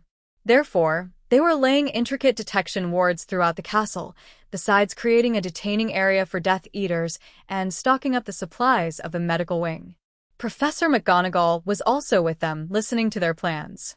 She knew little about defending the castle militarily, but she was very familiar with the castle's defenses. She lent her expertise to the team of ward constructors Ragnarok had dispatched at Hermione's request. Professor McGonagall was surprised to receive them and 3 battalions of the finest goblin warriors within half an hour of Hermione's request. She was grateful for their quick assistance and began to change her opinion of the goblins. If they had won the battle, she would put in the request to revamp the whole history syllabus in Hogwarts to support the ministry's new inclusive policies. The current syllabus emphasized on the superiority of wizards and witches, othering the other magical communities such as the goblins and the werewolves. She saw it responsible of feeding the whole pure blood myth. It was time to send Professor Binns to his next great adventure. We need to create a deceiving simple route to concentrate their attack at one point, suggested Hermione after checking the preparations carefully. Hermione was familiar with battle tactics, since Elisa did impart that knowledge to them. They picked a gentle slope and reduced the number of visible traps to encourage a concentrated attack. It was situated roughly north of the castle, east of the Quidditch pitch. The openness of the area would lure their enemies into the trap. Yes, that will help us to concentrate our defense, affirmed Arvin, stroking his chin thoughtfully. We have the Forbidden Forest and the Black Lake, quipped Hermione. It will help to reduce the space of open warfare. If Riddle plans to execute an attack, he will concentrate most of his forces here. She gestured around the open spaces around them. That is correct, milady. However, if the Dementors participate in the battle, physical barriers will be ineffective, answered the goblin commander. You don't have to worry about them, answered Hermione enigmatically. We'll retreat into the castle if we can't hold the lines. That will draw the Death Eaters and hopefully Riddle into battle, quipped Arvin. The goblin commander agreed with his speculation. The werewolves will also be more effective within the castle. I can't see how the Death Eaters will factor in, besides attacking us from within. The leader of the security force agreed. So it will be a last stand? Asked Hermione, glancing at the 3 major figures of the battle. The grim faces of the 3 leaders affirmed her fear. Unless we can get to Riddle first. Arvin met her gaze with his unflinching stare, confirming her intuition. They had to be the ones to deal with Voldemort. The troops would be too engaged with the Dark Lord's allies to lend them any assistance. It was imperative that they get rid of Voldemort since that would conclude the war. It unnerved her that Harry, and in extension she, played the same role. Should they pass on to the next world, it was a clear win for the other side. For once, their mortality seemed so real. She started to question the romantic notion of them dying together. Hermione sighed, looking into the distance. She knew that the scouts were safe. Lord Greengrass is preparing the infiltrating team. She knew that it would be filled with Order members since Moody had trained them to carry out stealth attacks before he was murdered. Amelia was in the castle helping with the defense of the castle. Sirius, on the other hand, was in St. Mungo, preparing the hospital for the inevitable battle. He had considered the space constraints of the medical wing, and he was enlisting help from the healers. He had offered to act as a communication channel between the Goblin commander, Arvin, and the rest of them to coordinate the defense on the grounds. Suddenly, her watch beeped. She was surprised to see a bloodied Cedric swimming into sight. There were dried blood in his hair and a haunted look in his eyes. Her heart sank. "Are you okay?" He nodded before informing her of the mutiny in Slytherin and the news they had gleaned from them. Her blood grew cold. Hastily, she informed Professor McGonagall immediately. The headmistress grew ashen at the dismal news. She realized that she had to deal with the Voldemort sympathizers too. She sighed. She could forgive them for their gullibility, but she could not forgive them for either attempting or taking the lives of their friends. She steeled herself. "I'll be there," answered Professor McGonagall emotionlessly. "Ms. Milady, watch over the preparations until the minister has completed constructing the detecting wards in the castle. I know you'll be in the infiltration team. Be safe, both of you. If I can't return in time, I trust that Minister Bones Black will do a good job." She hurried back into the castle. Hagrid returned from the Forbidden Forest, with Fong bounding by his side. The giant boarhound looked fidgety. "It is ready, Hermione. The acromantulas and the herds will fight with us. The centaurs have been watching a few of the campsites, and they have agreed to ambush them as soon as they make a move." The Goblin commander gave a feral grin at the news. Hastily, he issued orders to reposition his warriors at the areas unprotected by the forest. Like he, Hermione was glad for the assistance because it helped to ease the worry about overstretching their troops. "Have you evacuated the village?" He nodded his head gingerly. "Where's the headmistress?" She decided to resolve an issue that just cropped up and check on the students at the safe house. He looked concerned at the mention of a possible mutiny among the students. "It is just like the First War. You don't know who to trust. Anyone could potentially betray you." His haunting premonition lingered in the air. She glanced away. The safe house is located within the boundaries of Potter Mansion. They won't be able to get a message out of that place because of the wards the goblins had enhanced. "The house elves will watch over them," assured Hermione confidently. She was confident that Charles would not fail them. Besides, he had foreseen the problem and taken precautions. Her watch beeped ceaselessly. "Yes. Hermione, the goblins need an external energy source to maintain the wards," reported Fred stoically. "I know it's a bit last minute, but Professor Babbling said that we don't have sufficient power crystals to maintain the wards. She estimated that the castle might not have enough since we have already evacuated the students. Do we have the permission of using the forest as a source?" "No, it is not a wise idea," considered Hermione, rubbing her chin. The forest and the barriers were important to the castle's protection. "Milady, I'll be returning to the castle now. Let me be the external source. There is no way we can find another source in such a short time." Cather interrupted suddenly. "What about the mission? Will the others be able to manage in your absence? We shouldn't use your magic for this." "Don't be silly, Hermione. It wouldn't drain much of my magic. I should be able to extend the wards more than 5 miles in radius comfortably. Harry, Luna, and Hedwig will be able to complete the mission now that we have narrowed the target. This is more important. However, it also means that I won't be able to infiltrate Riddle's lair with you." Hermione weighed the issue carefully. "It means you can extend the same wards to include Riddle's hideout should we need it." "Thank you, Cather. I'll tell them to expect you in 5 minutes. Fred, tell Professor Babbling to expect Cather. He has offered to be that source for the wards," replied Hermione. Fred was astonished that they were using such a powerful creature to support the wards. "Cather thinks it might be wise to extend the wards to include Riddle's hideout at the right opportunity." His mouth formed an O shape when he understood the reason of allowing Cather to become their source of energy. "It will be very useful to restrict them to their hideout so that we can take all of them in." Hermione nodded. "We should be able to finish putting the traps by dawn. Take care of yourself, Hermione." He saluted at her playfully. "You too, Fred," returned Hermione, forming a small smile. Guided by the flowing spirits of the air, Asha found herself outside an old mansion after flying nonstop for half an hour. Her wings were getting weary, and used to the long distance. It was her maiden flight, after all. Suddenly, her wings gave away. With an unearthly shriek, she fell through the canopy of a denser part of the forest. The interlocking canopy broke her fall. She folded her wings, trying to minimize her injury. Clumsily, she landed on the soft, muddy ground, her legs folding under her weight. It took her a while to climb back on her feet to check the damage. It was foolhardy of her not to rest occasionally on her first long-distance trip. She sustained several wounds from the crash landing, but she felt all right. Weakly, she lifted a quivering wing. She was pleased to see that the branches or sticks did not injure her fragile wings. The sight of a mansion looming in a distance from her did not surprise her. It was hidden so well in the forest that she could have missed it if she did not crash. She heard the conversation between Harry and Cather.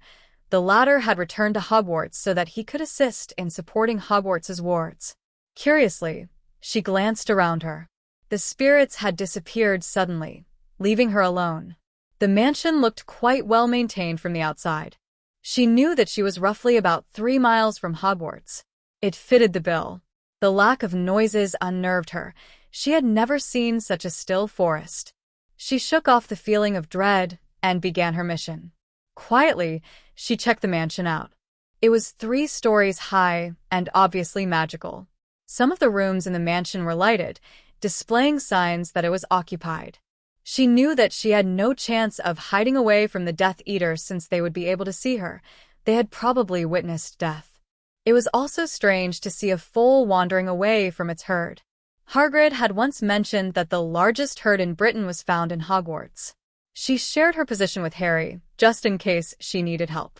She did not know how to check for wards and needed Harry's assistance. Her hunch told her that she was in the right place. There was a sense of anxiety and fear coiling in the air. The house emanated a sense of darkness, as if it was corrupted by something it contained. It took years of spending time with nature to detect these feelings. It made her edgy. She pawed the ground a few times, wondering what she ought to do. According to Harry, he had most likely changed his physical appearance since he possessed someone. All of a sudden, her sensitive nose caught a whiff of fresh blood. It was so faint that she almost missed it. Following her nose, she found herself at the window of the first floor. The scent disappeared suddenly. The person must have healed the wound. She arched her long neck and peeked in. The room was barely lighted by the roaring fire in the fireplace. It served the purpose of chasing the chill of the night away. Yet, she could help trembling. It was a large bedroom with wooden floor. She was startled to see Draco's parents in that bedroom. A large bed occupied the middle of the room, and its sheets were tangled. They barely covered Mrs. Malfoy, who was sitting on the bed, fisting the sheets close to her chest as if she was trying to protect her modesty. She was an archetypal beauty. The moonlight enhanced her silky porcelain fair skin. Her long blonde hair was disheveled, alluding to the activities that the 2 Malfoys had engaged earlier. While she was not surprised seeing them in bedroom, it was Mrs. Malfoy's expression and actions that prompted her to consider that something was very wrong. Her eyes reflected disgust and revulsion, and she was aiming that vicious gaze at her husband. Her husband, for some odd reason, looked completely relaxed. He was sitting in an armchair, facing his wife. Luna could not see the expression of the head of the Malfoy family since his back was against her, but she could tell that he was completely at ease from the manner he was sitting. It was obviously a very private moment between the couple. She was about to turn away when she heard his chuckle. It sent chills down her spine and filled her stomach with dread. She could not understand how anyone could stand being in the presence of someone so bereft of humanity. "I'm your husband for now," chortled he silkily. "It is unfortunate that I have completely consumed his soul. He has finally become that loyal servant upon death, completing my soul. I did not know that he had real devotion to you, but I can understand why. You're simply exquisite." He let out another cruel laugh. "Good Merlin." Narcissa Malfoy turned away, keeping an emotionless facade. "You've served your purpose well. I shall ask your dearest sister to watch over you while I deal with some minor inconvenience. But before I do that, let me show you the face of the father of your newly formed child." Dread filled Luna's stomach. Did he say he had sired a child? He stood up, his body glowing in the moonlight. He transformed before her. His long blonde hair gradually changed into short, wavy, and jet-black hair. It reminded her eerily of Harry, with tamer hair. He grew slightly stockier and taller. His skin grew paler. Magically, he robed himself easily. He picked up the cane by the side table casually. Luna noticed that he did not use any wand. Narcissa's eyes grew wide. She grasped her stomach in disbelief with the other hand. Lord Voldemort cackled at the plain sight of fear. His voice was lighter, sending tremors down her spine. Is it not an honor to bear the child of Lord Voldemort? I was wrong about not needing children. It isn't too late for me to realize that it is an important responsibility to ensure an heir for my distinguished house. He laughed a chilling laugh again. Bella, watch over your sister, please. The door squeaked open, revealing Bellatrix. Like her sister, her eyes grew wide at the sight of her master. Is that you, my lord? Yes, my faithful servant. Disdain laced his tone. I imagine that I must look like my dreadful father. Nonetheless, it is a small price to pay. Watch over your sister. Don't let any harm fall upon the child, commanded he, looking at Narcissa. Child. She stared at her sister's flat stomach openly. There were no curves suggesting the presence of a child. Narcissa was too stunned to react to her sister's unnerving glare. If looks could kill, Narcissa would have died from her sister's glare. He seemed almost blasé. Oh yes, she is pregnant. A test in a week's time will show that she is indeed with a child, laughed Lord Voldemort coldly. It was as if he took pleasure from her agony. Another precious niece or nephew to replace that traitor. He would die very soon, hopefully by my hand. No one can betray the Lord Voldemort and live. He shot a feral grin. Narcissa's shoulders slumped, as if she was unable to take the news that she had conceived a child of the murderer of her husband. That same man planned to murder her only son. Why you? He scoffed and laughed. Absently, he spun around to face the window. For the first time, Luna came face to face with Lord Voldemort. Lord Voldemort looked like he was around 20 and was very good-looking. He had wavy black hair, charming boyish features, and an air of gravitas. Luna was sure that she wouldn't suspect that he might be the dreaded Dark Lord from his young appearance. It was as if he had regained his youth through the complete possession of Malfoy. The irises of his eyes were still blood-red, giving him an ominous look. Don't you think it's strange to see a thestral foal eavesdropping by the window? Posed Lord Voldemort quietly, the corners of his lips lifting to form a thin smile. That's decidedly human. Bloody Merlin. Ropes, appearing from nowhere, wind around her body suddenly, restricting her movement. She whined and struggled violently against her restraints, but could not break free. Still struggling, she found herself in the air. He was watching her keenly, stroking his chin contemplatively. Her heart pounded violently in her chest. She was really in trouble. His voice was silky smooth, visible to only those who have seen death. It is a powerful and useful animagus form if you're a wizard or a witch. You could also be attracted to blood. I bled a few moments ago, added he absently, scrutinizing Asha carefully. The thestral foal calmed down visibly, as if submitting to its fate. He levitated a calm Asha into a small cage wandlessly. The lack of space forced Asha into a painful position, with her legs folded, pressing against her stomach and her wings excruciatingly constrained to her back. To add to her pain, Voldemort nearly halved the space in the cage. The bars of the cage pressed agonizingly on her, putting pressure on her limbs and her body. Asha's whines of pain grew increasingly shrill until distinctive, snap, sounds could be heard. Her legs broke from the unnatural position Lord Voldemort had placed her in. Lord Voldemort smiled. He contemplated attempting to reverse the animagus transformation. Before he could decide, he spotted Narcissa try to reach for her wand. He could read her thoughts clearly from her wild eyes. She wanted to take his life before taking her own. Instantly, he disarmed her and tied her to the bedpost with ropes, leaving her unclothed. Tisk, TSK. We can't have you doing that to yourself, said Lord Voldemort smoothly, tipping her chin with his long, pale fingers. You should be honored that you will bear the direct descendant of Salazar Slytherin, heir to the most ancient and noble house of Gaunts and child of the most powerful wizard alive. Bella, please ask Severus to brew a draught of living death immediately for your sister. We can't have her injuring the child. Sarcasm dripped from his tone. She glared murderously at him, maintaining the proud tilt of her head. Bella grinned manically at the sight of her degraded sister. Gleefully, she left to do her master's bidding. He pocketed Narcissa's wand. I shall leave you to the company of the Thestral. I'm not too sure if you could see it, but it is in the cage. He turned to look at the still Thestral foal in the cage. It was staring back at him with its light blue eyes. I will return soon to check if you're human. I'm going to prepare a welcoming party in honor of your friends who will attempt to save you. The Thestral foal held his gaze unflinchingly.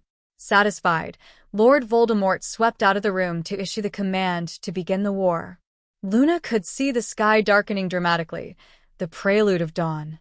She could tell that the window was facing east, since the sky at the east would always be the darkest before dawn. Luna was panicking. She took a deep breath, contemplating her choices carefully. It reduced her pain slightly. Harry Riddle spotted me eavesdropping at his window, and I am now caged. Do not waste any resources trying to save me. He's too powerful for you to confront him alone. She could barely send out coherent thoughts due to the pain that was coursing through her in paralyzing waves. Lord Voldemort could use magic wandlessly so effortlessly. It appeared as if his magic had increased after properly regaining a body, through absorbing another soul. The room was filled with the sounds of someone sobbing bitterly.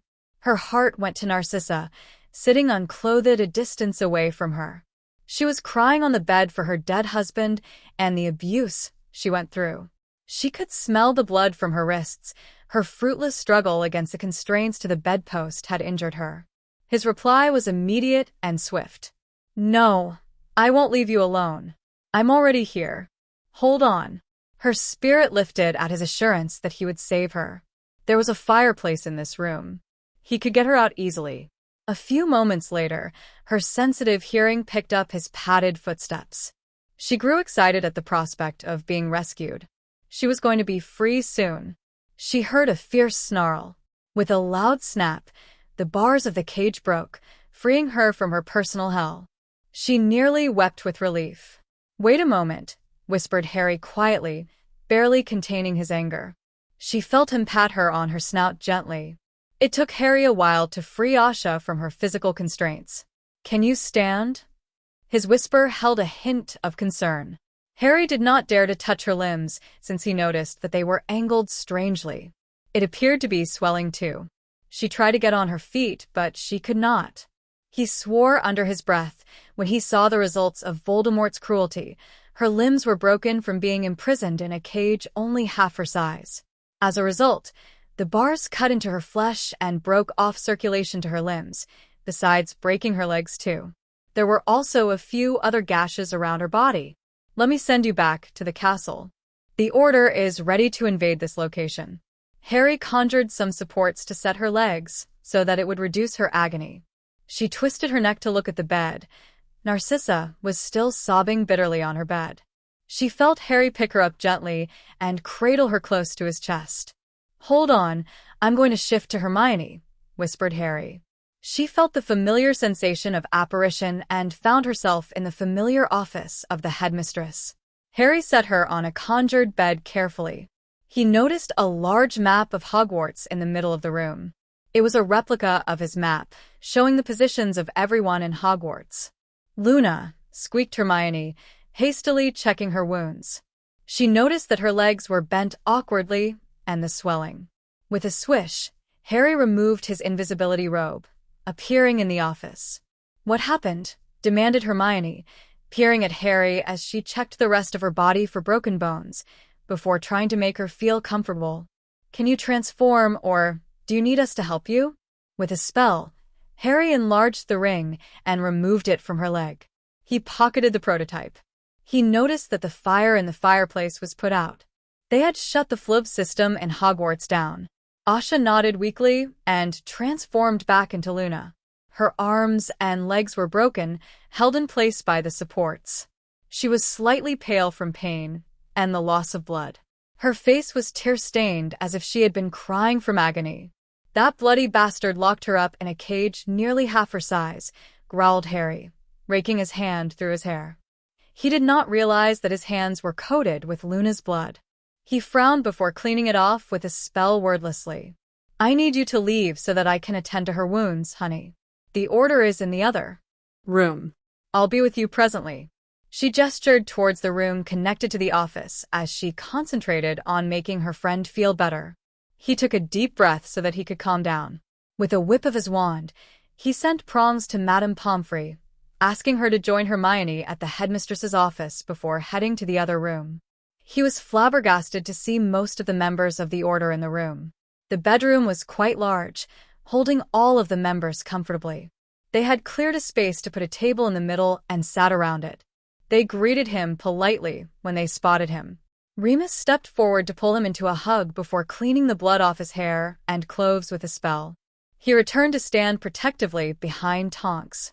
From the way he was hovering protectively over her, he was certain that they were dating. He searched the faces in the room and noticed that most of them were high-level staff in the ministry. "Sometimes I really wonder if Moody knows what he is doing. If any of you perished in the infiltration, I'll have a lot to answer to Amelia." The palpable anxiety in the room disappeared. His statement incited laughter from some of the members like Hestia and Emmeline. Both of them were directors in the ministry. Amos, the vice minister, barely contained his own laughter. All of them were outfitted in basilisk armor, ready for combat. "You think so little of us? There are always capable people within our departments to take over our positions." "We're not exactly dispensable," offered Emmeline, good-naturedly.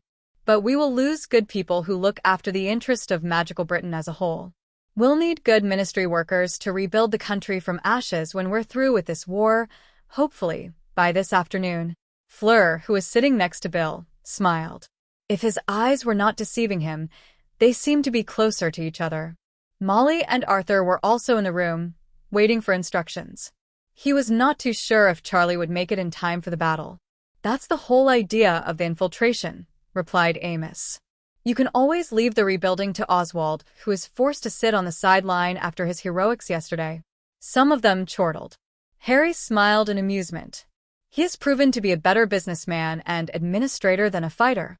He conjured a rough map of the hideout of the mansion and placed it in the middle of the table. It expanded into a three-dimensional model of the three-story mansion. It reflected the first and second level in great details, but there was little on the third level.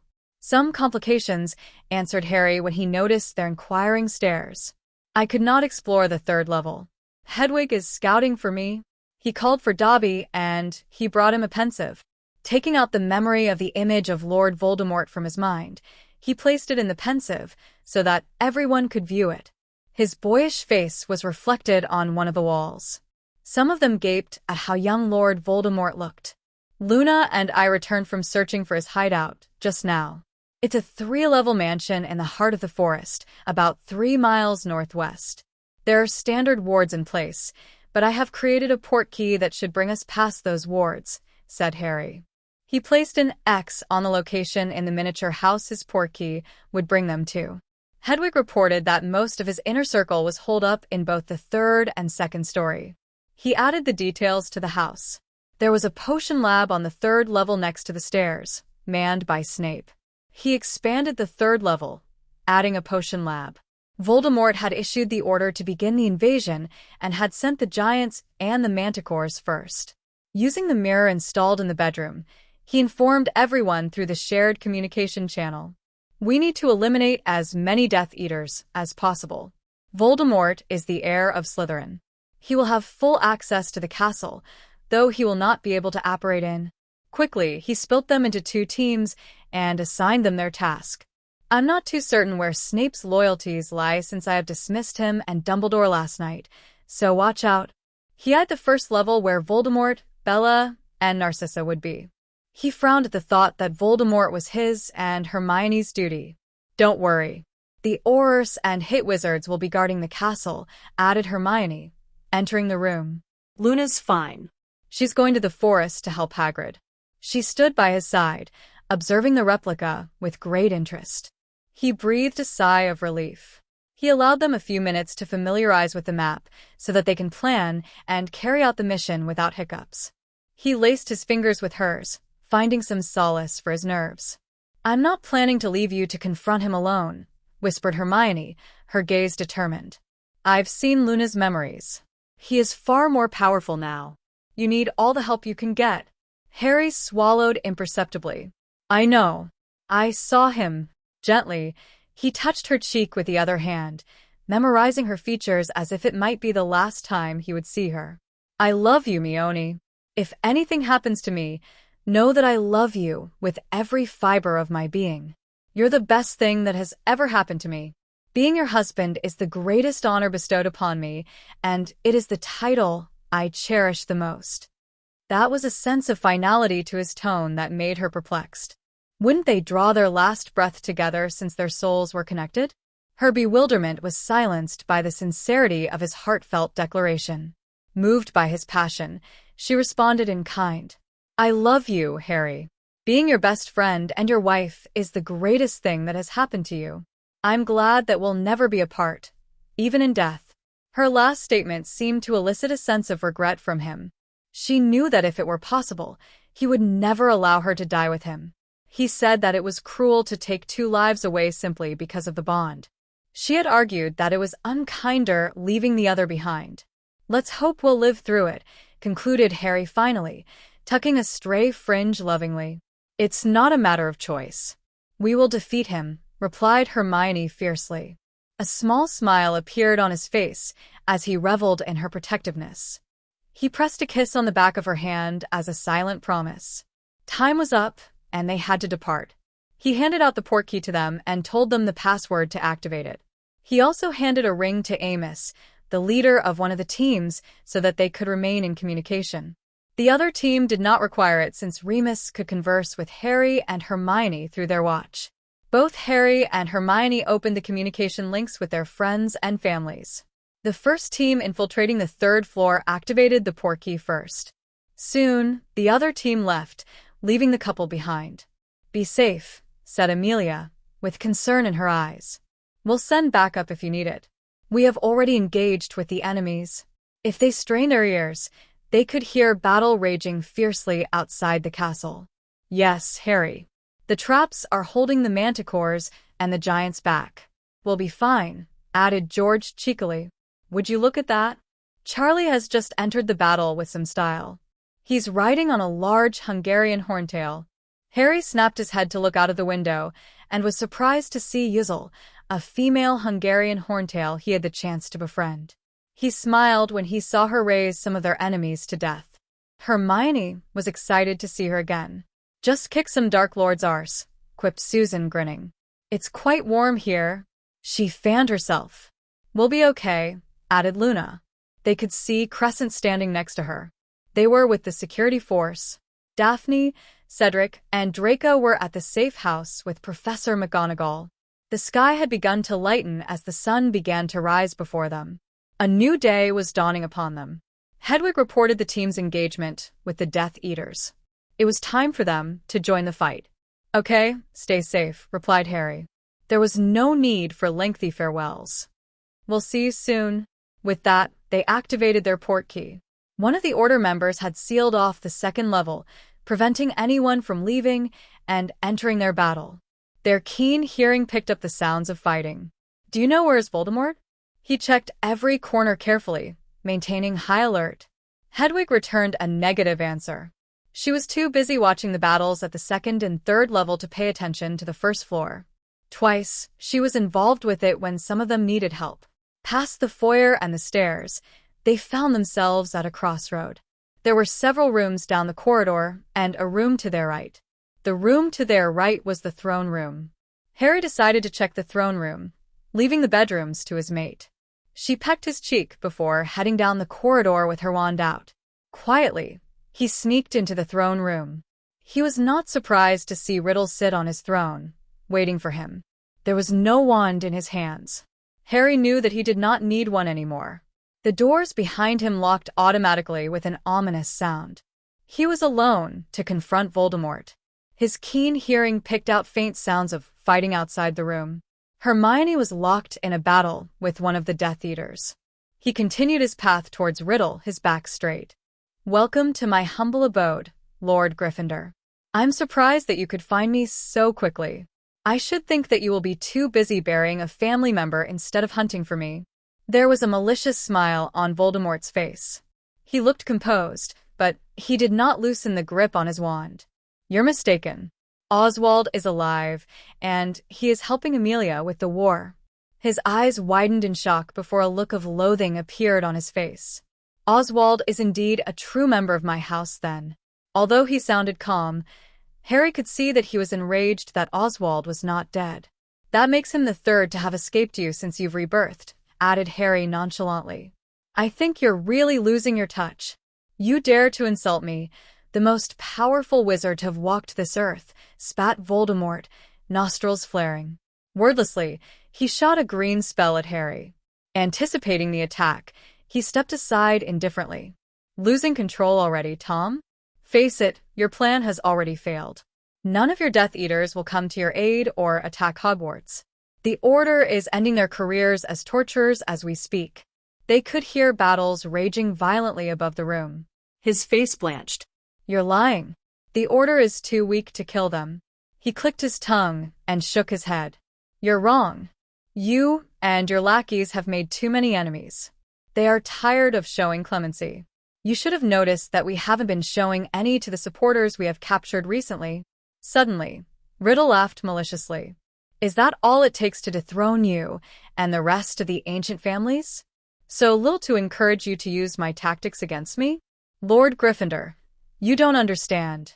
You and your family have become like me. You've already lost the war the moment you threw your morals out of the window." His laughter resounded around the large room. The layout of the room was quite simple. There were a few pillars erected along both sides of the carpet that led to the throne. Harry smiled slightly, unnerving Riddle. "You're wrong again, Tom. We're fighting to maintain our morals and honor the memories of our fallen friends and family." He drew himself to his full height, looking every inch like a powerful lord. "We do not take insults well. You've tried too many times to kill one of us, and we can tolerate no more. You'll lose, heir of a disgraced family." Harry conjured a stone wall to absorb the multiple killing spells that Lord Voldemort had unleashed on him. Calmly, he stepped away as the wall exploded to pieces. He wasn't the boy he fought with in the graveyard. Riddle climbed to his feet, casting a fiend fire. It raised the pillars that held the room up, setting the carpet on fire. Harry extinguished the fire without batting an eyelash. He fired a few blasting and cutting spells in return, but they were deflected by Voldemort's shield. A dark curse stung his shoulder slightly when he did not have time to dodge after the attack. It surprised him since he was wearing a basilisk armor. He closed the distance between them, knowing that it would force Voldemort into using spells with shorter incantation. Riddle's stamina was excellent. He did not even seem tired from firing multiple powerful spells without resting. He knew that his large magical reserve was the result of the soul bond. Riddle, in his own right, was a powerful wizard. It was proving to be a difficult battle. Riddle conjured several large and poisonous snakes and sent them after him as he tried another attack, slowing Harry down for the final blow. The large serpents, encouraged by Riddle, worked systematically, trying to corner him by attacking him from a distance while dodging his spells. Harry knew that they were lethal. He spotted a few king cobras and vipers. He knew that Voldemort would have altered them magically to deal a fatal blow upon a single bite. "Is that all your professors have taught you?" mocked Riddle. Swiftly, he withdrew the sword of Gryffindor with a flourish and beheaded a few of them when they attacked, leaving only 2 of them for him to fight with. He dropped into a roll when Voldemort fired arrows at him, before casting a body-bind spell. He hastily picked himself up, beheading the snakes in a swift stroke. He tried to fire a few expulso, but none of them had hit his target because Riddle had disappeared. It was impossible. Cathair had extended the anti-apparition barriers to cover the mansion before the first team had entered the mansion. It did not make sense. Suddenly, he heard a spell bolting past him from another direction. He bent slightly, barely avoiding the spell. Voldemort was in a different location, staring at him with malicious eyes. Before he could figure the reason out, he had to dodge another killing spell. Hastily, he picked himself up, cutting 2 snakes into halves as he fired a few expulso. The obstacles that Riddle appeared to be placing between him as a way of tiring him down were irritating Harry. He transformed into shadow and appeared behind him. A granite wall Riddle had conjured suddenly appeared below Shadow, making contact with him with an ugly crunch. It sent him soaring to the other part of the room where the serpents were. He saw stars for a moment. Hastily, he light-traveled to a safe place to regain his bearings. Thankfully, they faded immediately. He raised the rest of the snakes into crisp with his flames, tired of playing safe. By accident, one of the fireballs caught Voldemort on his shoulder, setting his robes on fire. He discarded it hastily before firing a few more killing spells in different directions. He conjured another robe quickly. Impressive. Your flames could actually burn through my shield. A fire wolf for an animagus form. How wonderful. I wonder what the form your wife takes. Another wolf, perhaps? The mention of his wife stunned him for a moment. He was hit by a knee-locking curse, causing him to collapse on the ground. Immediately, he transformed back into Harry. He swore inwardly for being so careless. His head pounded violently from the fall. His vision was obscured by blood trickling from his head. The granite wall had injured him badly. Voldemort disarmed him wordlessly, summoning his wand into his hand. The sword of Gryffindor was banished to the side of the room. His heart was slamming violently against his ribs. Voldemort chuckled brightly. Do you think your secret is well kept? Imagine my disbelief when I discovered that you are already married. It didn't take a long time to figure why you were. You share a soul bond with her? His malevolent laughter rang across the room, sending shivers down his spine. A mere mudblood wishing to gain foothold in magical Britain. I'll make an example of her soon. He snapped his wand into half. His lips quivered. His stomach sank. He was suddenly conscious of her absence. Mione, where are you? Answer me. Her mental shields were up. What did you do to her? His eyes grew wild with worry. He took several deep breaths, forcing himself to think logically. Hermione was still alive because he was. He could not lose his concentration. Fear, which was asphyxiating him, loosened its hold on him. His red eyes gleamed menacingly. I prepared a welcoming party to greet her properly. He cocked his head aside, as if he was trying to listen. I think they're still fighting in the next room. Ropes shot out from nowhere, tying Harry up. Harry felt almost relieved. I'll force you to watch your wife die. I'll see if this hocus-pocus is actually true. Will you actually die if she is killed? He let out another laugh as he approached Harry as if he had defeated him properly. Harry glanced around the room, hatching a plan to defeat his enemy. The Weasley twins were glad that the traps were holding off their attackers splendidly. Neville's plants made the traps deadly. None of the giants or werewolves noticed that they were the genetically modified version of Devil's Snare. It could exist in the sun. They watched from the trenches, intervening occasionally by dropping trunks with stakes pounded into it on their enemies. It sickened them slightly, but they steeled their nerves, knowing that if they did not kill them, they would have taken their lives easily. Their spirits soared when they spotted a black dragon appearing above them. They took cover immediately. Before their very eyes, it raised their enemies to the ground. Fred smiled when he saw Charlie on him. It flew past them towards the open area on the north. The goblins thumped their chest plates cheerfully as if they were assured of victory of the castle, cheering loudly. They were soon joined by the security force who was defending another area of the castle. Their loud cheering suggested that the Black Dragon had also helped them.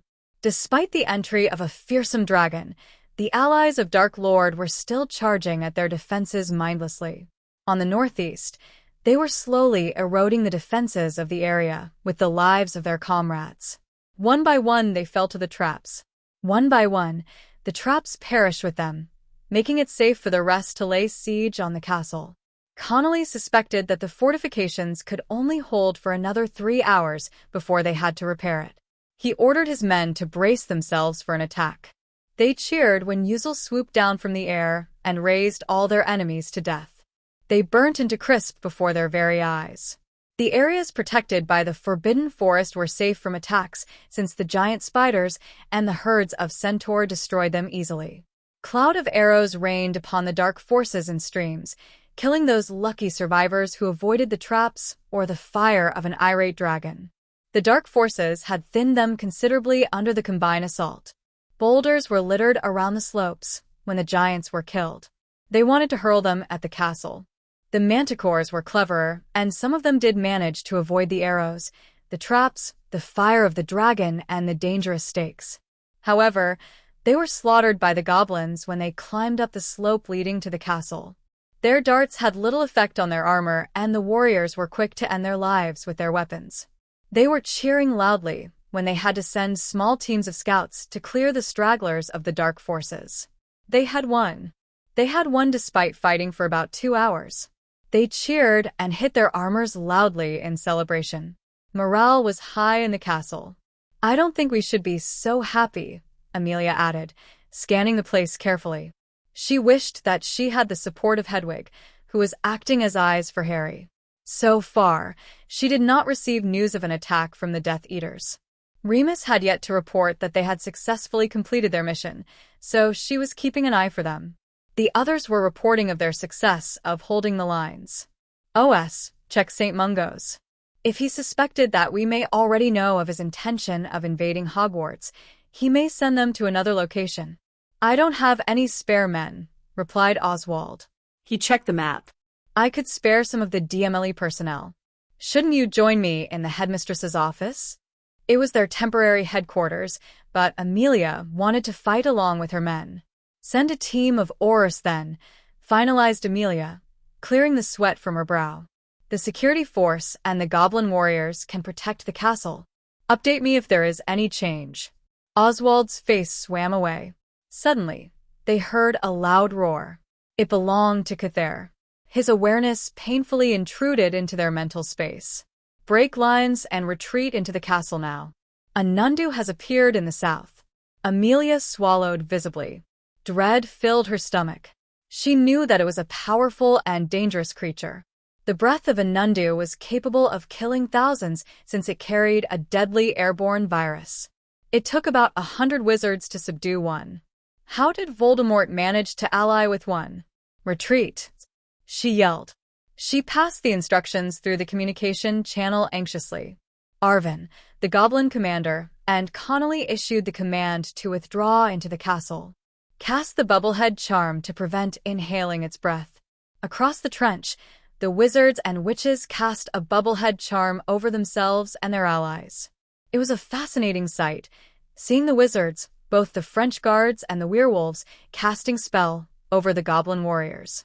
Together, they retreated into the castle, knowing that they would most likely need to engage in another battle within the castle.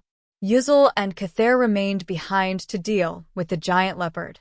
Yuzel allowed Charlie to take refuge in the tower of the castle before returning to fight alongside the legendary Griffin. He communicated with his mind, asking her to lend her strength in forcing the Nundu away from the castle before they took it apart. Yuzel bellowed in agreement.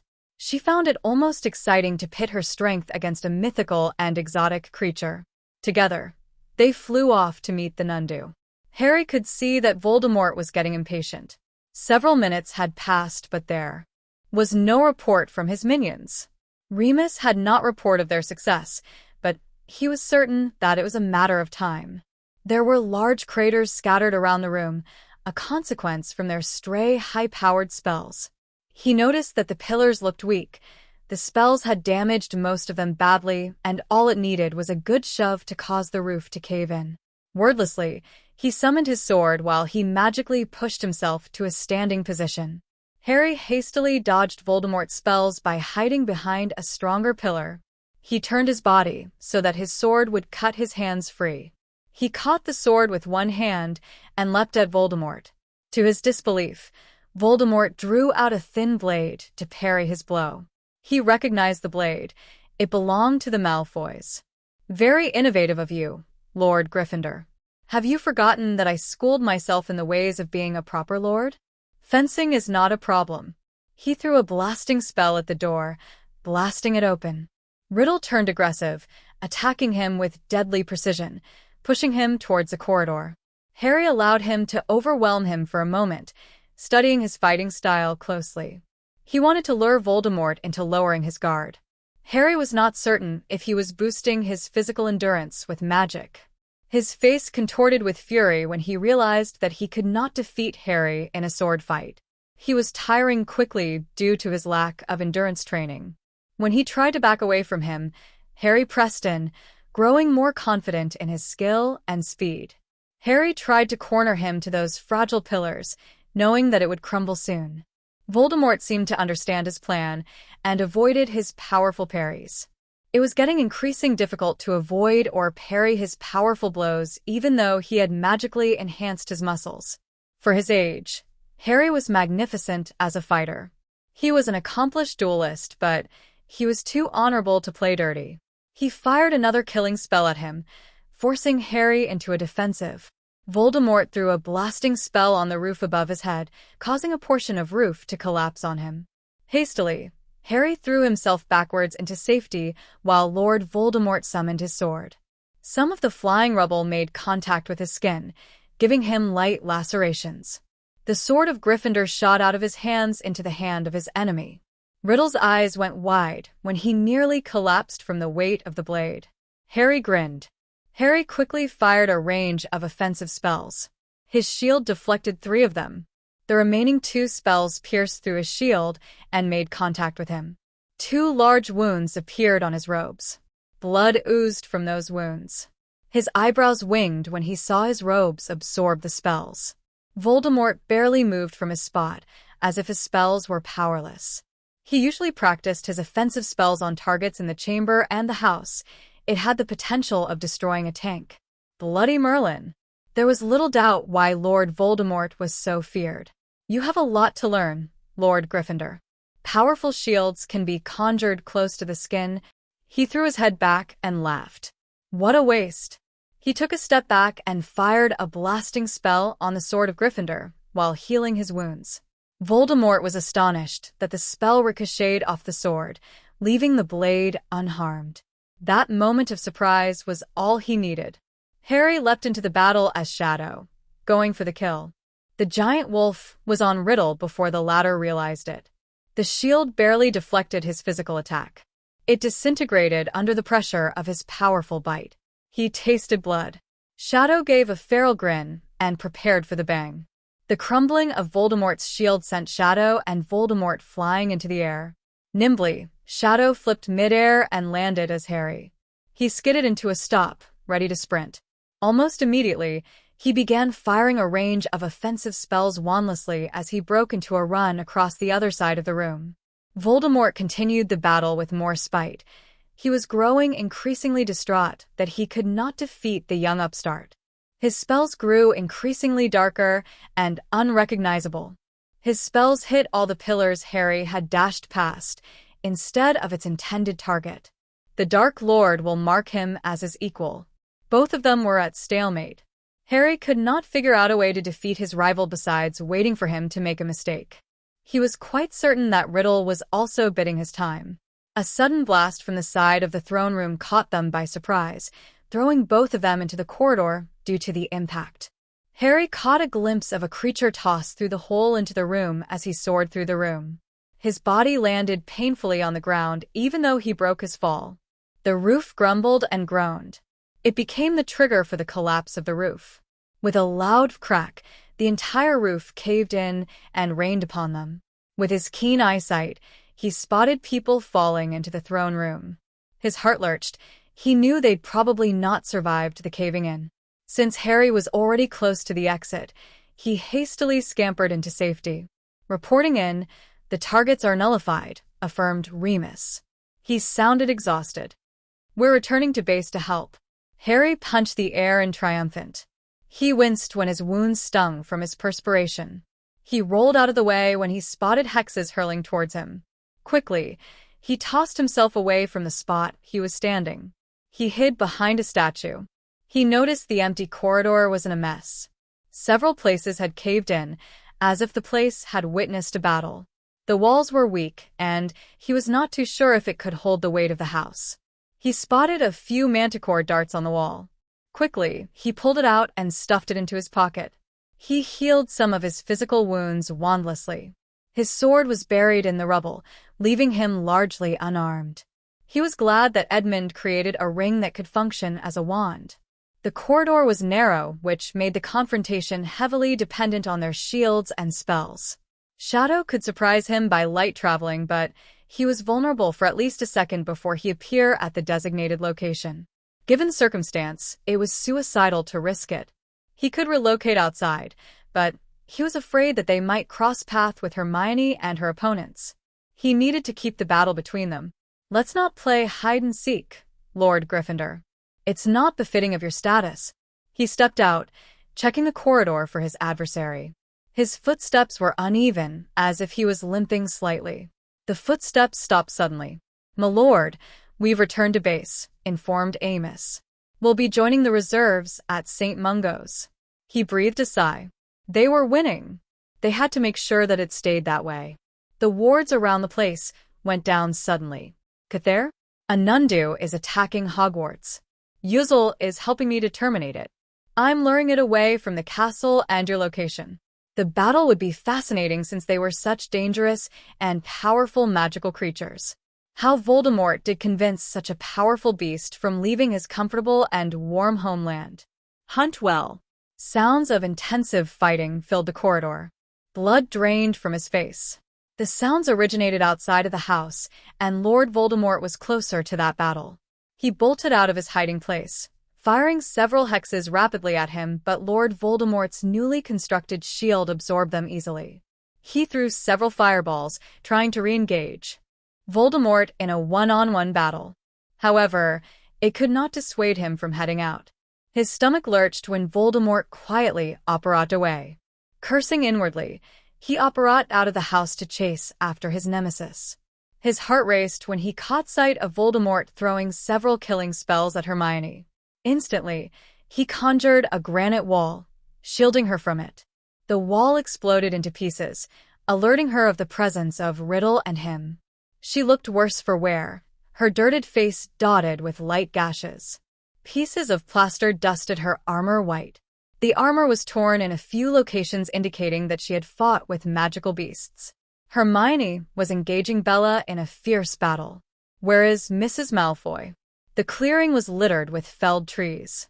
He spotted a few dead manticores lying on the ground. Some parts of its body were frozen. He smiled at the sight of his mate. The sight of her boosted his strength.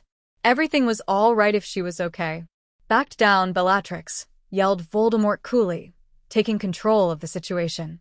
"I'll handle this. I'll handle them." He shot a few spells at both of them. Harry covered Hermione by deflecting them away effortlessly. Voldemort appeared to be surprised that Harry was growing increasingly confident.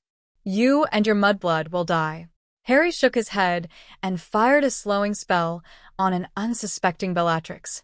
Immediately, Hermione ended her life. "No," Voldemort growled, watching his lieutenant fall before him. The last of his most loyal Death Eaters had fallen. Harry's jaws stiffened when he watched the Death Eater collapse on the dirt ground, holding her stomach. "Impressive, Lady Gryffindor." Harry could hear the delight in his voice. "You're unlike your husband, who is too weak to take a life." Hermione scoffed, picking herself up. "Thank you for your welcoming party. It was most unfortunate that Mrs. Malfoy perished when Bella brought the roof down. I heard that you sired a child with her." Voldemort's eyes grew wide. "No. "You silly girl. You don't know what you have done. I'll have both of your lives." The teenagers rolled out of the way when Voldemort fired spells recklessly at them. They sprinted in two different directions, avoiding his hexes easily. Voldemort tried to anticipate the direction they were moving in, but they were too quick for him. Several bolts of different color flew past them. She could not identify most of them. They made contact with the trees around them. They cracked and fell to the ground. They removed their mental shields so that they could move as a unit. Hermione was fatigued from her fights. "I believe we need to destroy both his soul and body." Adrenaline pumped through them, giving them the energy to fight. "My sword is in the house." They shared a glance. He inclined his head in a nod. Hastily, he summoned his sword into his hand. She changed her tactics immediately, choosing to go offensive.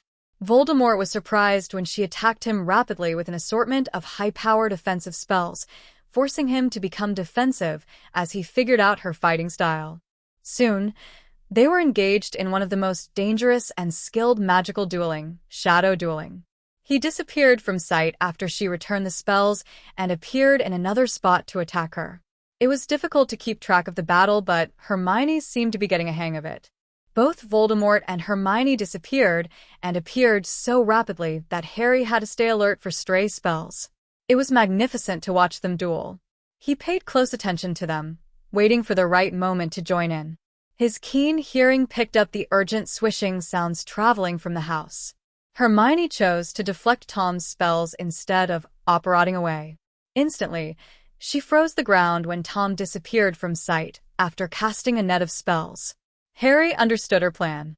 Voldemort appeared next to him, slipped, and fell to the ground.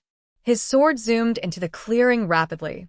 Plucking it midair, he leapt at Voldemort, with his sword raised above his head in an arc to deal the final blow. The sword penetrated through his shields, cutting him on his shoulder. Voldemort disappeared at once when he noticed that he was at disadvantage and appeared a distance away from them. He stood among the trees. There was fear in his eyes. They were a formidable pair together. His eyes widened in fear when he realized that the prophecy did not mention Harry's soulmate. He had marked Harry as an equal, but his wife would upset the balance. For a moment he realized how mortal he was. From the corner of his eye, Harry spotted a sickly purple bolt heading towards Hermione from the trees. It was too dangerous to use a shield. Thoughtlessly, he threw himself in front of his wife. Harry! He screamed when he felt his shoulder burn excruciatingly. The dark purple spell slashed through his armor, wounding him badly. He collapsed on the ground, grabbing his shoulder with one of his hands. His mental shield cut off all contact between his wife and him. He skidded across the muddy ground, groaning in pain. Hermione's eyes narrowed when she finally saw the face of the assailant, Severus Snape. "You," spat Hermione venomously, pointing a shaking finger at him. Severus Snape stepped into the clearing nonchalantly, his wand pointing at Harry. His robes billowed behind him. He closed the distance between him and Harry, pressing his wand on his neck. "Don't move unless both of you have a death wish." Hermione nearly launched herself at him, but she stopped when Riddle shot a warning spell at her feet. She threw herself away from them, landing on her feet. "My lord," intoned Snape, bowing slightly, turning to regard the Dark Lord. There was a gleeful look in his eyes when he met Hermione's enraged gaze. She shook with rage at his betrayal. "It's good to see you again, Severus," grinned Riddle, looking at Hermione. Her fists were clenched with fury. "Surprised to see your potions mastered? I was never loyal to that eccentric order or Hogwarts. You, together with your husband, shamed me on numerous occasions, and I was forced to submit to Dumbledore's idiotic request, including the last one. I had to leave magical Britain simply because your conceited husband ordered me to." "Why you be betrayed and my mum," gritted Harry, pressing on his wound. His face was pale. Using the sword of Gryffindor, he supported himself into a sitting position. Snape stepped away from him, but kept his wand trained on him. "You did her a disservice when you asked her sister to move. I was looking forward to her torture after leading the team to kill her precious whale of a husband. She used to bully Lily and me because we were different. That's enough. Shall I torture her, my lord?" Voldemort conjured a chair next to Harry and sat down with a smile on his face. "Teach the mudblood her place." Snape turned his wand on her, gleefully preparing to torture her. "I really thought that you have forgiven her for it, Severus," came another voice. Hermione wasn't astounded to see Dumbledore striding into the clearing as if it was an informal and friendly meeting. He looked every inch a formidable warrior. Revulsion etched on his face when Snape caught sight of his former employer. "You don't know me well, Dumbledore." "Dumbledore," spat Tom, leaping to his feet. He looked at Riddle calmly. Fear flashed in Riddle's eyes when he looked into the usually kind face of his professor, Professor Dumbledore. "Hello, Tom." Time is kind to you, you haven't changed much. His eyes gleamed with amusement. Dumbledore smiled and dodged the spell that Voldemort had thrown at him. It's time for me to pay some of my debt, my lord. See to his welfare. Wordlessly, Dumbledore engaged both of them in a complex and breathtaking battle, diverting Voldemort and Snape from the teenagers. Hermione sprinted to Harry's side. The injury was quite severe, and despite his efforts to stop the bleeding, it was bleeding profusely. His armor was nearly soaked with his blood. Hermione bit her lips as she checked his wound. Her heart was racing, seeing her mate in such a state. I'll have to use non-magical methods. It's a dark spell. You can't heal it magically. Gently, she unclothed his torso, so that she could reach the wound. The wound was so deep that she could almost see the bone. Thankfully, the wound was nowhere near his organs. Quickly, she worked on his wound, stopping the bleeding and closing his wound. She compressed a few buttons and withdrew a blood-replenishing potion from her watch. She handed him the vial, while she kept an eye on the battle. Dumbledore had directed the battle away from the clearing to the forest so that the stray spells would not hit them. All three of them were very experienced duelists, especially Dumbledore. He used simple spells in the most creative and effective manner. Despite his age, he was very agile and quick. Harry and Hermione understood why he used to be the leader of the light. Both Voldemort and Snape were out to take him out permanently with their dark spells. All three of them took several hits. They were bleeding from several places. The three of them disappeared from their sight, appearing in another place. They could roughly tell where they were from the sound of collapsing trees. She pressed a kiss on his sweaty brow, wrapping her arms around him. It'll take some time for the potion to work. Color was returning to his face slowly. There must be a way to take both of them out, remarked Harry. He was regaining his energy. Being close to her put him at ease. The battle swirled around them. Not when they're shadow dueling, retorted Hermione. Slowly, he sat up, with the help of Hermione. We might hit Dumbledore. I tried every trick I could think of when I was fighting with him. His magical shields are impregnable. His brows scrunched to form a frown. I was surprised when he could fight with a blade. Hermione wore a contemplative look. We need to eliminate the weak link first. Riddle was threatened by both of us. She handed him his sword after reinforcing the cutting hex on its sides. Do you think your pistol could fire a manticore dart? Carefully, he levitated them out of his pocket so that she could take a closer look. Magically, she reshaped it into a bullet. Withdrawing her pistol, she loaded it with 3 of them. That would be a yes then. Suddenly, a blood-curdling scream filled the air. The noises of battle seemed to fade away. They shared a panicked look. Both teenagers sprinted to the scene. Their hearts nearly stopped when they saw the lifeless body of Snape and a dying Dumbledore. The ancient man was lying on the ground, beyond the pile of fallen trees. Lord Voldemort looked simply overjoyed since he managed to defeat one of the most powerful wizards of all time. Dumbledore never looked more frail and helpless. You see, Dumbledore, I'm truly the greatest wizard of all times. He stood over his victim, like an executor. There was a weak smile on Dumbledore's face when he saw the teenagers. Their keen hearing could pick up his final words. I'm sorry, Harry. For a moment, they were returned to the first time they stood before him as he presided over their wedding. For a moment, all the grudges they held against melted away with his sincere apology. The green light stuck him straight on his chest, jolting his body. Then his body grew still when it hit the ground. No, whimpered Hermione, covering her mouth in shock. She shook her head in disbelief. Harry clenched his sword tightly, his eyes slightly moistened. The ex-headmaster of Hogwarts finally closed his eyes for the last time as he slipped into eternal slumber. No, growled Harry angrily, allowing his blind rage to take full control of him. Without a thought, he changed into Shadow. With a powerful spring, he leapt over the debris and came face to face with a hysterical Riddle. Shadow was bearing down on him swiftly, advancing with his mouth open. Voldemort was too shocked to react to his presence. Nimbly, without breaking his stride, his razor-like teeth punctuated through his shields, sinking into his arm. Shadow could taste his blood. Quickly, he tossed his head from side to side, tearing one of his arms apart, causing Voldemort to screech in pain. A sickening crack sound echoed in the forest. Blood spurted from his stump as Riddle clutched on what used to be his arm in pain.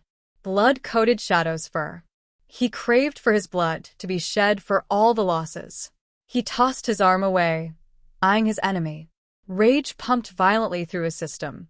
Sitting on its haunches, Shadow looked ready to pounce any moment again. "Watch out, Harry." She pressed the trigger, firing the manticore dart on Voldemort. Her aim was true. It struck him on his chest. He jerked from the shot. Shadow light traveled behind him, barely avoiding his spell. It struck the tree with so much force that it snapped half. With a loud crack, it began to fall on Hermione. Effortlessly, she rolled out of the way into the pathway of a sickly yellow spell. Hermione eyed the incoming spell with muted silence. She was cornered. She conjured a shield and hoped that it was enough to keep her alive. Knowing that he was falling into Voldemort's trap, he light-traveled before her to become her shield. The crafty Dark Lord knew that he would sacrifice himself for her. Hermione, knowing that she could not change his mind, fired 2 more manticore darts at Riddle, speeding up the process of his death. They struck him at his heart, but they did not erase the ominous grin on his face. The nameless spell struck Shadow. Immediately, he was flung back, soaring past her into a tree with a terrible and loud crunch. Pain jolted through his whole system, as if his nerves were burnt by red-hot metal brands. He howled in agony. The pain did not stop and increased with intensity. He tried to climb to his feet, but he couldn't. The impact had broken his spine. His eyes fell on his nemesis. Lord Voldemort was still smiling at him, even though he was losing blood at a rapid rate. His lips were turning black as if he was poisoned. Shadow transformed back into Harry, his life draining rapidly from him as if it was siphoned by something. "A spell I learnt from the library for my enemy. It kills the target slowly and painfully." Riddle laughed brightly again, holding his chest with his good hand. "I'll rise again. I wouldn't be defeated." He spat out blood. Panicky, he tried to check on Hermione. It took him a lot of effort to push his body into a position where he could see her. His heart broke. Hermione was on the ground, writhing in pain. "Master, wait for me. I'm coming. Please hold on, please." Cuthair's anxious voice barely reached him. His vision blurred. "No," he whimpered. He could barely hear Riddle's cold and hysterical laughter vibrating around the clearing as he watched the Dark Lord sat in his own pool of blood. Riddle continued guffawing hysterically, as if he was unaware of his mortality. "I won. I beat Lord Gryffindor. It's the end of the glorious Potter family." He threw his head and laughed riotously, blood staining his lips. His pain was losing its hold on him, as if his mind was wandering away. Automatically, he thought of Hermione. He remembered the first time he laid his eyes on her, her messy hair flying wildly behind her as she entered the cabin he was sharing with Ron. Her compassion and determination astounded him. He could not wrap his mind around the reason why she would take up a thankless task of helping a boy she barely knew find his toad. She deserved so much more in life. His mind cleared as a sudden burst of energy filled him. "It's all right, Cuthair. Help me to take care of your mistress. Promise me." Cuthair's trepidation increased dramatically. "What are you going to do?" "Don't do anything foolish, Master, please." He lowered his shields for a moment, wincing when he shared her agony. Despite her pain, he felt her relief for this small connection they shared with each other. He knew he was going to break her heart. "I'm sorry, Angel. We'll see each other soon." He firmly shut his mental shield, severing their mind link. His mind drifted to the final conversation he had with Edmund. "Harry, don't you think it's cruel? Both of you have known a life with each other. You are complete with each other. I doubt that Hermione would be able to survive if she loses you." Edmund was pleading him to reconsider. He had already made up his mind. "Don't you think you're a bit romantic about the whole affair? Either of us might be fatally wounded in a circumstance that is not beneficial for others. It might be better if one of us survives to get rid of the threat. Would you teach Hermione?" Harry kept his silence. The man in the painting sighed. Reluctantly, Edmund taught him what he needed to know. Determined, he concentrated on his next task, keeping Hermione alive. She wouldn't forgive him, but she would be alive. With all his energy, he searched for the magical bond that joined their souls together and broke it. Smiling, he faded into the void. Chapter 55. Till Death Do Us Apart. The entrance hall was completely packed with people. After the last batch of troops marched into the hall, their chainmail rustling, they sealed the castle completely to prevent any contamination of the air. They could hear the echoes of Usel's loud bellows, which mean that they weren't very far. Someone had cast a spell to improve the circulation of the air. The leaders took account of their strength. Susan darted around the troops nimbly, desperately searching for her friends. She was attached to the goblins during the first confrontation. She grew relieved when she spotted Luna and Neville. Excitedly, she waved them over before crushing them in a hug. George and Fred appeared moments later, and she pulled them into the group embrace. They were alive. They survived the first confrontation. All of you did a good job on constructing the defenses, praised Susan warmly, grinning at the boys. Her flaming red hair was messy and cluttered with dirt. She swept the offending fringe away, grinning happily at her friends. The Weasley twins and Neville sheepishly thanked her for the compliment. It was, after all, not their sole effort. She drew Luna into an embrace again. "Anne told me that you were quite hurt after Voldemort saw through your disguise. I'm so glad that you're alive." She squeezed the younger girl tightly, barely controlling her tears. Luna, moved, returned the embrace. "I'm fine. Harry rescued me." She patted comfortingly on Susan's back before drawing away from her embrace. Neville took her hand immediately, smiling tenderly at her. A large smile appeared on Susan's face when she witnessed such a tender moment between Neville and Luna. "Esu." Fred moved forward, as if he wanted to say something to her. Susan gave him an encouraging smile. As if sensing that they needed a private moment together, their friends left them alone. Her cheeks burnt when she met Fred's nervous gaze. He swallowed visibly. He scratched the back of his head almost endearingly before fixing his gaze on his feet. Her heart fluttered uncontrollably. She stared at her feet, wondering what she could say to break the rising tension between both of them. Then, the piercing alarm broke his musing.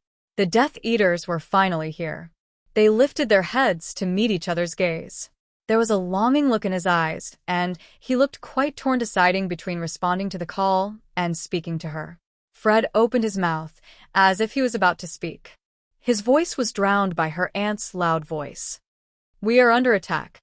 There is a breach in the 3rd floor and the grounds. We'll split up and end these idiots." They had to return to their duties immediately. Almost immediately, the crowd broke up nosily, splitting themselves into teams to welcome their invaders. She spotted the goblin leader she was working with. "I need Fred and George to lead some of our people into the secret passageways in Hogwarts. I believe Wormtail is with them."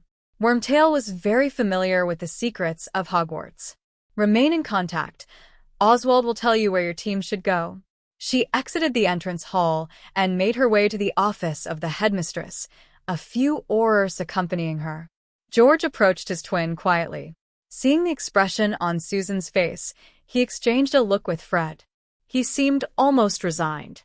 George patted him on his shoulder before departing to meet his team. Out of the corner of her eye, she saw Neville and Luna return to their duties. Susan smiled shyly at him. "Let's talk after this." Not expecting an answer, she turned away to join her team.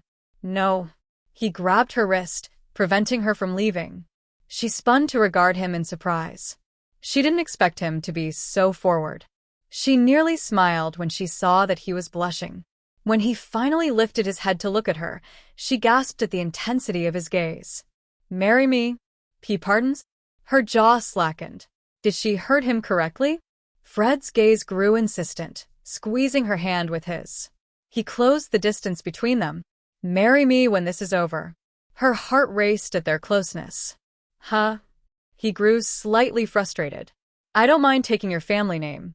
I can live with your commitments to your house. Heck, I'll do anything to make us work. It took me a while to realize that I do love you. I was mean to you about Victor, because I had feelings for you, and I was too stupid to realize it. Fred was serious about this. He wanted to marry her. She had feelings for him for a while and did not think that he did not reciprocate. Despite the suddenness of the proposal, she nearly wanted to agree on impulse. You don't have to give me an answer now, continued Fred. A hesitant but sincere smile appeared on his face. He turned away when she was merely looking at him instead of responding to his proposal. She nearly smiled. Fred. He turned to look at her inquiringly. Be safe, answered Susan, returning the smile. She could not answer him properly when they had no time to talk about it. However, she wanted him to know that she was open to the idea of being more than friends. Fred seemed to understand, and he relaxed visibly. Hesitantly, he brushed his lips on her forehead before bolting out of the entrance hall, a group of goblin warriors, werewolves, and French guards following him. She could not help smiling goofily at his retreating back. When Fred had completely disappeared from her sight, she returned to her team. Fred was grinning like an idiot as he jogged up to meet the invaders. His team was assigned the task to prepare an ambush for the small team of Death Eaters attacking Hogwarts. Quickly, they got into their positions and waited for their invaders to attack. Their loud footsteps heralded the second phase of the invasion. With bated breath, he watched the group of Death Eaters look around the corridor, puzzled. Keep your eyes open. Hogwarts should not be so quiet. His voice was magically altered, so it made it difficult for them to recognize him. They might be hiding in the dining hall. We should check that place out. Slowly, they crept down the corridor, with their wands out. His leader signaled the team to prepare to attack them. The moment the last Death Eater of that team left the secret passageway, they sprung on them, blasting offensive spells. Fred's slowing spells hit 3 of the Death Eaters, allowing the French guards to take them out. The last 2 Death Eaters were howling in pain, clutching their wounds since the goblin warriors had gotten to them. Within a minute, the small team of Death Eaters were defeated. They snapped all their wands and transported them into another site. Enemies clear. Do we hold this position? Yes, a larger group is on your way. Watch out for battle on the other side. The other team was overwhelmed by the Death Eaters and are fighting close to the stairs. The leader nodded, signaling his team to get back into position. They split into 2 groups. Both teams positioned themselves at each end of the corridor so that they could attack the Death Eaters. The goblin warriors took the front line, propping their shields up to protect the wizards. Wands at ready. We'll attack them the moment they appear. When the first Death Eater appeared from the hole, he immediately encountered a tightly meshed net of slowing spells and hexes. The other Death Eaters used their fallen comrades as shields, fired killing spells rapidly. Spell began flying from all sides. Fred ducked when a spell hurled towards him. One of the Death Eaters fired a blasting spell on the roof above one of the teams, causing the roof to cave in on them. It blocked off the end connecting to the main stairs, trapping the smaller team with them. No, yelled Fred, picking up the tower shield of one of the fallen goblins with a hand. He kneeled, holding the shield perpendicular to his body, deflecting a purple hex back to the assailant. A large slash opened across his chest, splitting his torso into half. Moving by instinct, he slammed into that Death Eaters, creating a diversion needed for the rest of his team to triumph over them. Fred withdrew a small ball and tossed it into the passageway after he detonated it. He shut the portal immediately. It contains a powerful blasting hex. They won't think of using it for a while. Leading the team, they tried to clear the rubble to save their teammates. Noises of battle filled the place, reminded them of the fierce fight that was taking place all over the castle. On the 4th floor, the Death Eaters were unnerved by the attack by the army of armors flanking both sides of the corridor. The Death Eaters hastily constructed defenses to fend their non-living clanking assailants away. In the midst of chaos, the George's team attacked them. The blood-curdling war cries of the goblin warriors surprised the Death Eaters, since they had never encountered them. Their battle formation made it difficult for the Death Eaters to attack. The goblin formed two alternating lines with their shields to defend themselves from their spells while they attacked with poison-coated pikes. George was in charge of taking out the Death Eaters they could not reach with their pikes with his spells. The tide of the battle turned to favor the Death Eaters when Greyback and his men arrived. They overwhelmed the goblin warriors with superior physical strength. "Back away, George. It's a debt I need to settle," announced Remus, staring at the werewolf who inflicted him with the illness. Some of the members of the security forces stood by his side, preparing to fight with their fellow brethren. Greyback smiled when he saw his victim. "You're just a pathetic excuse for a werewolf. I should have killed you then." Remus flashed a smile in response, unnerving his opponents. "Trouble at third floor," OS announced via the watch. "Teams that can render aid, please hurry to the location." George caught Remus's eye and agreed to leave Greyback to Remus. He sprinted towards the stairs to lend aid to the team on the third floor as the goblins covered his back with their shields. Seeing that they were not required, they followed George. The battle between the werewolves began immediately after his departure. Greyback was shocked to realize that the ancient families had enlisted the help of the werewolves to form their armies. To his horror, he watched his comrades fall one by one to Remus, and his members of the security force overwhelmed Greyback and his bloodthirsty comrades with their ability to work in teams and their superior training. In the astronomy tower, the dark forces were overwhelmed by the defenders who were making use of their superior position.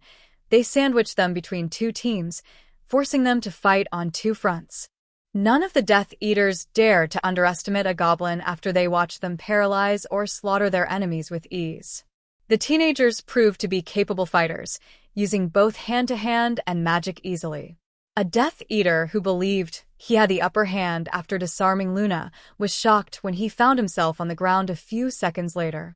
The tiny, frail girl broke his nose and threw him on the ground while Neville hastily disarmed, stunned, and transported him to a safe holding location. Neville was also undefeatable as Crescent, mauling and hitting his enemies with his paws when he was in that form. With keen eyesight, he spotted a tiny rat diving in and out of the battle.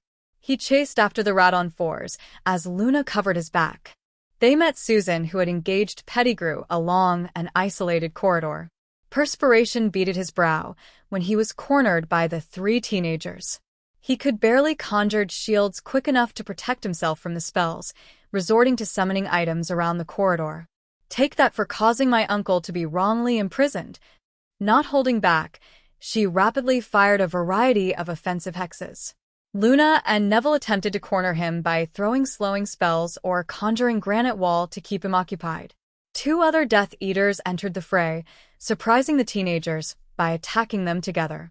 It was difficult to foresee the direction of the spells, making it difficult for the teenagers to defeat them. "One-on-one," instructed Neville, dashing forward towards Pettigrew while Susan created physical barriers between the three battles by caving parts of the roof. None of them noticed a cat following Neville while it lingered carefully on fringes of battlefields. Hermione's eyes shot open in astonishment when she no longer felt the paralyzing pain or the loss of energy. Her uneven breathing evened out after a few moments. Tentatively, she sat up. Her body ached slightly from all the bruises. She wasn't dead. She was alive. The endless void in her soul horrified her. She was alone. The soft thrumming of their bond was completely absent in her. Where was that connection with Harry? Her eyes searched the carnage and fall on a still body a distance away from her. It was Harry. Her heart stopped. Tears gushed down her cheek in disbelief. It couldn't be. Her fingers dug into her palms. He couldn't be dead. He couldn't be dead. She was alive after all. Her eyes searched his face. Anxiously. Harry wore a peaceful expression on his face, as if he was sleeping. Her eyes lingered on his chest. It looked like it was heaving slightly from shallow breathing. A sense of relief blossomed within her. She stared expectantly at his lips. He was really breathing, wasn't he? "Harry," whispered Hermione softly, inching closer to him. He did not respond. Merely unconscious, she thought, assuring herself. Soon, she was by his side. Harry did not stir. Enervate. There was no reaction. Blood drained from her face. She casted the spell several times, hoping that he would stir. No, it couldn't be. She fell on her knees by his side, staring at her lover. Her clenched hands trembled. Gingerly, she brought her hand closer to him. Hermione knew how to test for pulse. Her parents had taught her. Was it necessary? She withdrew her hand, balling it into a fist. Harry was definitely alive. Harry wouldn't abandon her. Harry wouldn't betray her. Then, she recalled the conversation they had in the headmistress's office. There was a sense of finality, as if he had already planned to betray them by allowing her to live while he... No. Harry wouldn't do that to her. Harry knew how much it would hurt her. He wouldn't do that to her. Hastily, she leaned in and felt for confirmation. Her eyes went wide after a few moments of compressing her fingertip to the jugular. No, no, no, no. She panicked and began pressing hard into the area where the pulse ought to be. Did she remember wrongly? Her fingers jabbed around the area, but could not find that pulse that would prove to her that her husband was innocent of the accusations her mind was mounting on him. She pressed her ear to his chest. The unnerving silence of his deadened heart shattered the fragile hope she was harboring. She backed away in disbelief. He wasn't gone. It couldn't be true. She grew limp. An intense pain jolted through her. Her chest constricted painfully. She could not breathe. She clutched on her chest, heaving. She curled her limbs and body tightly, as though she was an unborn child. Her Harry had abandoned her. Her Harry had severed the link to save her. Her Harry had... Get rid of Riddle now, mistress. You need to destroy his soul. His urgent voice broke through her depthless grief. Please, don't let Master's actions be in vain. Her vision blurred with her tears as she hugged herself tightly. Harry is Jigo. Hermione, please. For Harry. Do it for Harry. Cathair's voice reflected his sorrows. He shared her grief. Carefully, she uncurled herself, mechanically sitting up. She threw herself on him, wrapping her arms around his still body. It was warm and soft. It felt like those mornings when she found herself snuggling into his chest. He would smile at her if he was already awake, stroking her long, unruly hair.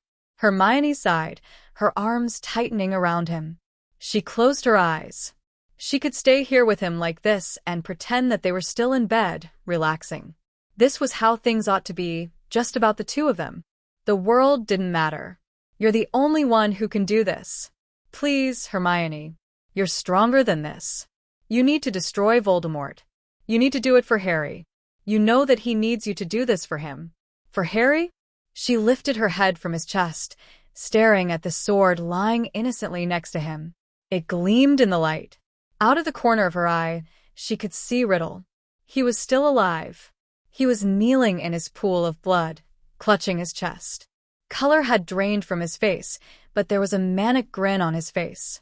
Rage coursed through her immediately. How dare he? How dare he be happy after he had murdered her husband? Allowing her rage to overwhelm her completely, she gripped the sword of Gryffindor with both of her hands, rising slowly to her feet. Her knuckles shone white from the harsh grip as she fixed her eyes on the target. Like a predator, she prowled slowly towards her victim, the tip of the sword screeching along the ground. The smile on Riddle's face froze when his eyes fell on the Avenger. Her gaze held so much venom and spite that it stunned him. Then his face broke into a smile. The very energy I need, hatred. Wordlessly, she brought the sword down in an arc, beheading him in a clean stroke. A loud, unearthly wail escaped from the body. Black wisps surrounded the remains of Lord Voldemort, swirling and moving. His head fell off his body and crumbled into a pile of dust. The headless body kneeling in the pool of blood became flaky suddenly, reducing into glistening motes of dust clinging to the form that used to be Lord Voldemort's body. A gentle breeze swept those motes of dust away, leaving behind the echoes of the despairing scream to mingle with the rustling leaves.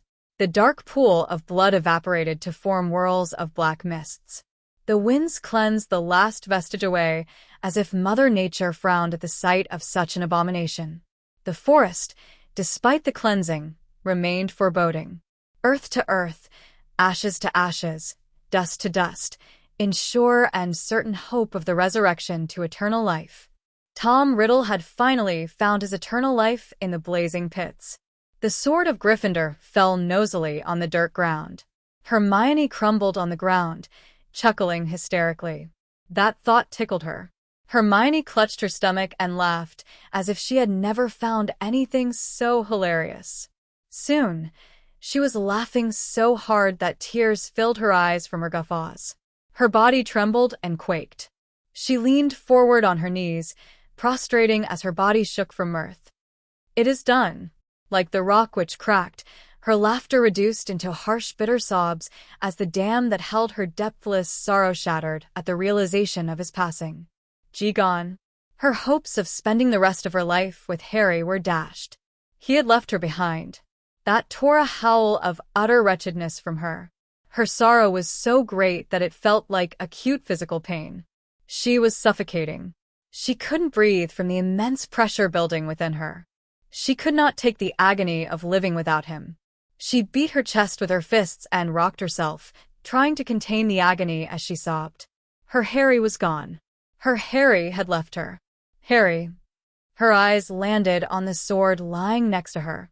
Her bawling halted as another thought struck her. She righted herself, watching the sword intently. It was odd that she could finally understand the actions of a Shakespearean character she despised at this very moment. She gave a self-deprecating laugh when those lines came back to her perfectly. Oh. "Here will I set up my everlasting rest and shake the yoke of an auspicious star from this world-wearied flesh." Mechanically, she picked the sword up with both hands, her eyes gleaming with grit. Slowly, she climbed on her feet and settled next to her husband so that she looked into the visage of her husband. "Eyes, look your last," whispered Hermione, allowing her eyes to roam freely and tenderly across his face, etching his features deeply into her mind. He would be her last and only thought. She leaned into his chest, wrapping her arms tightly around him. He was still warm and soft. "Arms, take your last embrace," choked she, peering at his lips. "Lips, oh you, the doors of breath, seal with a righteous kiss." Carefully, she braced herself to graze his cold lips with hers, so warm, so alive, so far apart. She would correct that. Carefully, she lifted herself above him, so that she could look into his peaceful face. A dateless bargain to engrossing death. Come, bitter conduct, come, unsavory guide. Thou. Desperate pilot, now at once run on the dashing rocks thy seasick, weary bark. She reversed her grip on the hilt, pointing the blade to her heart. "Here's to my love," whispered Hermione finally, staring at Harry fondly. A ghost of a smile appeared on her face. "I'll see you soon, my love." "No." A snowy owl shoved the sword away from her. It dropped on the dirt ground with a loud thud. It was Hedwig.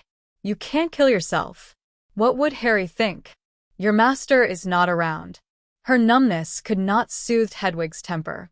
Hedwig glared at her, hopping to Harry's side. "He died to keep you alive."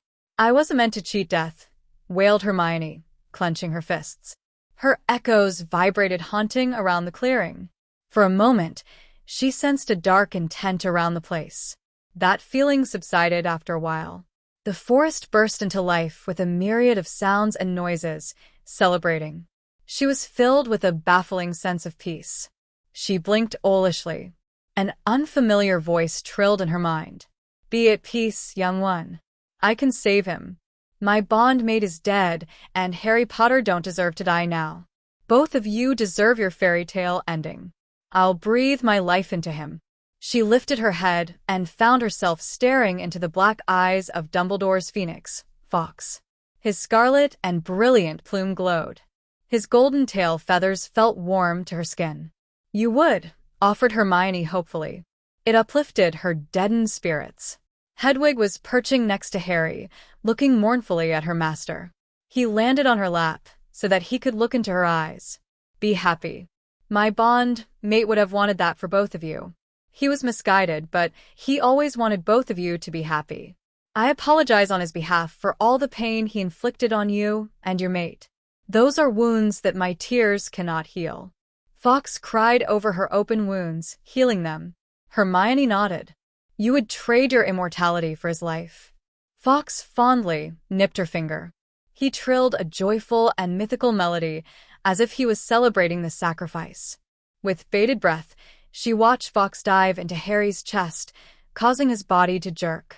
A scarlet glow, beginning from his chest, spread to encompass him entirely. A barrier of red flames burst around him. Powerful winds sprang up around him, lifting him into the air. She shielded her face with her arms, unable to take her eyes off him. The Phoenix's song soared, filling the entire clearing with its ethereal song. Harry lingered midair, his wounds knitted and closed on their own. His spine straightened on its own as the muscles knitted and repaired themselves. Cathaire landed next to Hermione, watching the whole proceeding intently, not knowing what to expect. It was unheard that a phoenix would willingly give up its life to revive a person. Yuzel is still fighting with the Nundu, but I have already set up the wards to prevent it from moving away. You should return. Fawkes will save Harry. Did you eliminate the black mists that surrounded Riddle when he drew his last breath? Hermione snapped her head to stare at the Griffin. Her eyes were wide with panic. Suddenly, the winds picked up speed ominously as the sky grew dark. A menacing force flung Hermione away from Harry, sending her into a tree. Using a cushioning spell, she reduced the damage, breaking into a roll. A loud wailing grew louder and louder, drowning out the mythical melody. A dark mist, gathering around Harry, threatened to overwhelm the bright glow surrounding him. Cathaire roared loudly, causing the trees and the ground to shiver and quake. He lent his voice to the song, allowing his golden light to merge with the dying red glow. The barrier of flames was dying slowly, put out by the blanket of dark mists. Hedwig landed on her shoulder, watching the fight helplessly. Around them, murky dark-colored pools appeared across the clearing. Inferi groaned and shrieked as they rose from those pools, their deadened eyes fixed on the only living human in the clearing. Numbly, they crawled towards her. There were about 50 of them in the clearing. Dread filled her. Hermione withdrew her gun and began firing at the approaching hordes of Inferi, determined to protect both Harry and Cathaire. Pettigrew searched the corridor and noticed that they were losing badly. Everyone was going wrong. They were supposed to surprise the school and take advantage of the confusion. There were very few Death Eaters left. Most of the werewolves were already dead. He was surprised when he could not beat Neville, a fifth year. He shared a dormitory with him for 2 years and did not know that he had the potential to become so powerful. The young boy dodged his spells nimbly, attacking him with a volley of offensive spells. He empathized with the young man when he was still Scabbers since he was a younger version of him, untalented in magic and surrounded with powerful and promising wizards and witches. The Dark Lord will reward you if you join him. He will give you anything your heart desires. You don't have to live under the thumb of those ancient families. You won't live any longer, Wormtail, yelled Neville. It's time for you to learn the importance of loyalty. He firing a range of offensive spells at him. Wormtail barely avoided the spells. Quickly, he transformed into Wormtail and tried to make his getaway. He transformed into Crescent and lumbered after the tiny rat. Wormtail scurried for the small hole near the rubble. He could make it. He would survive this battle and get help. He did not notice a large orange-colored cat approaching him. With a mighty pounce, Crookshanks snatched him by his body and ate him. It was rare that he did not play with his food, but he held a grudge against him for endangering his mistress years ago. Crescent clutched his massive belly as it roared in laughter when he saw Crookshanks swallow Wormtail alive. He transformed into Neville, a wide smile on his face. He rubbed Crookshanks on his head fondly. I know Hermione kept you for a reason. He cleared the rubble by banishing it. Luna and Susan were triumphant in their fight.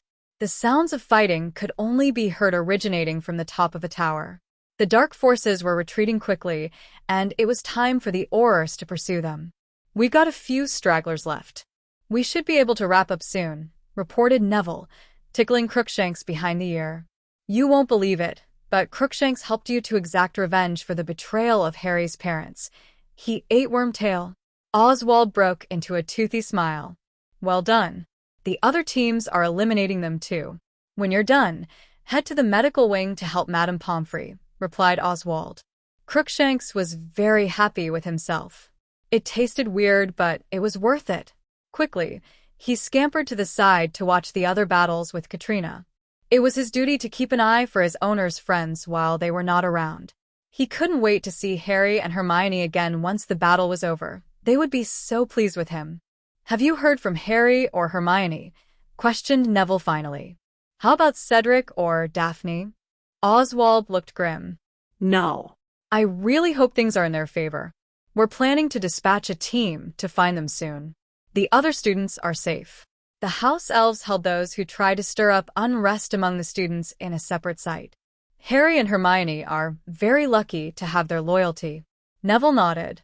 You should advise AM to include the house elves in our victory speech when Harry and Hermione destroy Voldemort. I'll pass the message along to our teams. The Inferi were relentless in their attack, but Hermione had the upper hand. They were nearly exterminated by her powerful fire spells. The rate of conjuration of Inferi slowed down. All of a sudden, the eddying jumble of light and dark mists around Harry exploded, throwing both Hermione and Cather across the clearing. Harry gently floated down to the ground, landing on his feet. Time seemed to stand still as they waited for Harry to open his eyes. Is that him? She held her breath, waiting anxiously. His eyelids fluttered open, suddenly revealing two different colors, his starling green and Tom's gleaming red. Harry smirked, one reminiscent of riddles. Cather growled softly, putting himself between them. Harry is somewhere inside. I don't feel Fox. Hordes of Inferi appeared around them. Harry stared at his body inquisitively. A powerful body, he remarked in a soft voice. Handpicked by the Creator himself. I have triumphed over the odds that fate has presented to me and defeated his champion. Slowly, she picked herself up, ignoring her pain. My soul grows powerful with your emotions, Mione. I feed on your hopelessness, your grief, your fury, and your hatred. I will be completed when you taste complete despair. Don't you call me that, shrieked Hermione, trembling. Harry wouldn't let Voldemort consume his soul. He was stronger. He wouldn't let her down if he knew he had a fighting chance to return to her. He would also return if she was in trouble. Lower the wards that you're putting around us. Do you know what you're doing, Hermione? Her eyes shone with determination. Awakening your master. He is simply too weak. He had too many fears. At this moment, he is feeling remorseful about severing the bond between him and you, chuckled Tom mockingly, sending shivers down her spine. Her heart lurched at the mention of the betrayal. Riddle grinned. I'll break him. Crucio. Before the spell could hit her, magical shields appeared around her, absorbing the spell. Perspiration beaded on Harry's forehead as he struggled to take control of his body. Using his elemental magic, he set the whole clearing on fire. No. It looked as if they were standing in the pits of hell, watching the Inferi writhe in the scorching flames.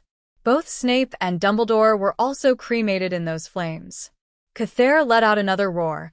The golden light that surrounded him expanded to include Harry. He began singing, lifting their spirits and boosting their courage. Harry coughed violently, clutching painfully to his chest. Dark mists, which were escaping from him, eddied around him like pools of murky water. A frown of concentration appeared on his face as he tried to expel the parasite from his body. Since he used to be Riddle's horcrux, his soul was accustomed to Riddle's presence. The hold on his soul lessened dramatically as he focused on his love for her. She was the best part of him. The need to protect her, no matter the cost, stirred deeply within him, giving him the vigor to reclaim his body. Voldemort screeched painfully in his head. Harry clutched his head as he yelled in pain. His mind was growing clearer as Riddle began to lose control of him. After gaining a nominal control of his body, Harry summoned his sword. His keen hearing picked up the whooshing sounds of the sword of Gryffindor cutting through the air. He felt empowered by the sense of hope stirred by Cather's song. It grew harmonious with the sweet and peaceful melody within. That tune grew louder and louder, drowning out the unearthly wailing. He lifted his head to meet the smothering gaze of Hermione. Her face was tear-stained, remains of her intense grief. He understood how cruel he was to her. At that moment, he was glad that he was alive to make up to her. "I love you," she whispered. Her words were like a balm to his soul. He returned a tender smile. Voldemort's wail grew louder in his head as if he knew he was finally going to see his maker. Focusing all his will, he expelled that errant soul from within. The dark and angry mists took a humanly form as it fled from Harry's body. With a loud cry, Harry plucked the sword from midair. His sword burnt with flames. Rapidly, he thrust the flaming blade into its heart. The mist screamed and writhed as it caught fire. Slowly, the flames consumed those dark mists. Harry backed away from the barrier light, allowing that golden light to contain the ominous but fading mists. His fire burnt brightly within, fueled by the golden light. The floodgates of the sky opened suddenly, and it began to pour. The flames around the clearing were extinguished by the heavy downpour. He glanced at Hermione, knowing that it was her work. His element could only be quenched by another. The golden light reduced in size, boxing the helpless, burning dark spirit. It trembled and flickered as the mist began to disintegrate. Soon, the fire completely consumed the soul of Lord Voldemort, and he was no more. The song faded, and its echoes merged with the howling winds. As if it was a passing storm, the winds died down, and it became sunny again. The forest, despite the damage from the battle, finally became tranquil. His knees became jelly when the golden light finally dissipated. He wobbled on his feet before they gave away completely. Unceremoniously, he began his slow descent to the ground, the dirt floor rushing up to his face. Arms winded around him, crushing him to that soft body. Her vanilla scent comforted him. He pressed his face into her drenched hair, overjoyed that they were alive. Hermione was sobbing uncontrollably, chanting, "You're alive." Hedwig joined in the embrace cheerfully, glad that her owner was alive. Cathair, overwhelmed by the whole affair, threw himself into the group embrace. They were all alive and safe. They had finally won the war and lived. It was moments later when they pulled away. Tiredly, Harry brushed his lips on her brow with great reverence. Cathair, seeing that all was well, took off to check on the dragon. The void in her soul reminded her of his betrayal. She saw red. Harry felt her stiffening in his embrace. Before Harry could anticipate it, she decked him hard on the face. He fell on the wet ground, grabbing his nose while he bled profusely. "Hermione, do not interfere. You bloody idiot. Do you not consider me as your wife?" yelled Hermione, her eyes narrowing in anger, jumping on him. She struck his chest several times with her fists irately. Then, she froze, her fists lingering in midair. "Wait. We aren't married anymore. Since the bond that led to the formal declaration of their union was severed, so was their marriage." His gaze became remorseful. "I'm sorry for hurting you. It was utterly cruel of me to betray you in such a manner. I was wrong. I should have shared that secret with you. My heart ached with the absence of what we used to have, the intimate connection. But the lack of the bond doesn't change how I feel towards you." His gaze grew smothering. "Hermione, I love you." Nothing is going to change that fact. His voice trembled. "Don't leave me. We can work this out together, date, be engaged, and get married for real." His declaration softened her. Was her anger really justified when he was lying under her, well, wet and alive? Tears ran down her cheeks. "When I realized you were dead, I wanted to kill myself to join you. I can't imagine. Can you even comprehend how much I care?" He held both of her hands with his, looking troubled at the declaration. "I'm sorry, Mione. Will you forgive me? Why did you do it? Why didn't you teach me to do it?" He raked his hand through his hair, trying to form the words to explain to her. He realized it was more difficult expressing himself coherently to her without a mental link. Regret filled him for a moment. "I couldn't let you die. I know it will be hard for you to survive, but there's Mom and Dad. Our familiars, friends, and family will also be there for you. There's so much you can do for the society. It'll be a waste. I can say the same for you. He shook his head. I will not. His tone held a sense of irrevocability. His gaze became imploring. Angel, please understand that my life revolves around us. I'm so blessed because of you. My life means nothing to me if you're not in it. Her body stiffened at his declaration. I know I'm wrong to think that you don't feel the same way. She relaxed visibly, leaning to brush her lips on his brow. Did the thought of finding a way for me to live should you be mortally wounded cross your mind? Asked Harry softly, looking at her. We mean so much to everyone. She scooted back slightly, so that he could sit up. Yes, but I knew it would be too cruel to you. She sighed, choosing to be honest. I know how much I mean to you. I am your first real friend, partner, and soulmate as you were mine. Tenderly, she squeezed his hand. I've never considered the consequences of your death, because I've never considered the possibility that we might lose our lives. I'm probably mad that I didn't consider it. She feared their death, while he had accepted that it was a possibility in a war and prepared accordingly. They made a good couple. Her eyes fell on the golden feather next to Harry. Reverently, she picked it up. Their relationship would be like Fox, reborn and remade through the scorching flames. It is better this way. Bloody Merlin, I couldn't focus on my fight with Voldemort. I couldn't stop worrying. Her brow arched almost challengingly. Perhaps another fight is required, so that you'll remember I'm not helpless. He bestowed a kiss on her finger tenderly, cradling her hands.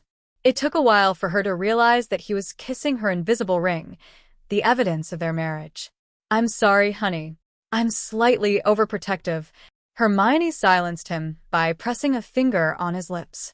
I'm glad we're both alive. She traced his warm lips with her finger with great reverence, as her gaze lingered on his face.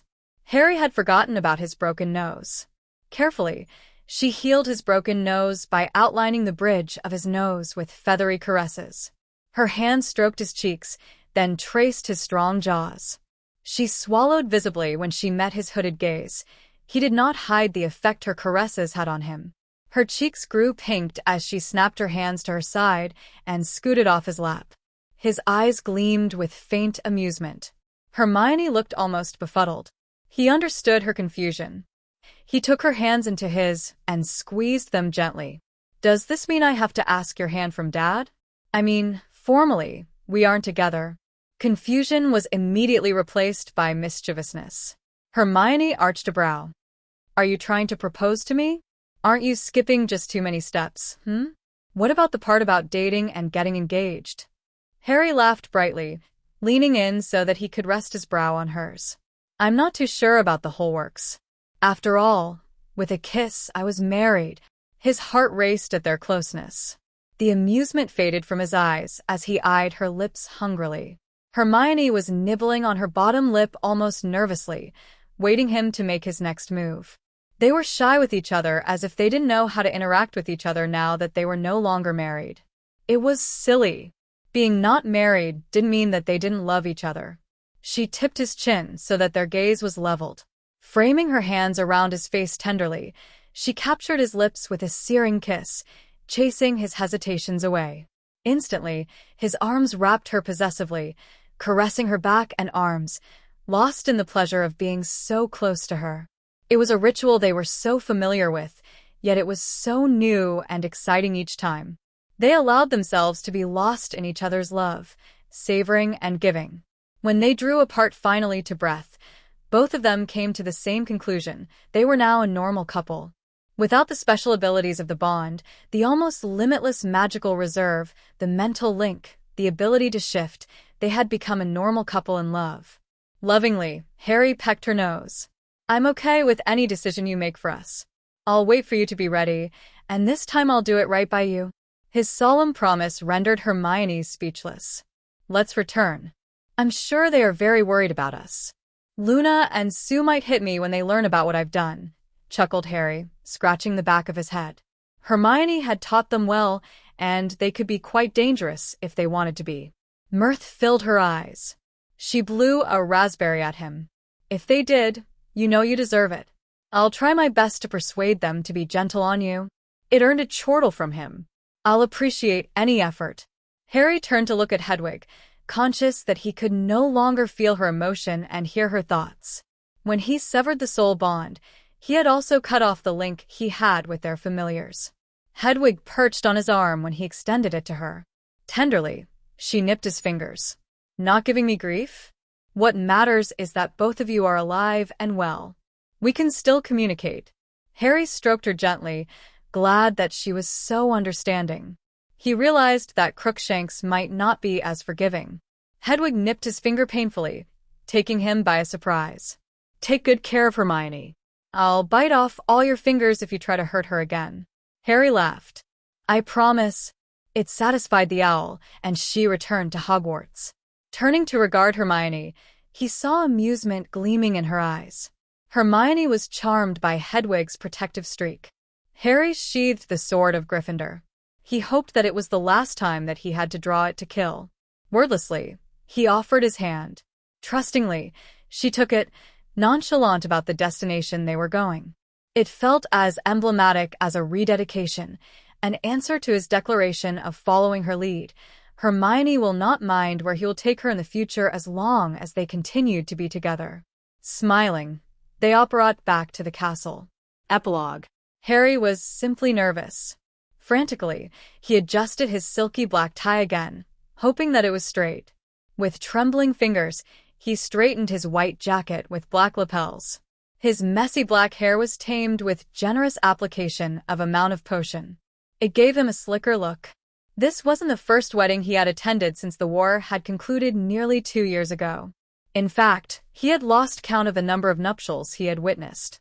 Neville, dressed in a white three-piece suit, was chuckling quietly at the sight of his nerves. He couldn't image the sight of the powerful lord trembling at the altar. Besides Dumbledore, many had reckoned that he was one of the most powerful wizards of the century, a title Harry deferred to his fiancée. Both of them were credited with the achievement of ending Lord Voldemort's life. Neville snorted. Hermione was the one with steel between the both of them. You look fine, Harry. He noticed Harry touching his fourth ring frantically, a look of dread on his face. Your ring is with me. Harry relaxed visibly. His eyes flew to look at his best man. Yes, Luna passed me her ring just now. Neville grinned at the thought of how beautiful his intended was in a bridesmaid's gown. Fred, who knew the reason for the dreamy smile, nudged Neville playfully on the rib. Sue looks quite ravishing too. I think Mione and Jean picked those gowns because it made them look so good. Fred turned pink. What would Ced do just to be in your position right now? He shot a glance at the tall Hufflepuff standing furthest from Harry. Cedric frowned slightly. I can't help it that Daphne doesn't want to tie the knot until she graduates from Hogwarts. Harry is considered of age since he claimed his title, and Hermione is nearly a year older than most of her peers. We're planning to get married in that weekend, she ends her newts. I don't see why you should wait to finalize your engagement to Sue. His face grew red. Serious, mumbled he. Everyone was surprised that Fred had proposed to Susan instead of asking her out during the battle. Not even George was aware of his twins' depth of affection for the young lady. The only one who was objecting to their relationship was Sirius. He wanted Fred to prove himself to be worthy of her affections. Harry felt slightly better, watching Fred and Cedric bicker. His eyes landed on an ominous figure who would bind him and Hermione later. Mask. She looked foreboding in her official capacity, a dichotomy from the lady he grew to know better under those robes. He grinned at her. She dipped her head in a nod to acknowledge him. The cathedral was starting to fill up with guests. The security force was taking care of the security detail, since the upper echelon of the society were attending.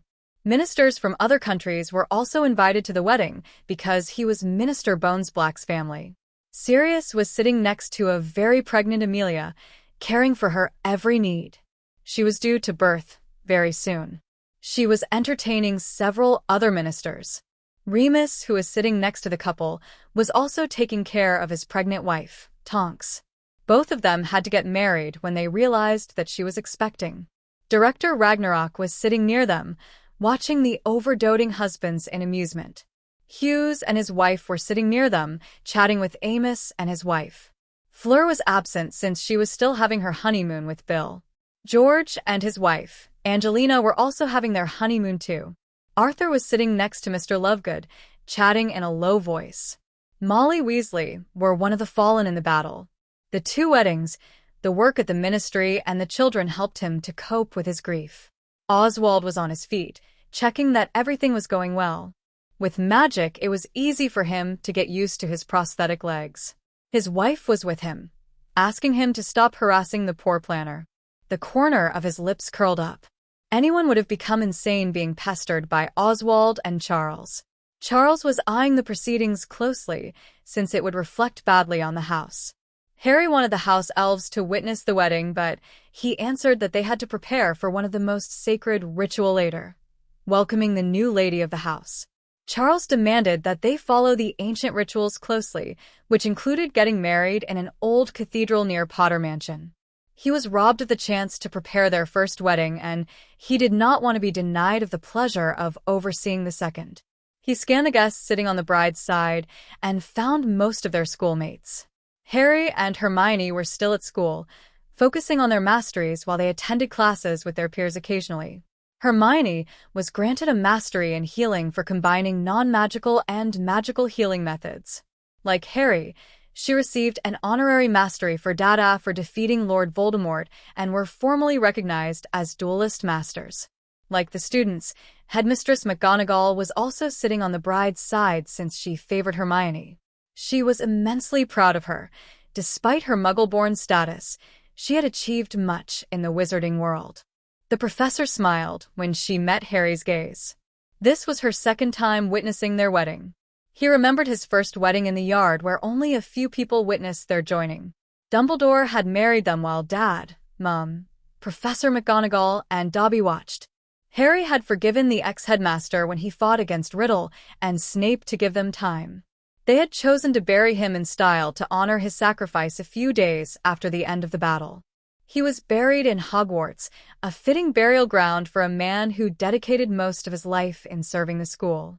His eyes trailed to the front and settled on Mum. Jean was sitting on the bride's side, beaming happily at him. She was decked out in a breathtaking turquoise gown that accentuated her femininity and grace. His grin grew wider when their gaze met. She was the mother he never had. Even though he wasn't her son-in-law after the battle, she treated him as part of the family. Cathair and Crookshanks were sitting next to her, ignoring the stares from other guests. They didn't care if they were taking up space. They had the right to witness the marriage. Hedwig and Callan were perching on the window above the entrance, watching the proceedings intently. There was a loud crash from the back of the church, and a smile crept into his face. Screams, yells, and annoyed barks filled the cathedral at the sight of the head of a fearsome Hungarian horntail. Callan and Hedwig looked annoyed that they were chased away by her. They had to settle for a window with a less better view of the altar. The female dragon had stuck her head through the window above the entrance so that she could witness the wedding. She emanated joy, pleased that she managed to find a way around the ban. Why couldn't she attend the wedding of her master? Calm down. That's my familiar Uzel. She means no harm, declared Harry, getting the attention of the panicking crowd. The crowd calmed down slightly and returned to their seats. A loud pop was heard, and Charles finally arrived on the scene. He stared disapprovingly at the dragon, scolding Harry's wayward familiar. Flames erupted from her nostrils periodically, warning everyone of her nasty temper. Yet, the ancient house elf continued in his tirade, oblivious to the danger. It was almost funny to watch such a tiny and fearless elf taking a dangerous magical creature to task. Uzel looked suitably remorseful. Charles finally relented when he exacted a promise from her to behave throughout the ceremony. Harry relaxed slightly when he realized he did not need to intervene. I can tell why Sirius is so afraid of him, added Neville. Harry grinned brightly. He's the only one who could break up a fight between a golden griffin and a dragon, besides Meoni. Suddenly, a melodious tune announcing the arrival of the bride echoed throughout the cathedral. His nerves returned with a vengeance. He barely controlled the desire to pace, and chose to stuff them in the pockets of his pants instead. His guests stood up at once to honor the bride. Everyone turned to the entrance to have a glimpse of the bride, the other hero who killed Lord Voldemort and the champion for equal rights. His fear and anxiety were replaced with awe when he caught sight of his bride. Hermione was wearing an ivory gown with intricate laces over her chest. They looked like white roses blossoming on her chest. He recognized it immediately. It was Mum's own wedding gown. Hermione was overjoyed that she could fulfill her childhood whim of walking down the aisle in her mother's dress. A thin veil covered her face, held by a small silver tiara. He knew that tiara. It belonged to his mother, Lily. Her long wavy hair was brushed behind to frame her lovely face. She held a bouquet in her gloved-cladded hand. Hermione lifted her gaze to meet his, a small smile on her face. She had never looked so radiant and happy. His gaze softened. What did he do to deserve her? Dan was leading her, dressed in a silver suit to match his daughter's ivory gown. He looked proud even though this was his second time giving his daughter away. Both he and Jean were stunned when they told them that their marriage had ceased because of the fight. It was both of their promise that it didn't really affect their relationship that assured them. Dan had remarked that it was good because they could finally appreciate the full spectrum of being together, the ups and downs of a relationship, and learning to be committed to each other. Her bridesmaids, dressed in peach-colored gowns, followed behind her gracefully. Luna was holding her trail so that she would not trip. Things were so different this time. They had chosen to continue to be with each other. Their individual achievements had earned them plenty of suitors, but they only had eyes for each other. He swallowed visibly as his love for her overwhelmed him. He loved her more than he first loved her. "You're crying, Harry." Neville hastily gave him a tissue to dab off his tears before they reached the altar. Quickly, he cleaned off those tears, hoping that the audience were too captivated with his bride to notice. Hermione's eyes flashed with affection and understanding.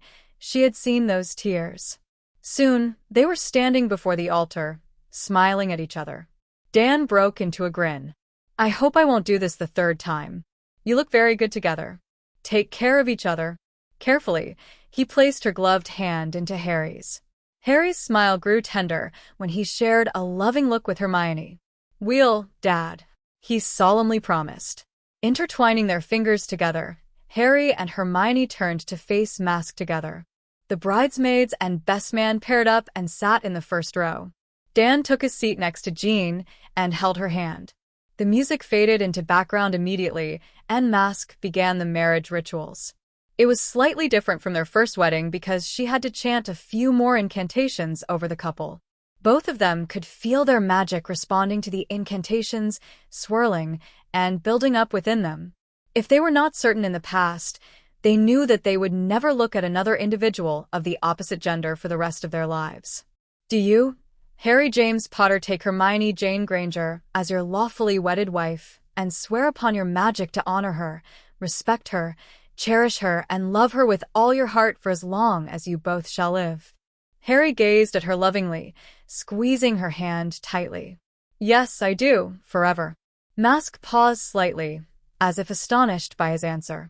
"Do you, Hermione Jane Granger, take Harry James Potter as your lawfully wedded husband and swear upon your magic to honor him, respect him, cherish him, and love him with all your heart for as long as you both shall live?" She let her eyes roam slowly upward. Up the line of his black tie and its symmetrically tied knot, over the subtle swell of his Adam's apple, over the speed bump of his chin, with a satisfying pit stop at its cleft. At last, her gaze settled on the vibrant pink of his full, half-smiling lips. His grin was crooked and utterly disarming. She hadn't even looked into his eyes, and she was already lost. Hermione answered solemnly, "I do, for eternity." A bright scarlet and blue wisp appeared from Harry and Hermione respectively. The light expanded to encompass the couple entirely. A song burst out suddenly as a blue and red phoenix burst from their hands, soaring above the couple as if it was reborn from the flames. It looked like Fox. It sang and showered blessings on the couple, its voice soaring with each note. Cathair joined in, singing with his rich baritone voice to complement the phoenix's cheerful and melodious song. The song grew louder and louder, as if it was reaching its climax. Similarly, The light expanded dramatically as the phoenix soared around them, blessing their union with his song. The song ended abruptly when it dived through Hermione and Harry. The glow faded straight away. Harry and Hermione stumbled for a moment, looking flabbergasted. They exchanged a look of bewilderment. Mask continued presiding over the wedding as if nothing strange had happened. "You may now exchange your vows and rings." Neville came forth with their wedding rings. They were set next to each other. Harry took the smaller golden ring, smiling. "How do I love thee? Let me count the ways. I love thee to the depth and breadth and height my soul can reach, when feeling out of sight for the ends of being and ideal grace. I love thee to the level of everyday's most quiet need, by sun and candlelight. I love thee freely, as men strive for right. I love thee with a passion put to use in my old griefs, and with my new faith. I love thee with the breath, smiles, tears, of all my life. And, if fate choose, I shall but love thee better after death," whispered Harry, his voice ringing with sincerity as he slid the ring into her finger, sealing his vow. With tears in her eyes, she took the other golden band. Neville quietly retreated to his seat, watching the exchanging of rings intently. Luna leaned into him. "Let me not to the marriage of true minds admit impediments. Love is not love which alters when it alteration finds, or bends with the remover to remove. It is an ever-fixed mark that looks on tempests and is never shaken. It is the star to every wandering bark, whose worth's unknown, although his height be taken. My love for you is not time's fool. It alters not with his brief hours and weeks, but bears it out even to the edge of doom. My love for you is as pure as gold, and it will see no end." She slid the ring into his finger, completing the ceremony. Tears welled in his eyes at her sincerity and promise of her enduring love, strengthened by circumstances and passing of time. A small smile appeared on his face, knowing that she meant every single word. He squeezed her hand when he lowered them to their sides. Her love astounded him. Mask smiled secretly under her hood. "I pronounce you Lord and Lady Gryffindor." Her heart fluttered at the sight of their love. They had proven that they were truly a heavenly couple, not because of fate's intervention, but because of their devotion to each other. The joy of all their familiar flooded both of them as the mental link was re-established between them. Tenderly, Harry and Hermione shared a kiss as husband and wife, in the midst of all the cheering and applause. Not even death could do them apart, besides playing its part of bringing them together. They drew apart after a chaste kiss, thanking the crowd for their attendance as they walked down the aisle, hand in hand. None of the guests could miss the engraving of the rings, H.J. Potter. It gleamed and shone proudly for all to see. The end. Thank you for joining us on this magical journey with Grimoire Audiobooks. We've reached the thrilling conclusion of H.J. Potter by S.M. Wane, with chapters 51 to 55 marking the end of this unforgettable adventure. What a ride it's been, filled with powerful moments, shocking revelations, and the fulfillment of Harry's destiny. As always, we hope you enjoyed every twist and turn of this captivating tale. If you're eager for more magical stories, be sure to like, subscribe, and hit that notification bell to stay up to date with all of our future audiobooks. Your support means the world to us, and we can't wait to share even more enchanted journeys with you. Until next time, thank you for being a part of the Grimoire Audiobooks family. See you soon for more magical adventures.